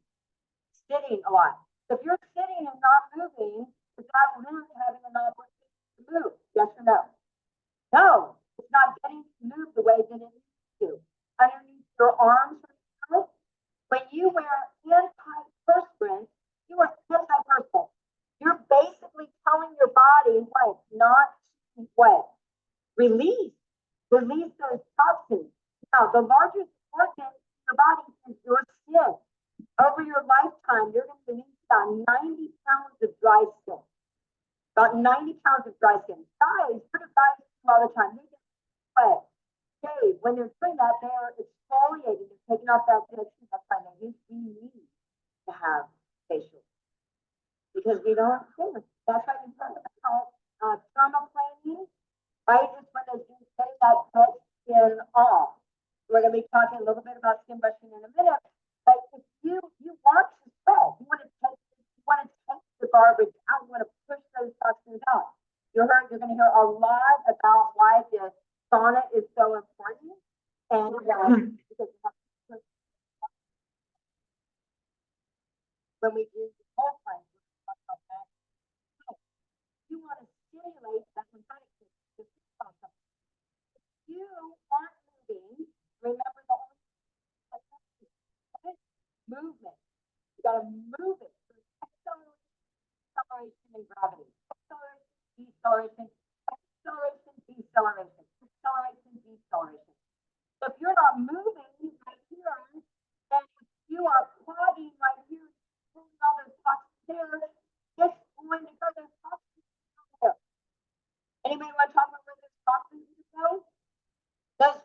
toxins, you tell I got a little toxin. Those toxins go to the fatty tissue of your body. So if you're saying, hold on to this toxin, I'm gonna perspire, I'm gonna push myself down the fatty of your body. So this week, some very smells like out of you, right? It's good because it's taking out. I don't wear antiperspirant, I don't wear deodorant, and here's why. Because when I start to smell, where's that smell coming from anyway? Inside who? Me. So I know, I go, not so good, I know when. Time to do a cleanse. How many of you does this make sense for you? How many of you guys are just sitting there? Let me see this beautiful hand saying, "Lord, it makes so much sense." Right? So that's coming from inside me. I know that it's time for me to do a cleanse. I'm like, oh, not so good. Gotta go to the sauna, gotta get a full cleanse, gotta go do much of it ways to make sure that all of my areas of elimination are moved. Does that make sense?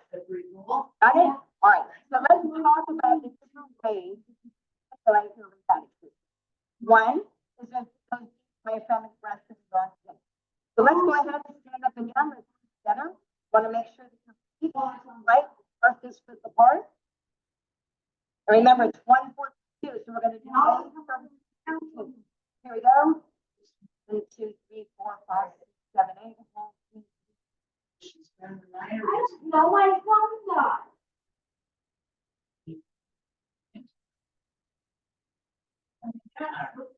Release. The thing is, though, is I don't think this. So, Do it again. Turn those feet. I'm concerned. There you go. I can't be out there 2, watching. 3, 4, 5, 6, 7, 8. It's too often riding the four-wheeler.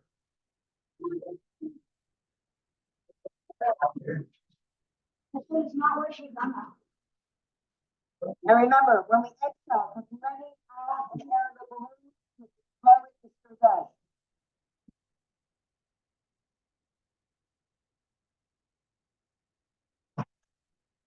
Awesome. We want to do this. What would be the first time you do it? Maybe the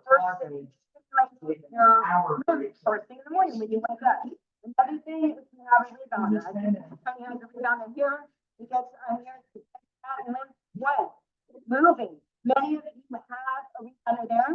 You should just put on the rebounder. Many times going to you're going to be flying off the rebounder. So this is a nice little light out. Acceleration, deceleration, gravity. Another thing that we want to talk about is hip brush. You want to start with the bottom of your left foot, and you want to do 8 long strokes up. Grab that skin brush, 8 long strokes up. Then you go up your legs, 8 long strokes up, 8 long strokes up. Get your groin area, 8 long strokes this way, this way. You get your colon where you have your ascending colon, you have your transverse colon, you have your descending colon. You want to start on the right side with that descending colon, 8 long strokes up, and then you can tap it and you go, okay, let's make things up, have everything moving along, right? And then we're going to go to our transverse colon, our descending colon. Most of the time, we're always going up towards the heart. Everything's up towards the heart. We get to the arms, 8 long strokes, 8 long strokes this way. You do the skin brush before you take a shower. Why before you take a shower? Because your skin stretches when you're in the shower. So you want to do 8 long strokes up. Then we can come here to right here in the neck, down towards your butt. We're not going to do our face. There's other things we can do for face. So 8 long strokes down this way. You know, most of your, 70 to 80% of your lymphatic system is actually from your chest up. But when you go get a massage and they offer to do lymphatic drainage, this is really important. Drain that lymph here in your base, right here in your sinuses, right here. So just massaging yourself is something to move that lymph. Another thing that we can talk about, which is the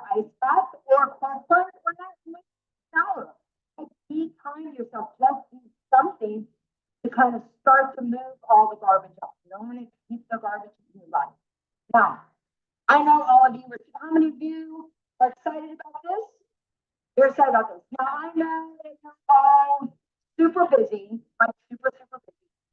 I mean, you've got a lot going on in your life. I have a question.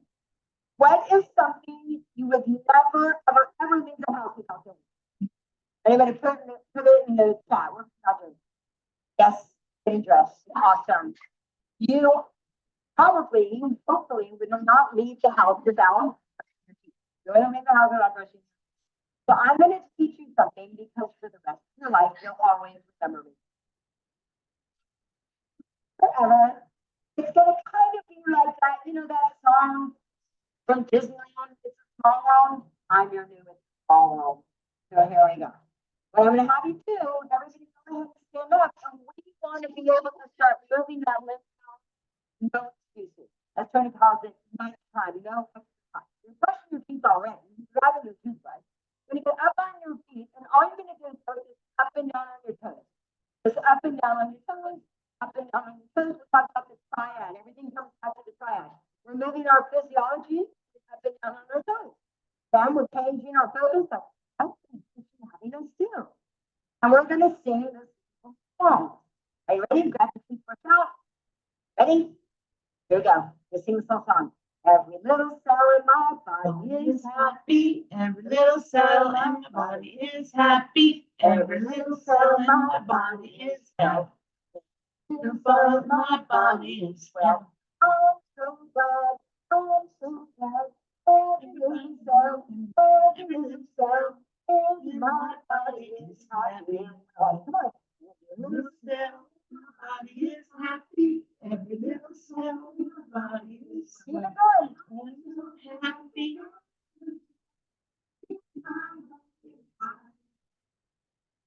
Little cell in my body.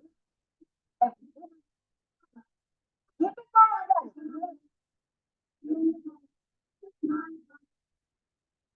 Come on.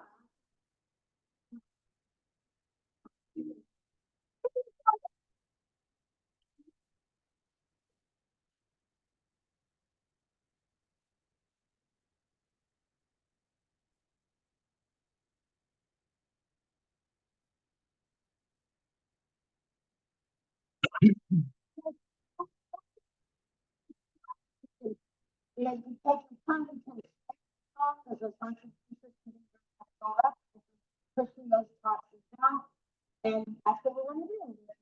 We want to get that body out. So now we talk about these 2 ways that you can support your body, find what it needs. One is also have gratitude for our body, this beautiful body that we don't have to.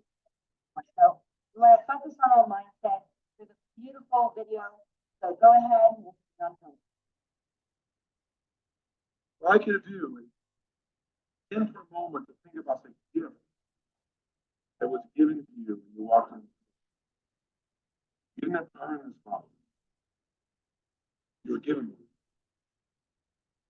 There's nothing on earth that can its complexity or its precision or its beauty.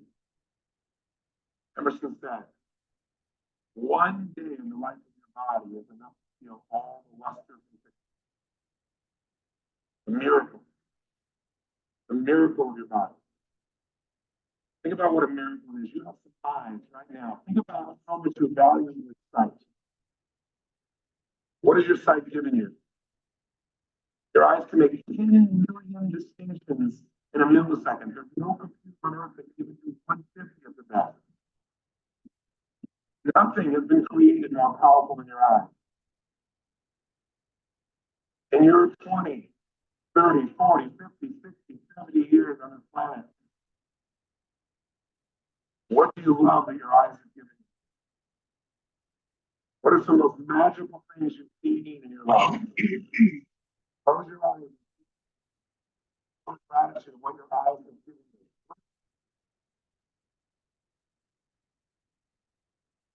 What your eyes allowed you to feel? You saw something that touched you.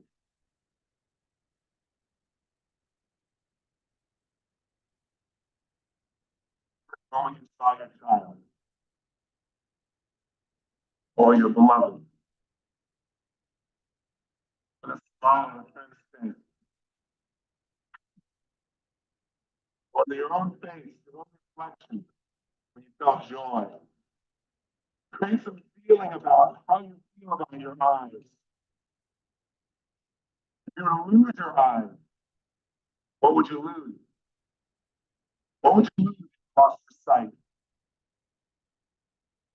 Your sight is gone, what would you miss?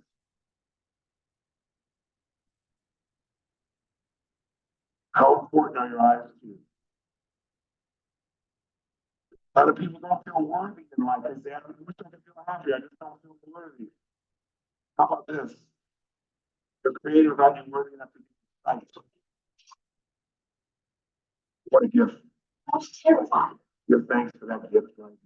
Give such thanks for that. Yeah, That's What have you terrifying. seen? but Waterville? The- Brown ones.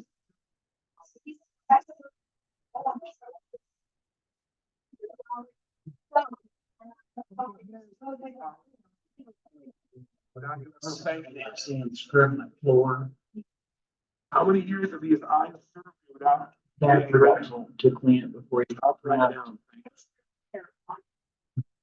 They're What an scary. amazing gift. You look funny right now. Yeah.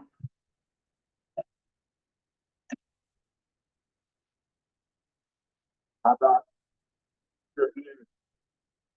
The ability to hear. Is this a gift? What have you heard in your life that makes you cry and have to cry? What have you heard that makes you feel more loved than anything before? Think right now, the gifts your ears is giving you the 10 or 20 or 30 or 40 or 50 or 70 years now. What gifts do they give you every day? What are things you've forgotten or really gifts? What you heard that made you feel joy in your heart? How fast you can communicate because your ears, how fast you can understand.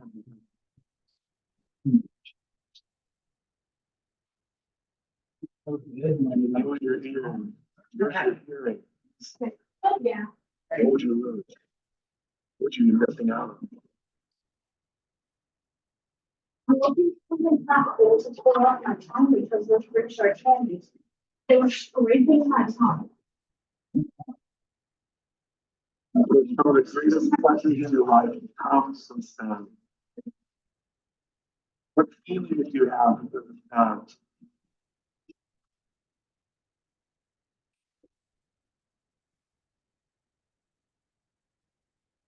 I now in all the gratitude you can for your ears that have served you 10, 20, 30, 40, 50, 60, 70 plus years. When's the last time you thanked your ears for the job they did? Your ears protect you, they warn you things that are coming, they prepare your nervous system, they allow you to connect, they allow you to appreciate nature, music. That I stopped my tongue. What a gift. Give thanks right now. Feel in your body, really feel thankful. So grateful. Hug your ears, see God say. Your eyes, a little hug. I know it sounds silly, but it's a little love too, don't it? How about your muscles? Muscles to stand, to walk, to talk. You can't talk without muscles. To breathe, to jump, to celebrate, to say yes, to say no, to make all life happen. How important are your muscles to your life? With no muscle, there's no movement. With there's no movement, there's no life.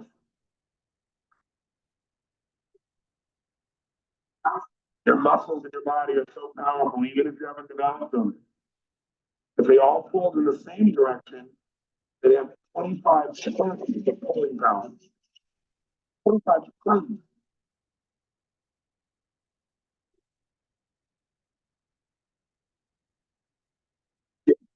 Almost for your breath that comes from those muscles. Without that, everything stops.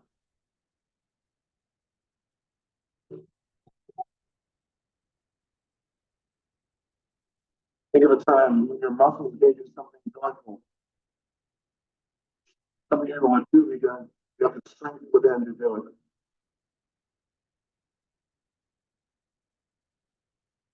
How valuable is breath? And when's the last time you stopped and really valued the breath? Think of deep breath in right now and value it.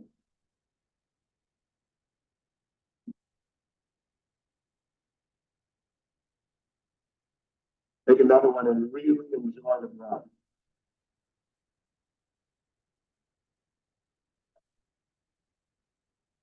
Have you ever been out of breath? You ever think you couldn't catch your breath? What matters when you couldn't catch your breath? Nothing but breath. Let's smell. The numb. What have you ever smelled that has excited you?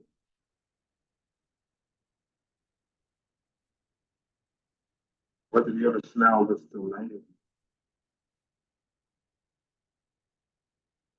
The smell given. That mouth of yours. What is that mouth giving you that you're grateful for? Think of all the kisses that mouth has created. All the taste you're able to enjoy. Essentially, experiences of life that come from your mouth. What feeling is it you've been able to enjoy your life because of your mouth?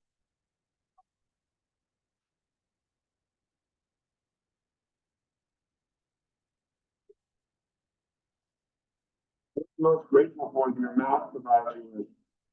What has it provided you with? The ability to speak, the ability to pain, the ability to love.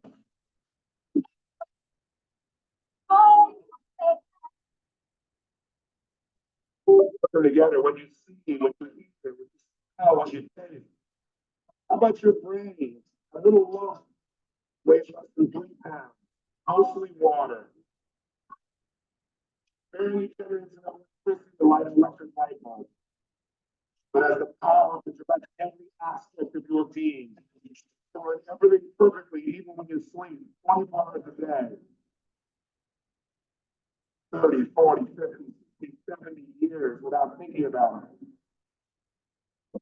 Give gratefulness to your brain. The brain is you. The brain will shape you. The brain can be used at any moment to change anything. To decide to change anything. To value anything. This brain is just waiting for your use. With a power so strong that even with today's technology, I take 2 buildings the size of the World Trade Center. With military technology, they still couldn't come up with the capacity of your brain storage. These are gifts that we're giving you. What did you have to do to get this? What did you have to do to earn this? Nothing. This was your gift. What you do with the gift will determine your life. You destroy it slowly, systematically, or you cherish it. The blood in your body that makes life possible, all the oxygen, all the nutrients that go to every cell in your body. The roots that takes the waste away. The cells are the basis of life. Every cell in your body is dancing right now with energy. Everything you have coming from that. The hormones in your body. What is grateful for in your body? Feel more gratitude for than ever before in your life. Breathe and feel the whole body. Feel the movement. Begin to move your body. Move in ways that create a feeling of joy, feelings of appreciation. Feel it. Feel it. Feel it. Feel it. Doesn't it deserve your attention? Doesn't it deserve your love? You have this great gift. You love this body. Even if the body is not perfect, it's not the body's fault. Make good choices. You love this body. Without it, what's possible? No love, no life, experience. Love it right now. Love it like you've never lived it before. Doesn't it deserve your attention? Doesn't it deserve your commitment? Give it all that it gives back to you. Gives you this sight, this love, this breath, this energy. You really have joy. It gives you all these things. 24 hours a day. Keep hour of your time each day, loving it. An hour in the morning when you love it, when you move it, when you vigor it, when you think in a way that exercise it, when you breathe, breath it. Doesn't it deserve that good crowd for 70, 80, 90, 100 years? Doesn't it deserve making it a must? It's it first before anything else. Doesn't it deserve it? Does it? Yes or no? Does it? Yes or no? You love this body, yes or no? Think the love in your body increase. Think the gratitude you have for your sight. Because whenever you're grateful for it grows, the gratitude you have that you will feel emotions like love or passion or anything in your body. The gratitude you have to God and your creator is ultimately what your body is available right now. You have to buy it, you have to earn it. All you have to do is love it.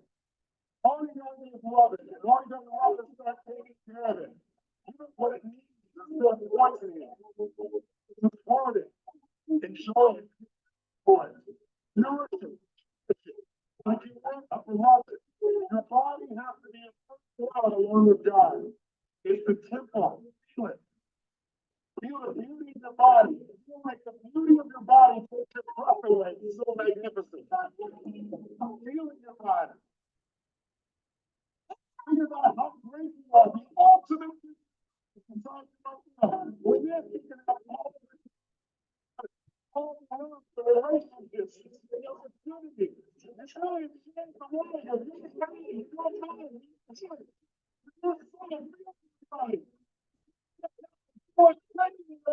Your body. Use your body to make a ceremony, vibrate your body with joy.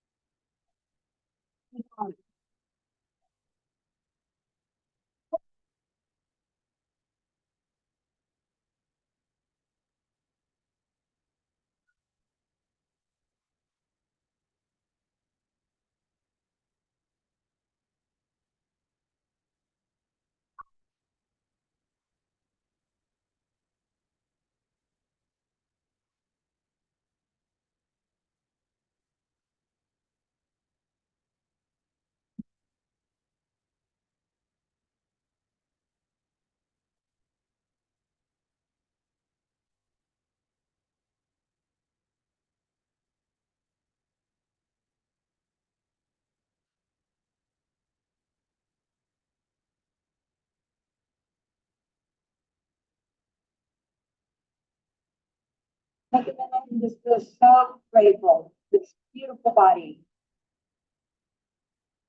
Your heart is just beat, doesn't ask you for anything. What could you be grateful for right now? Your ears to hear the music. Your eyes to see this beauty around the world, these beautiful people all coming together. Feel the heartbeat.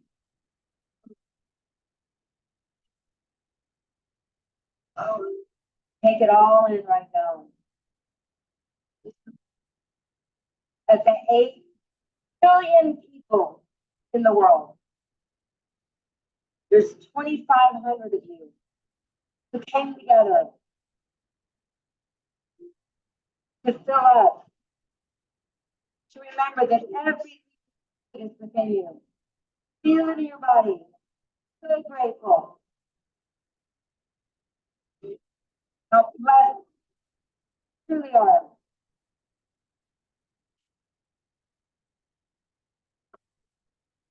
My life, so blessed. Feel so grateful.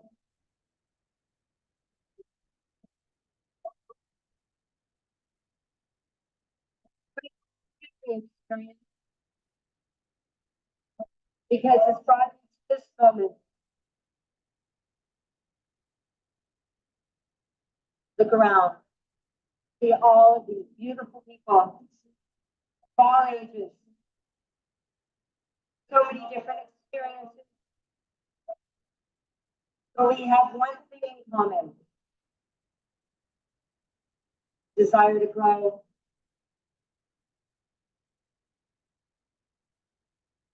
Take our lives to the next level. To give back.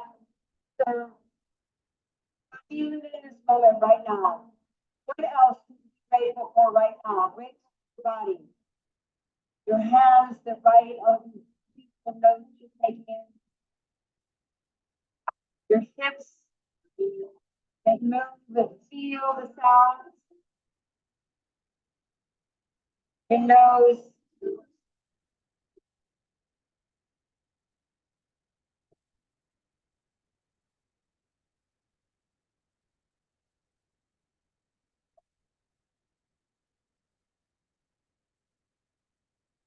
My life,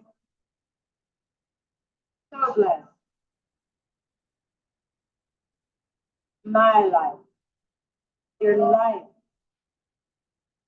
so blessed.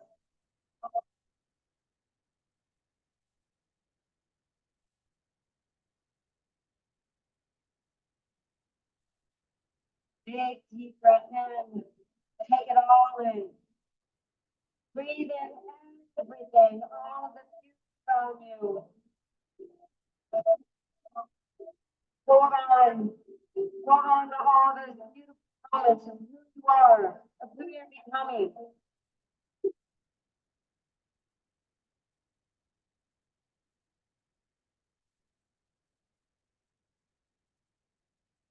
You're here because you're obviously someone who's found a way to turn reality. That's why you're here. And the best way to turn your new dreams into reality is to first anchor in a sense of certainty about what you've already accomplished. You know, so many times we just don't even really acknowledge all of the wonderful things that we've done or who we've become. And ultimately, what really changes your life is when you change your identity. When you start thinking of yourself in one way, develop a new certainty about who you really are. What this is all about. It's a decision to say, this is it. This is who I'm becoming. This is who I know I'm supposed to be. But we can only build on success. And lots of us don't take that time to really thought, you know, how far have we come? How many realize you come far in a really short amount of time? How many realize that? So if you think for a second, I'm just a really shy person. You're not going to say, let's go out there and some as a Karen outrageous person. That's not going to happen. You have to get yourself to shift that identity. You have to believe that you're shy, you'll walk a certain way, like when you're shy to walk a certain way, and then maybe move a certain way, or maybe breathe a certain way. And if you think you're outrageous and precarious, then you're going to behave differently, correct? So tonight, the first step is to acknowledge that this is progress that you've already made. And like I said, you can only build on success. You can't build on failure. So we're going to talk about getting some momentum. And the way we get some momentum is just by doing a great little exercise on page 43 in the workbook. you're gonna do is answer these 4 questions here. First is, who were you before this program, or maybe even before you never even heard of Tony Robbins? Like, what was your life like before you ever Robbins did, study, or you ever came to one of the challenges? What was life like? So take a minute. If you will, we're going to walk through these questions. I'll guide you first through question 1, and we'll go through question 2 and 3. So let's do it together. Who were you before you ever came to the Tony Robbins program or River? What did you do for fun? What did you do for possible? How would you describe yourself? Who are you?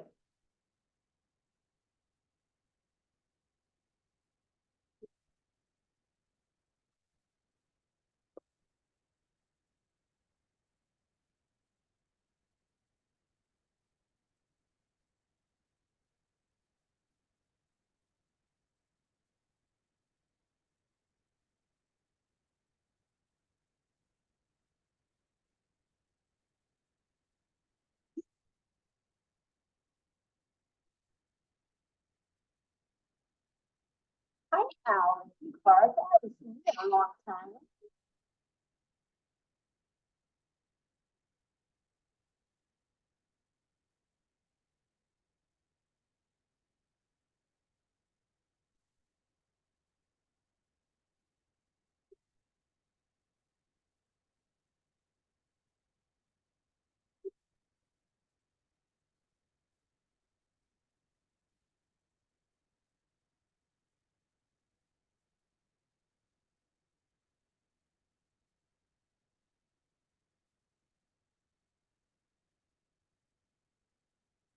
What was life like? How did you describe yourself at the end? What did you believe was possible?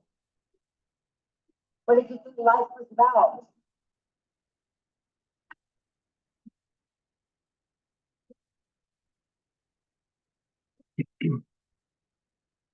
Take another minute on that first question.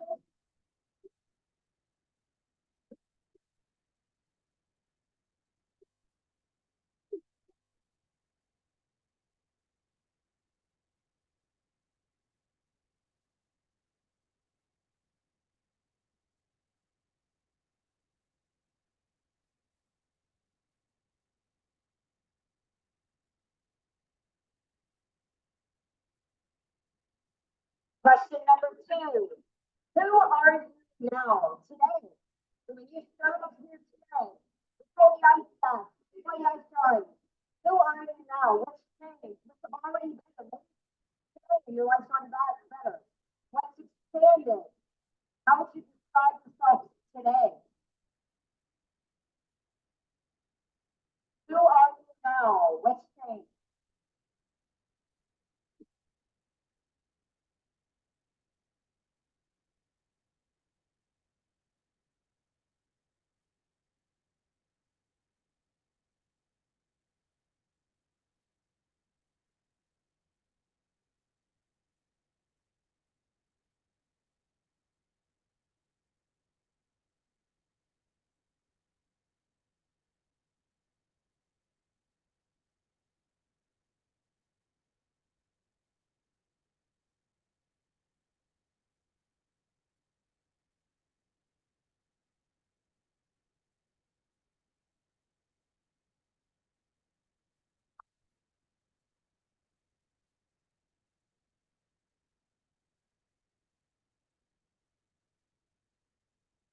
When you're done with that, well, first of all, how many of you just like me, like, man, I have come really far in a short amount of time? Raise your hands up and feel like, oh my God, I've come so far in such a short amount of time. Great. Next question is very important. What are you path? What is possible? Was it changing your belief? Was it changing? You said that's it, you resolve. Maybe it was feeding your mind really good on a regular basis. That's not having that. Maybe it was this time today and the year. I'm like, oh my gosh, what have I been doing in my life? So try to make those changes possible. That's the number.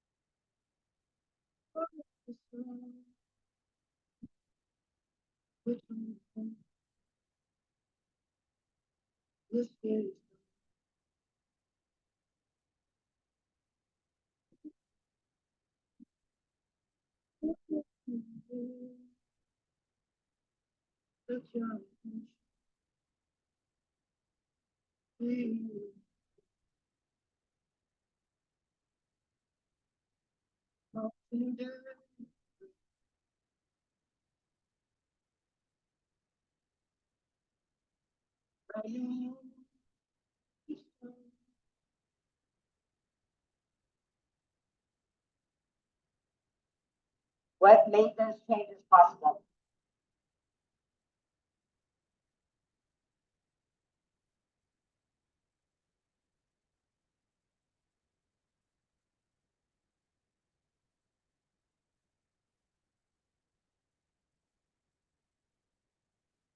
All right. Who's feeling great? You're like, man, this is good. Let's check in, right? Who's feeling really great? Come on, put yourself on the part. Come on, even put your hands up there and you're happy to come on the mat. Man, you're hard.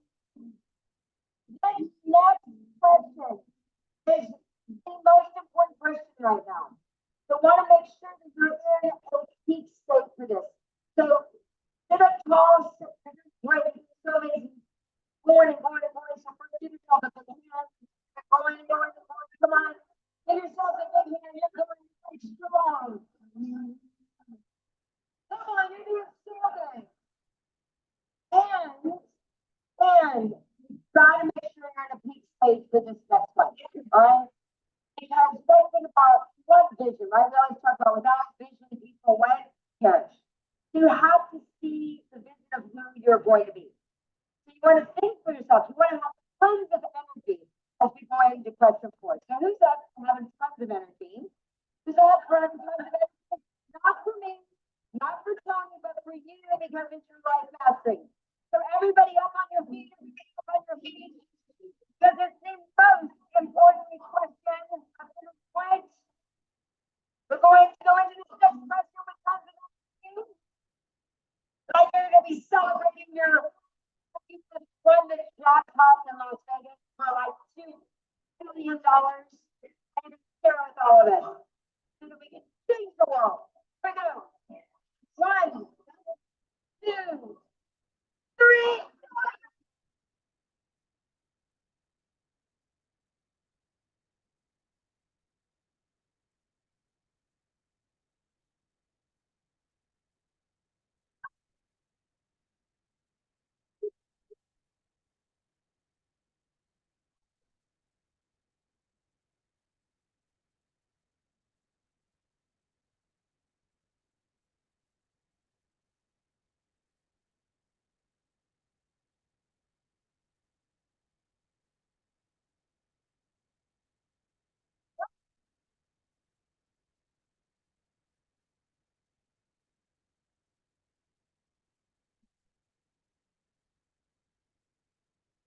Keep proud. Keep proud. Keep proud. You like this. Where are you going to be at the end of this program? Who are you committed to coming up these next 5 days? Not just what you're going to change, but how you describe yourself. What do you look like? How do you feel? Do you feel more alive in your body? Feeling. What are you going? How are you going to be at the end of these 5 days? What's changed in your physical body, in your mindset, in your beliefs, and who you are? That new identity that you're going to claim. Who are you at the end of these 5 days? Stand tall. Stand proud. Feel it. Feel so alive. Feel it.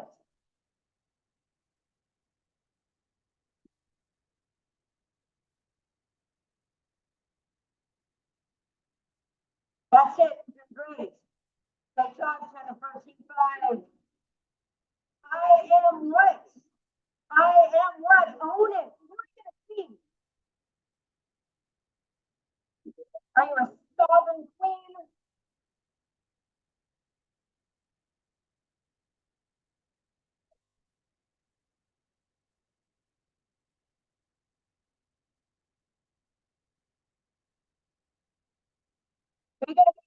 5 days from now. Own it, if you're already there, describe yourself. What do you let go of?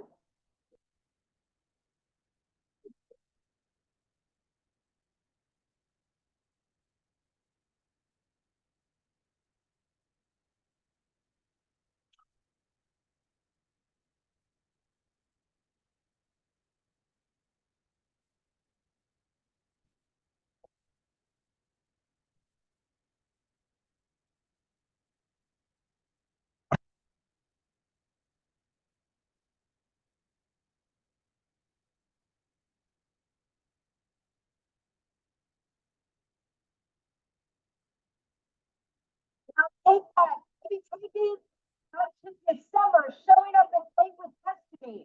What would it look like living this way for 6, 12 months? What do you look like? How do you feel? 6 to 8 months from now, keeping in touch with this beautiful community, stepping up. What do you look like? What do you look like 6 to 12 months from now after today's meeting? Describe yourself.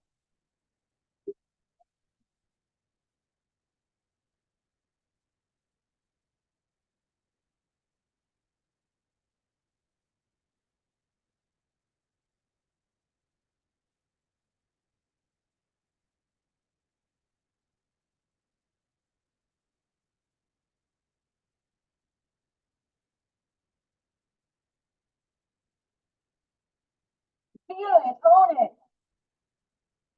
6 to 12 months from now, if you're living this way, claiming that new identity, you are aware.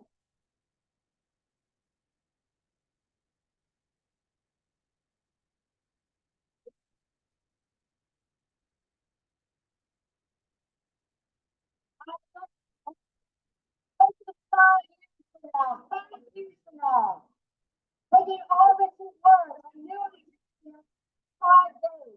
Who are you? How did you describe 5 years from now?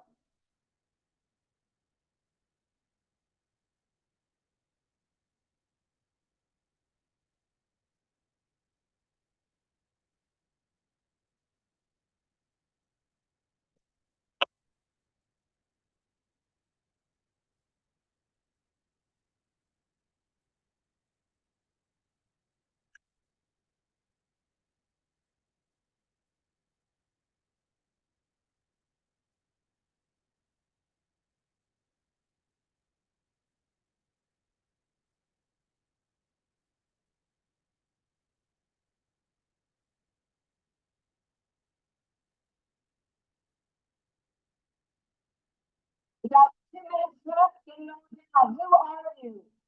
6 to 12 months from now. Who are you 5 years from now? Own it. Own that new, beautiful, empowering identity.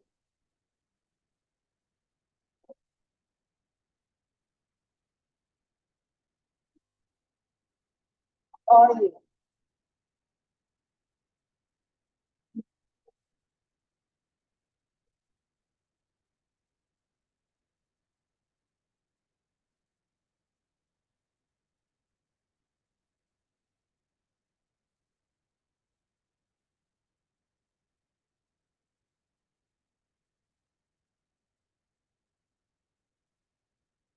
Ramona and your dog, I need your dog, Ramona's dog.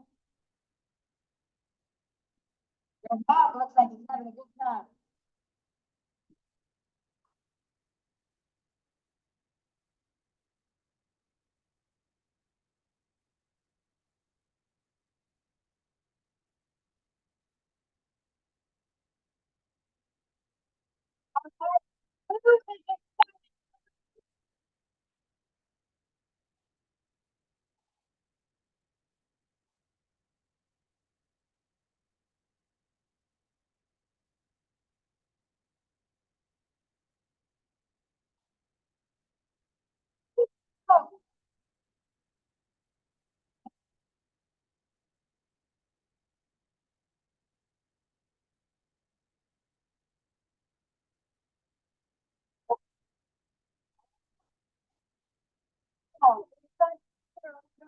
Our very first breakout session. It's super important for you to go into your breakout sessions to support each other. going to break out into 3 people. You're gonna share, you're gonna answer question 1, question where you were, where you are now, what many those changes possible, and then you're gonna go to this awesome, beautiful peach state and tell them who you're going to be at the end of these 5 days. You're gonna be 6 months from now, 5 years from now. So we never really go into breakout sessions without being in a way. You guys, without being in a way. That's right, here we go. 1, 2, 3.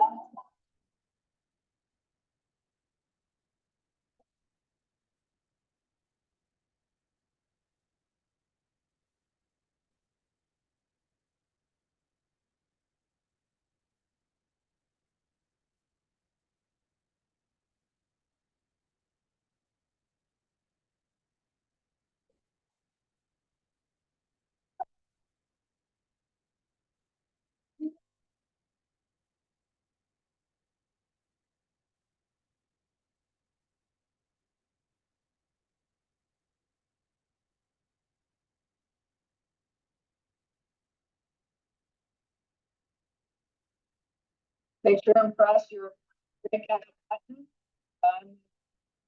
of the box. Have any trouble, let us know. See you soon.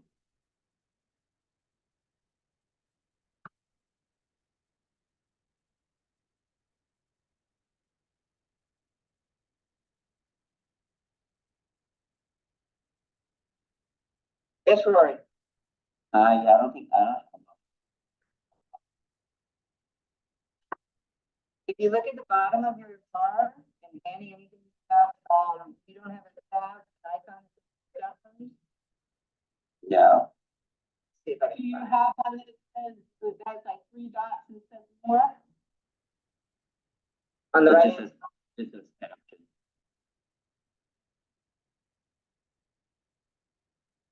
I can move There you them. go.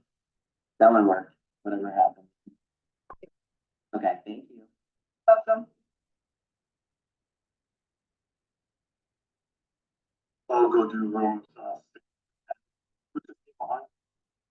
No?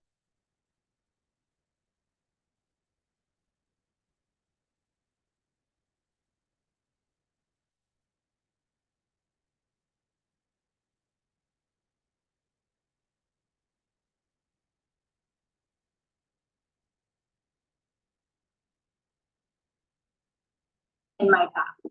I'm sorry.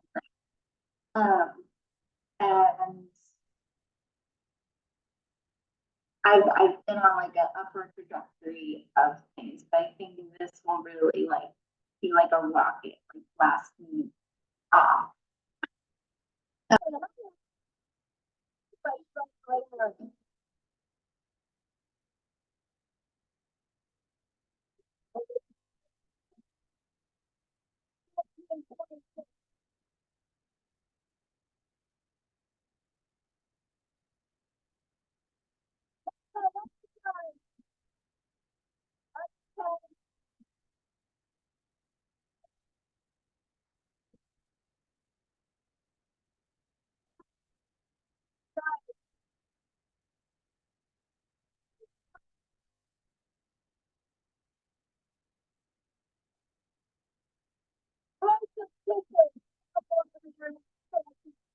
Glasses.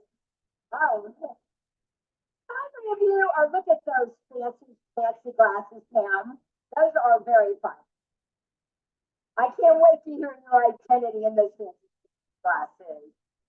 How many of you have realized, once again, I'm gonna ask you again, have realized you've come a really, really far in a short amount of time?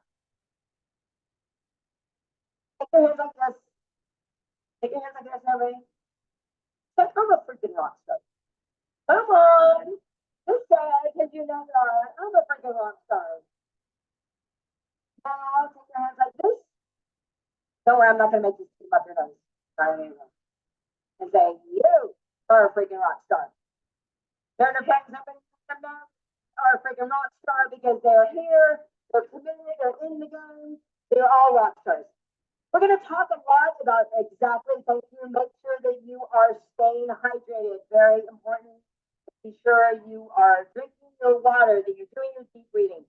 We talk a lot. Tony's whole thing is identity is the most powerful force in human personality.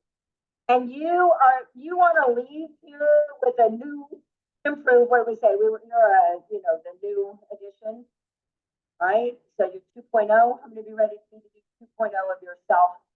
So you want to leave here with a new identity, so you automatically do new, empowering habits and behaviors. That's what you want. You want to leave here. You got to commit to yourself, like, this is who I am, right? You've already like had that opportunity to go and thank your body, right? To be here. You've already like decided you're going to let go of that old story. And it comes back to anchoring in those three patterns of the triad that you learned at UPW. The first is physiology. We say physiology first. Look, you might not have met me, but I do not know that I am a wired hair carrier. Meaning, I don't know that I'm little. I think that I am a Rottweiler. Right? So I think that lots of times people meet me and they'll go like, I bet you're gonna be a lot taller. Right? So we say physiology first. Physiology first. Second, that we already talked about, is focus. Your focus goes, energy what? Flows. So physiology, focus, and language. Incantations. You already heard a couple people talking about the power of the incantations, and she was sharing that incantation in our first share, right? Incantations. And then the other lady shared a lot about her focus. So very, very important. When you're having a time where you're like, oh my gosh, I don't feel so good, I don't know what's going on, you need to look at, okay, what part of the triad do I need to change right now? You're going to hear me keep coming back to the triad. You need to change your physiology. Have I been doing a lot with you to make sure that you're keeping your physiology strong? Yes? Some of you are like, enough, Lauren, like we've already danced enough. Or maybe you're like, oh my God, hey, crank it up. There's a reason why. It's to anchor you. So that you go back there, and when you go back and you have to do a meeting, or you have to meet with, you have to have a hard conversation, you want to be in that peak physiology. What you've got to do. We do it all the time. We prep ourselves every time we come out here, right? If we would come out here like this, we wouldn't be our identity. You wouldn't be like, what is she talking about, and why is she here? So physiology first. Everybody got that picture thumb? Let's do it again. Physiology first. Always physiology first. But second is focus. What are you focusing on? Are you focusing on how you're going to be an extraordinary leader, how you're going to create an extraordinary environment around you, extraordinary people, feel so alive in your body? What are you focusing on? And then the third, once again, is the meaning, the language. What are those incantations that you say to yourself? Now, the other really important thing is you want to name your new identity. How do you know your dog is your dog? How do you know your dog is your dog? Because you name it and you tell it when it's time to come to you, when you call it. I just have we just saved a new doggy. Her name's Martha. And so what happens when Martha? I go, Martha, happens as years go up, Martha's there. Right? So how do you name that new identity? You say it, and then you own it, and that's who you are. So what is the name? You want to come up right now with a new identity for yourself.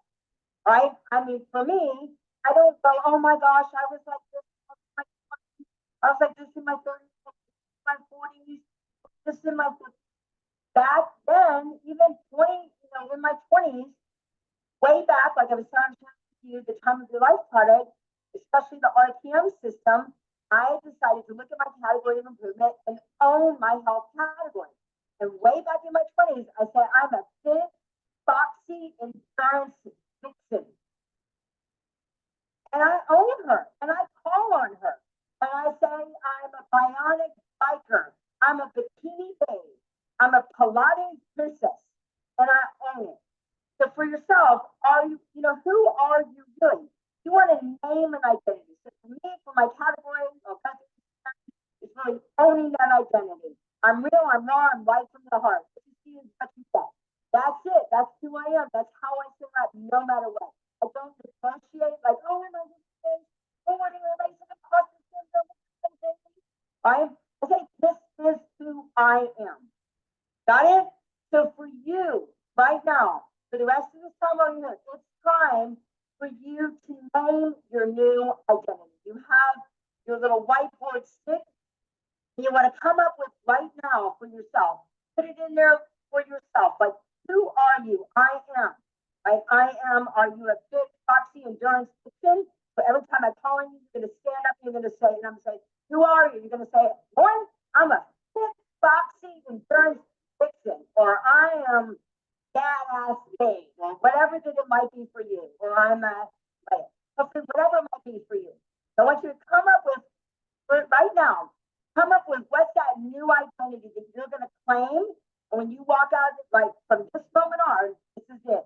Remember, you've let go of that old story. You've gotten that old story. You're claiming it. That's what you do. Remember what Tony says, when's the best time to do something? Now.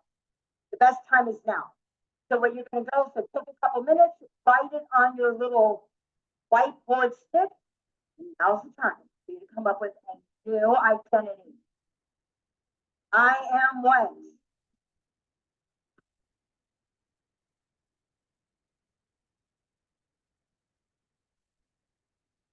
I am what? Let's see. I am something a warrior. I see somebody putting something up. I am a powerful warrior. Yes.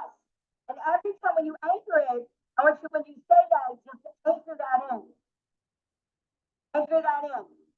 Yes. Who are you really? I am what?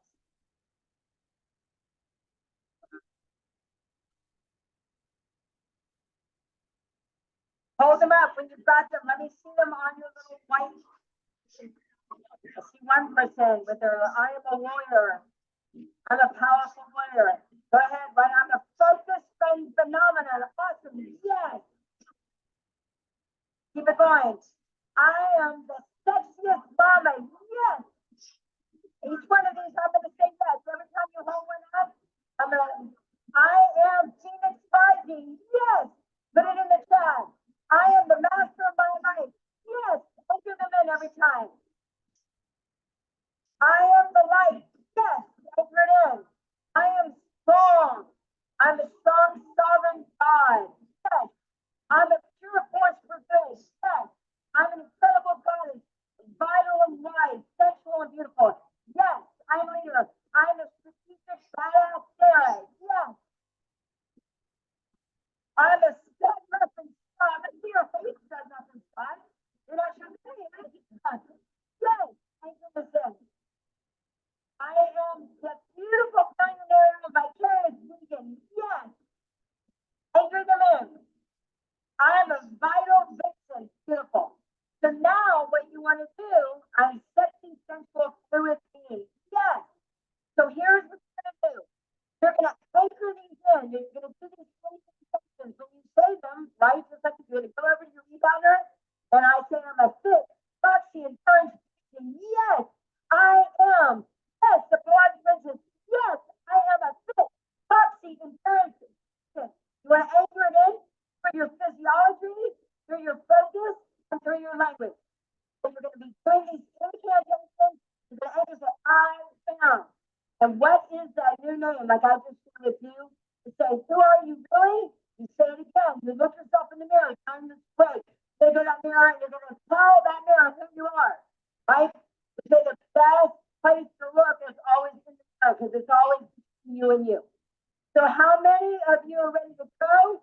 In the mirror, you're going to anchor that in on your rebounders. How many of you are ready? We're going to take your short self-care break. This is a chance for you to go anchor those in, to do a light meal, to meditate, to walk. Are you ready? Lots of different options, but most importantly, you're going to anchor in that new identity. So how many of you are ready to anchor in that new identity? Say yes. Everybody go ahead, stand up. Go on. Center, stay ready. Yes, yes, yes, yes. Let me get one, two, three. I can only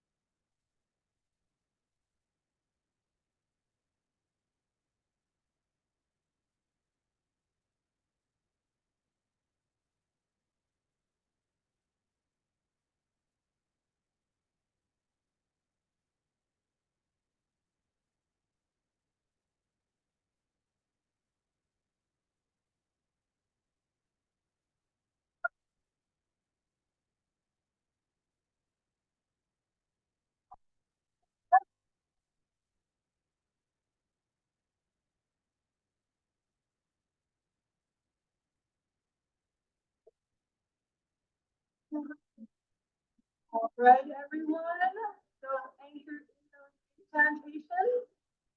And if you have questions, we have here.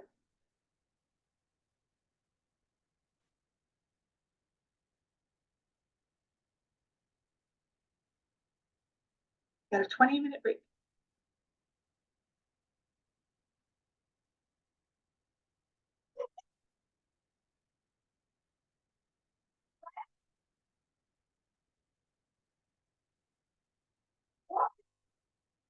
Hello. Am I saying it right? Is it Michelle or Michelle? Michelle? What? Hi. Okay, hi, what are we, got 20 minutes for? I can't This miss is it. a 20-minute, it's a 20-minute break. So, Just a break. yeah, Okay, yeah, we're encouraging you to say your affirmations and anchor in and okay, I got meetings to do so. Taken care of, okay. Thanks. you're welcome.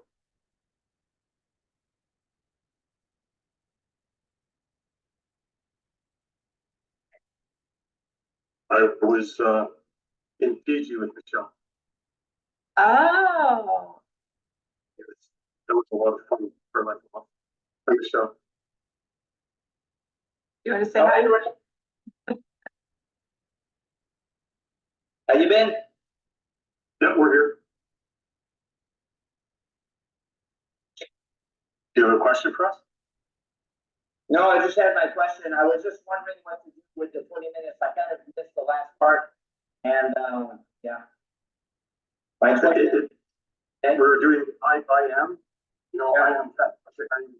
She wanted us to eat that to us, as many times as we can in front of a mirror and you know, just, I am. And then also, you know, get some food, get some refreshment.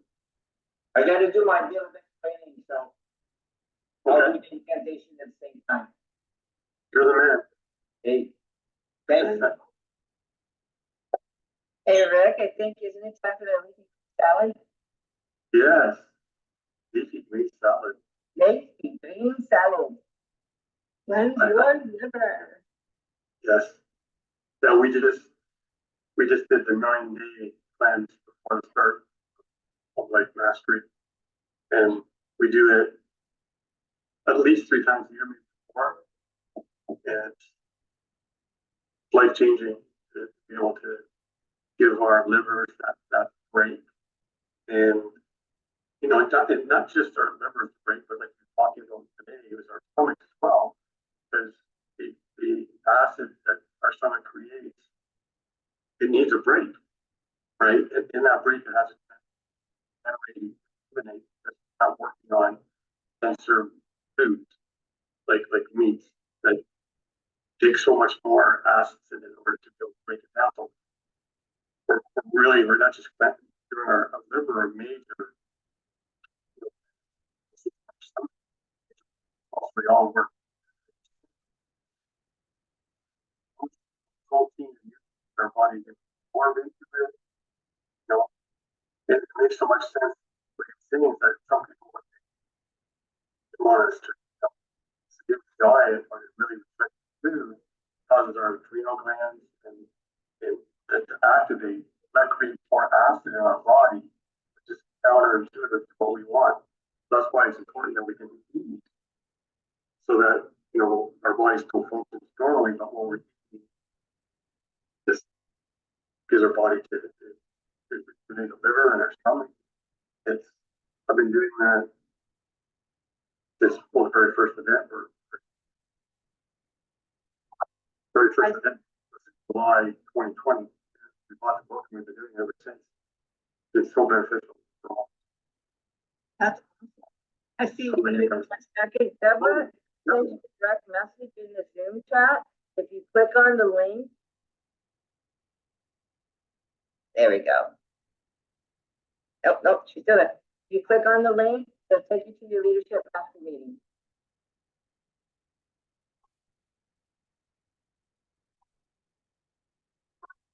I also put it in Slack for you, in your direct message Slack.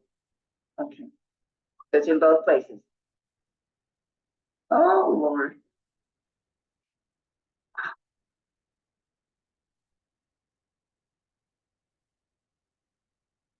Yeah, you'll need to log out of here and then log in. Okay, all right, thanks. Okay, I'll say leave. I'm sorry. Go to the next. I got my picture up, all right? That was the good thing. Thank you. Absolutely. Let me get out of here. Oh, wait, let me. All right. Sorry, Rick, I didn't mean to interrupt you, I just didn't want her to be late. No, that was perfect.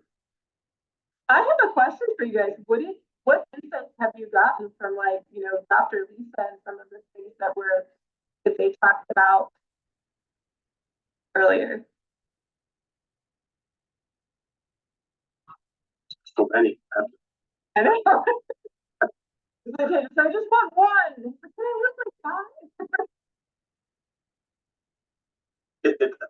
I think from understanding what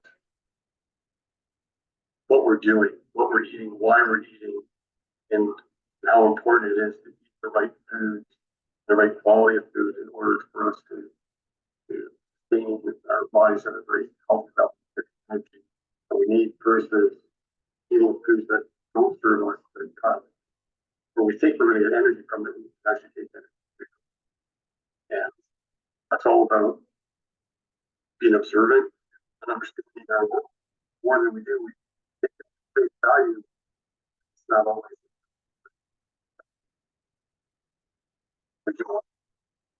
I kind of am in this field, or I retired from this field. And so I understand a lot of it. And that's kind of, I left Western medicine, got into this because Western medicine, I didn't like the answers I was getting. It was a very similar story. And so what surprised, and I do energy medicine also, that what caught me off guard, and I went, duh, was when the phlebotomist came in and said, can I draw your blood? Can I, ask that question? I went, huh, I have never had anyone ask that. And now that I'm getting more into the quantum physics concept just for fun, right? It makes so much more sense. But I love everything she said. I'm in full agreement. Now it's not, you can't just pick and do something, other than your gut. If you're going to pick anything, pick, your gut. But you have to have something to pick, but it gives a little more direction to your individual body instead of everyone's body being the same, because it's not. And so I love that, whether you do it by testing or muscle testing or however you want to do it, to find that key to the or that piece of the puzzle that makes you Rick, fit versus Danny's a different piece, but y'all both can have the same problem. And so that's actually what excited me when I was doing medicine. I granted it was with animals, but it was the same, right? And so, we did a lot, and so a lot of it was familiar, and I can just about imagine the excitement of people when they are hearing this for the first time or second time, because it's so much different. What about you, Danny? Oh, I love how, there were so many things. I think what's key is she mentioned the gut health, which is, we're all doing, this is all about doing this. So it really ties in with that. And I think too is trust yourself, right? Because sometimes there's more than one way. And that's one of the things that I love about life mastery, right?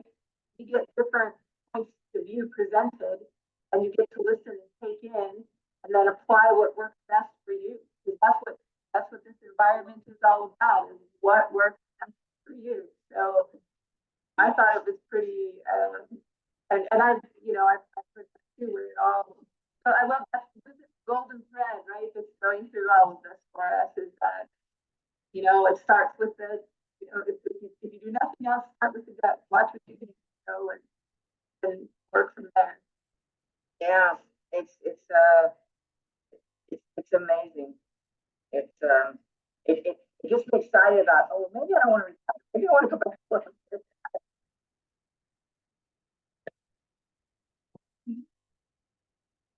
And it's about progress.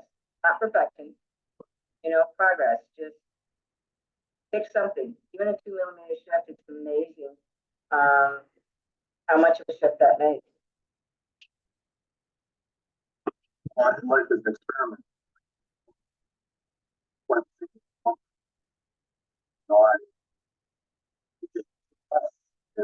with less clarity, some that was so different, mind boggling, but it had to do with our lifestyle.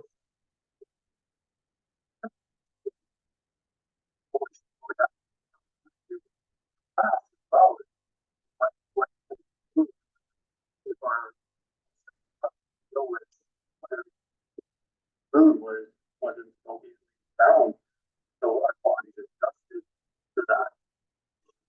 But for me, I have to really be careful amount of salt that I have, and also the amount of calories because my body, my ancestors, the Irish were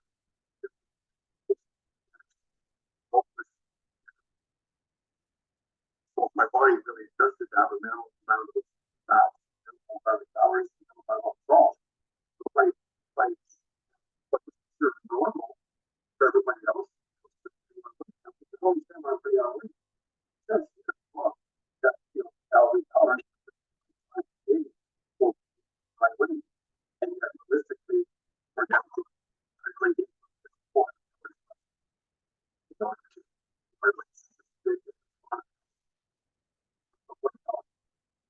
You know, self-care. What?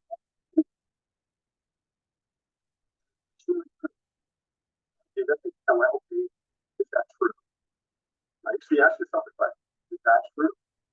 The only way to get a fight is by being like, calories on the food, right?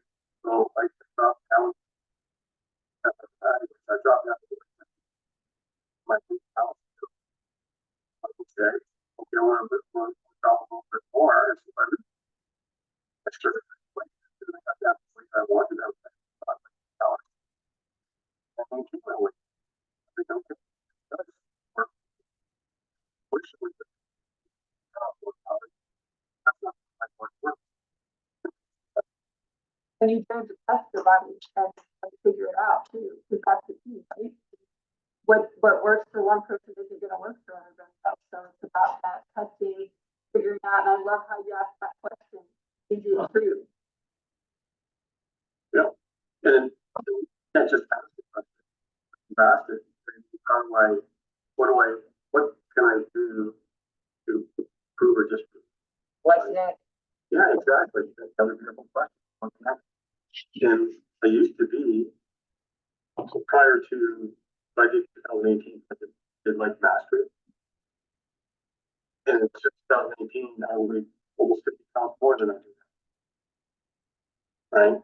And not only, I used to be on the bubble, right? I like really high school, weight, and I just, I'm gonna get hurt. And I was on the floor coach, but I didn't understand, like, I feel size, how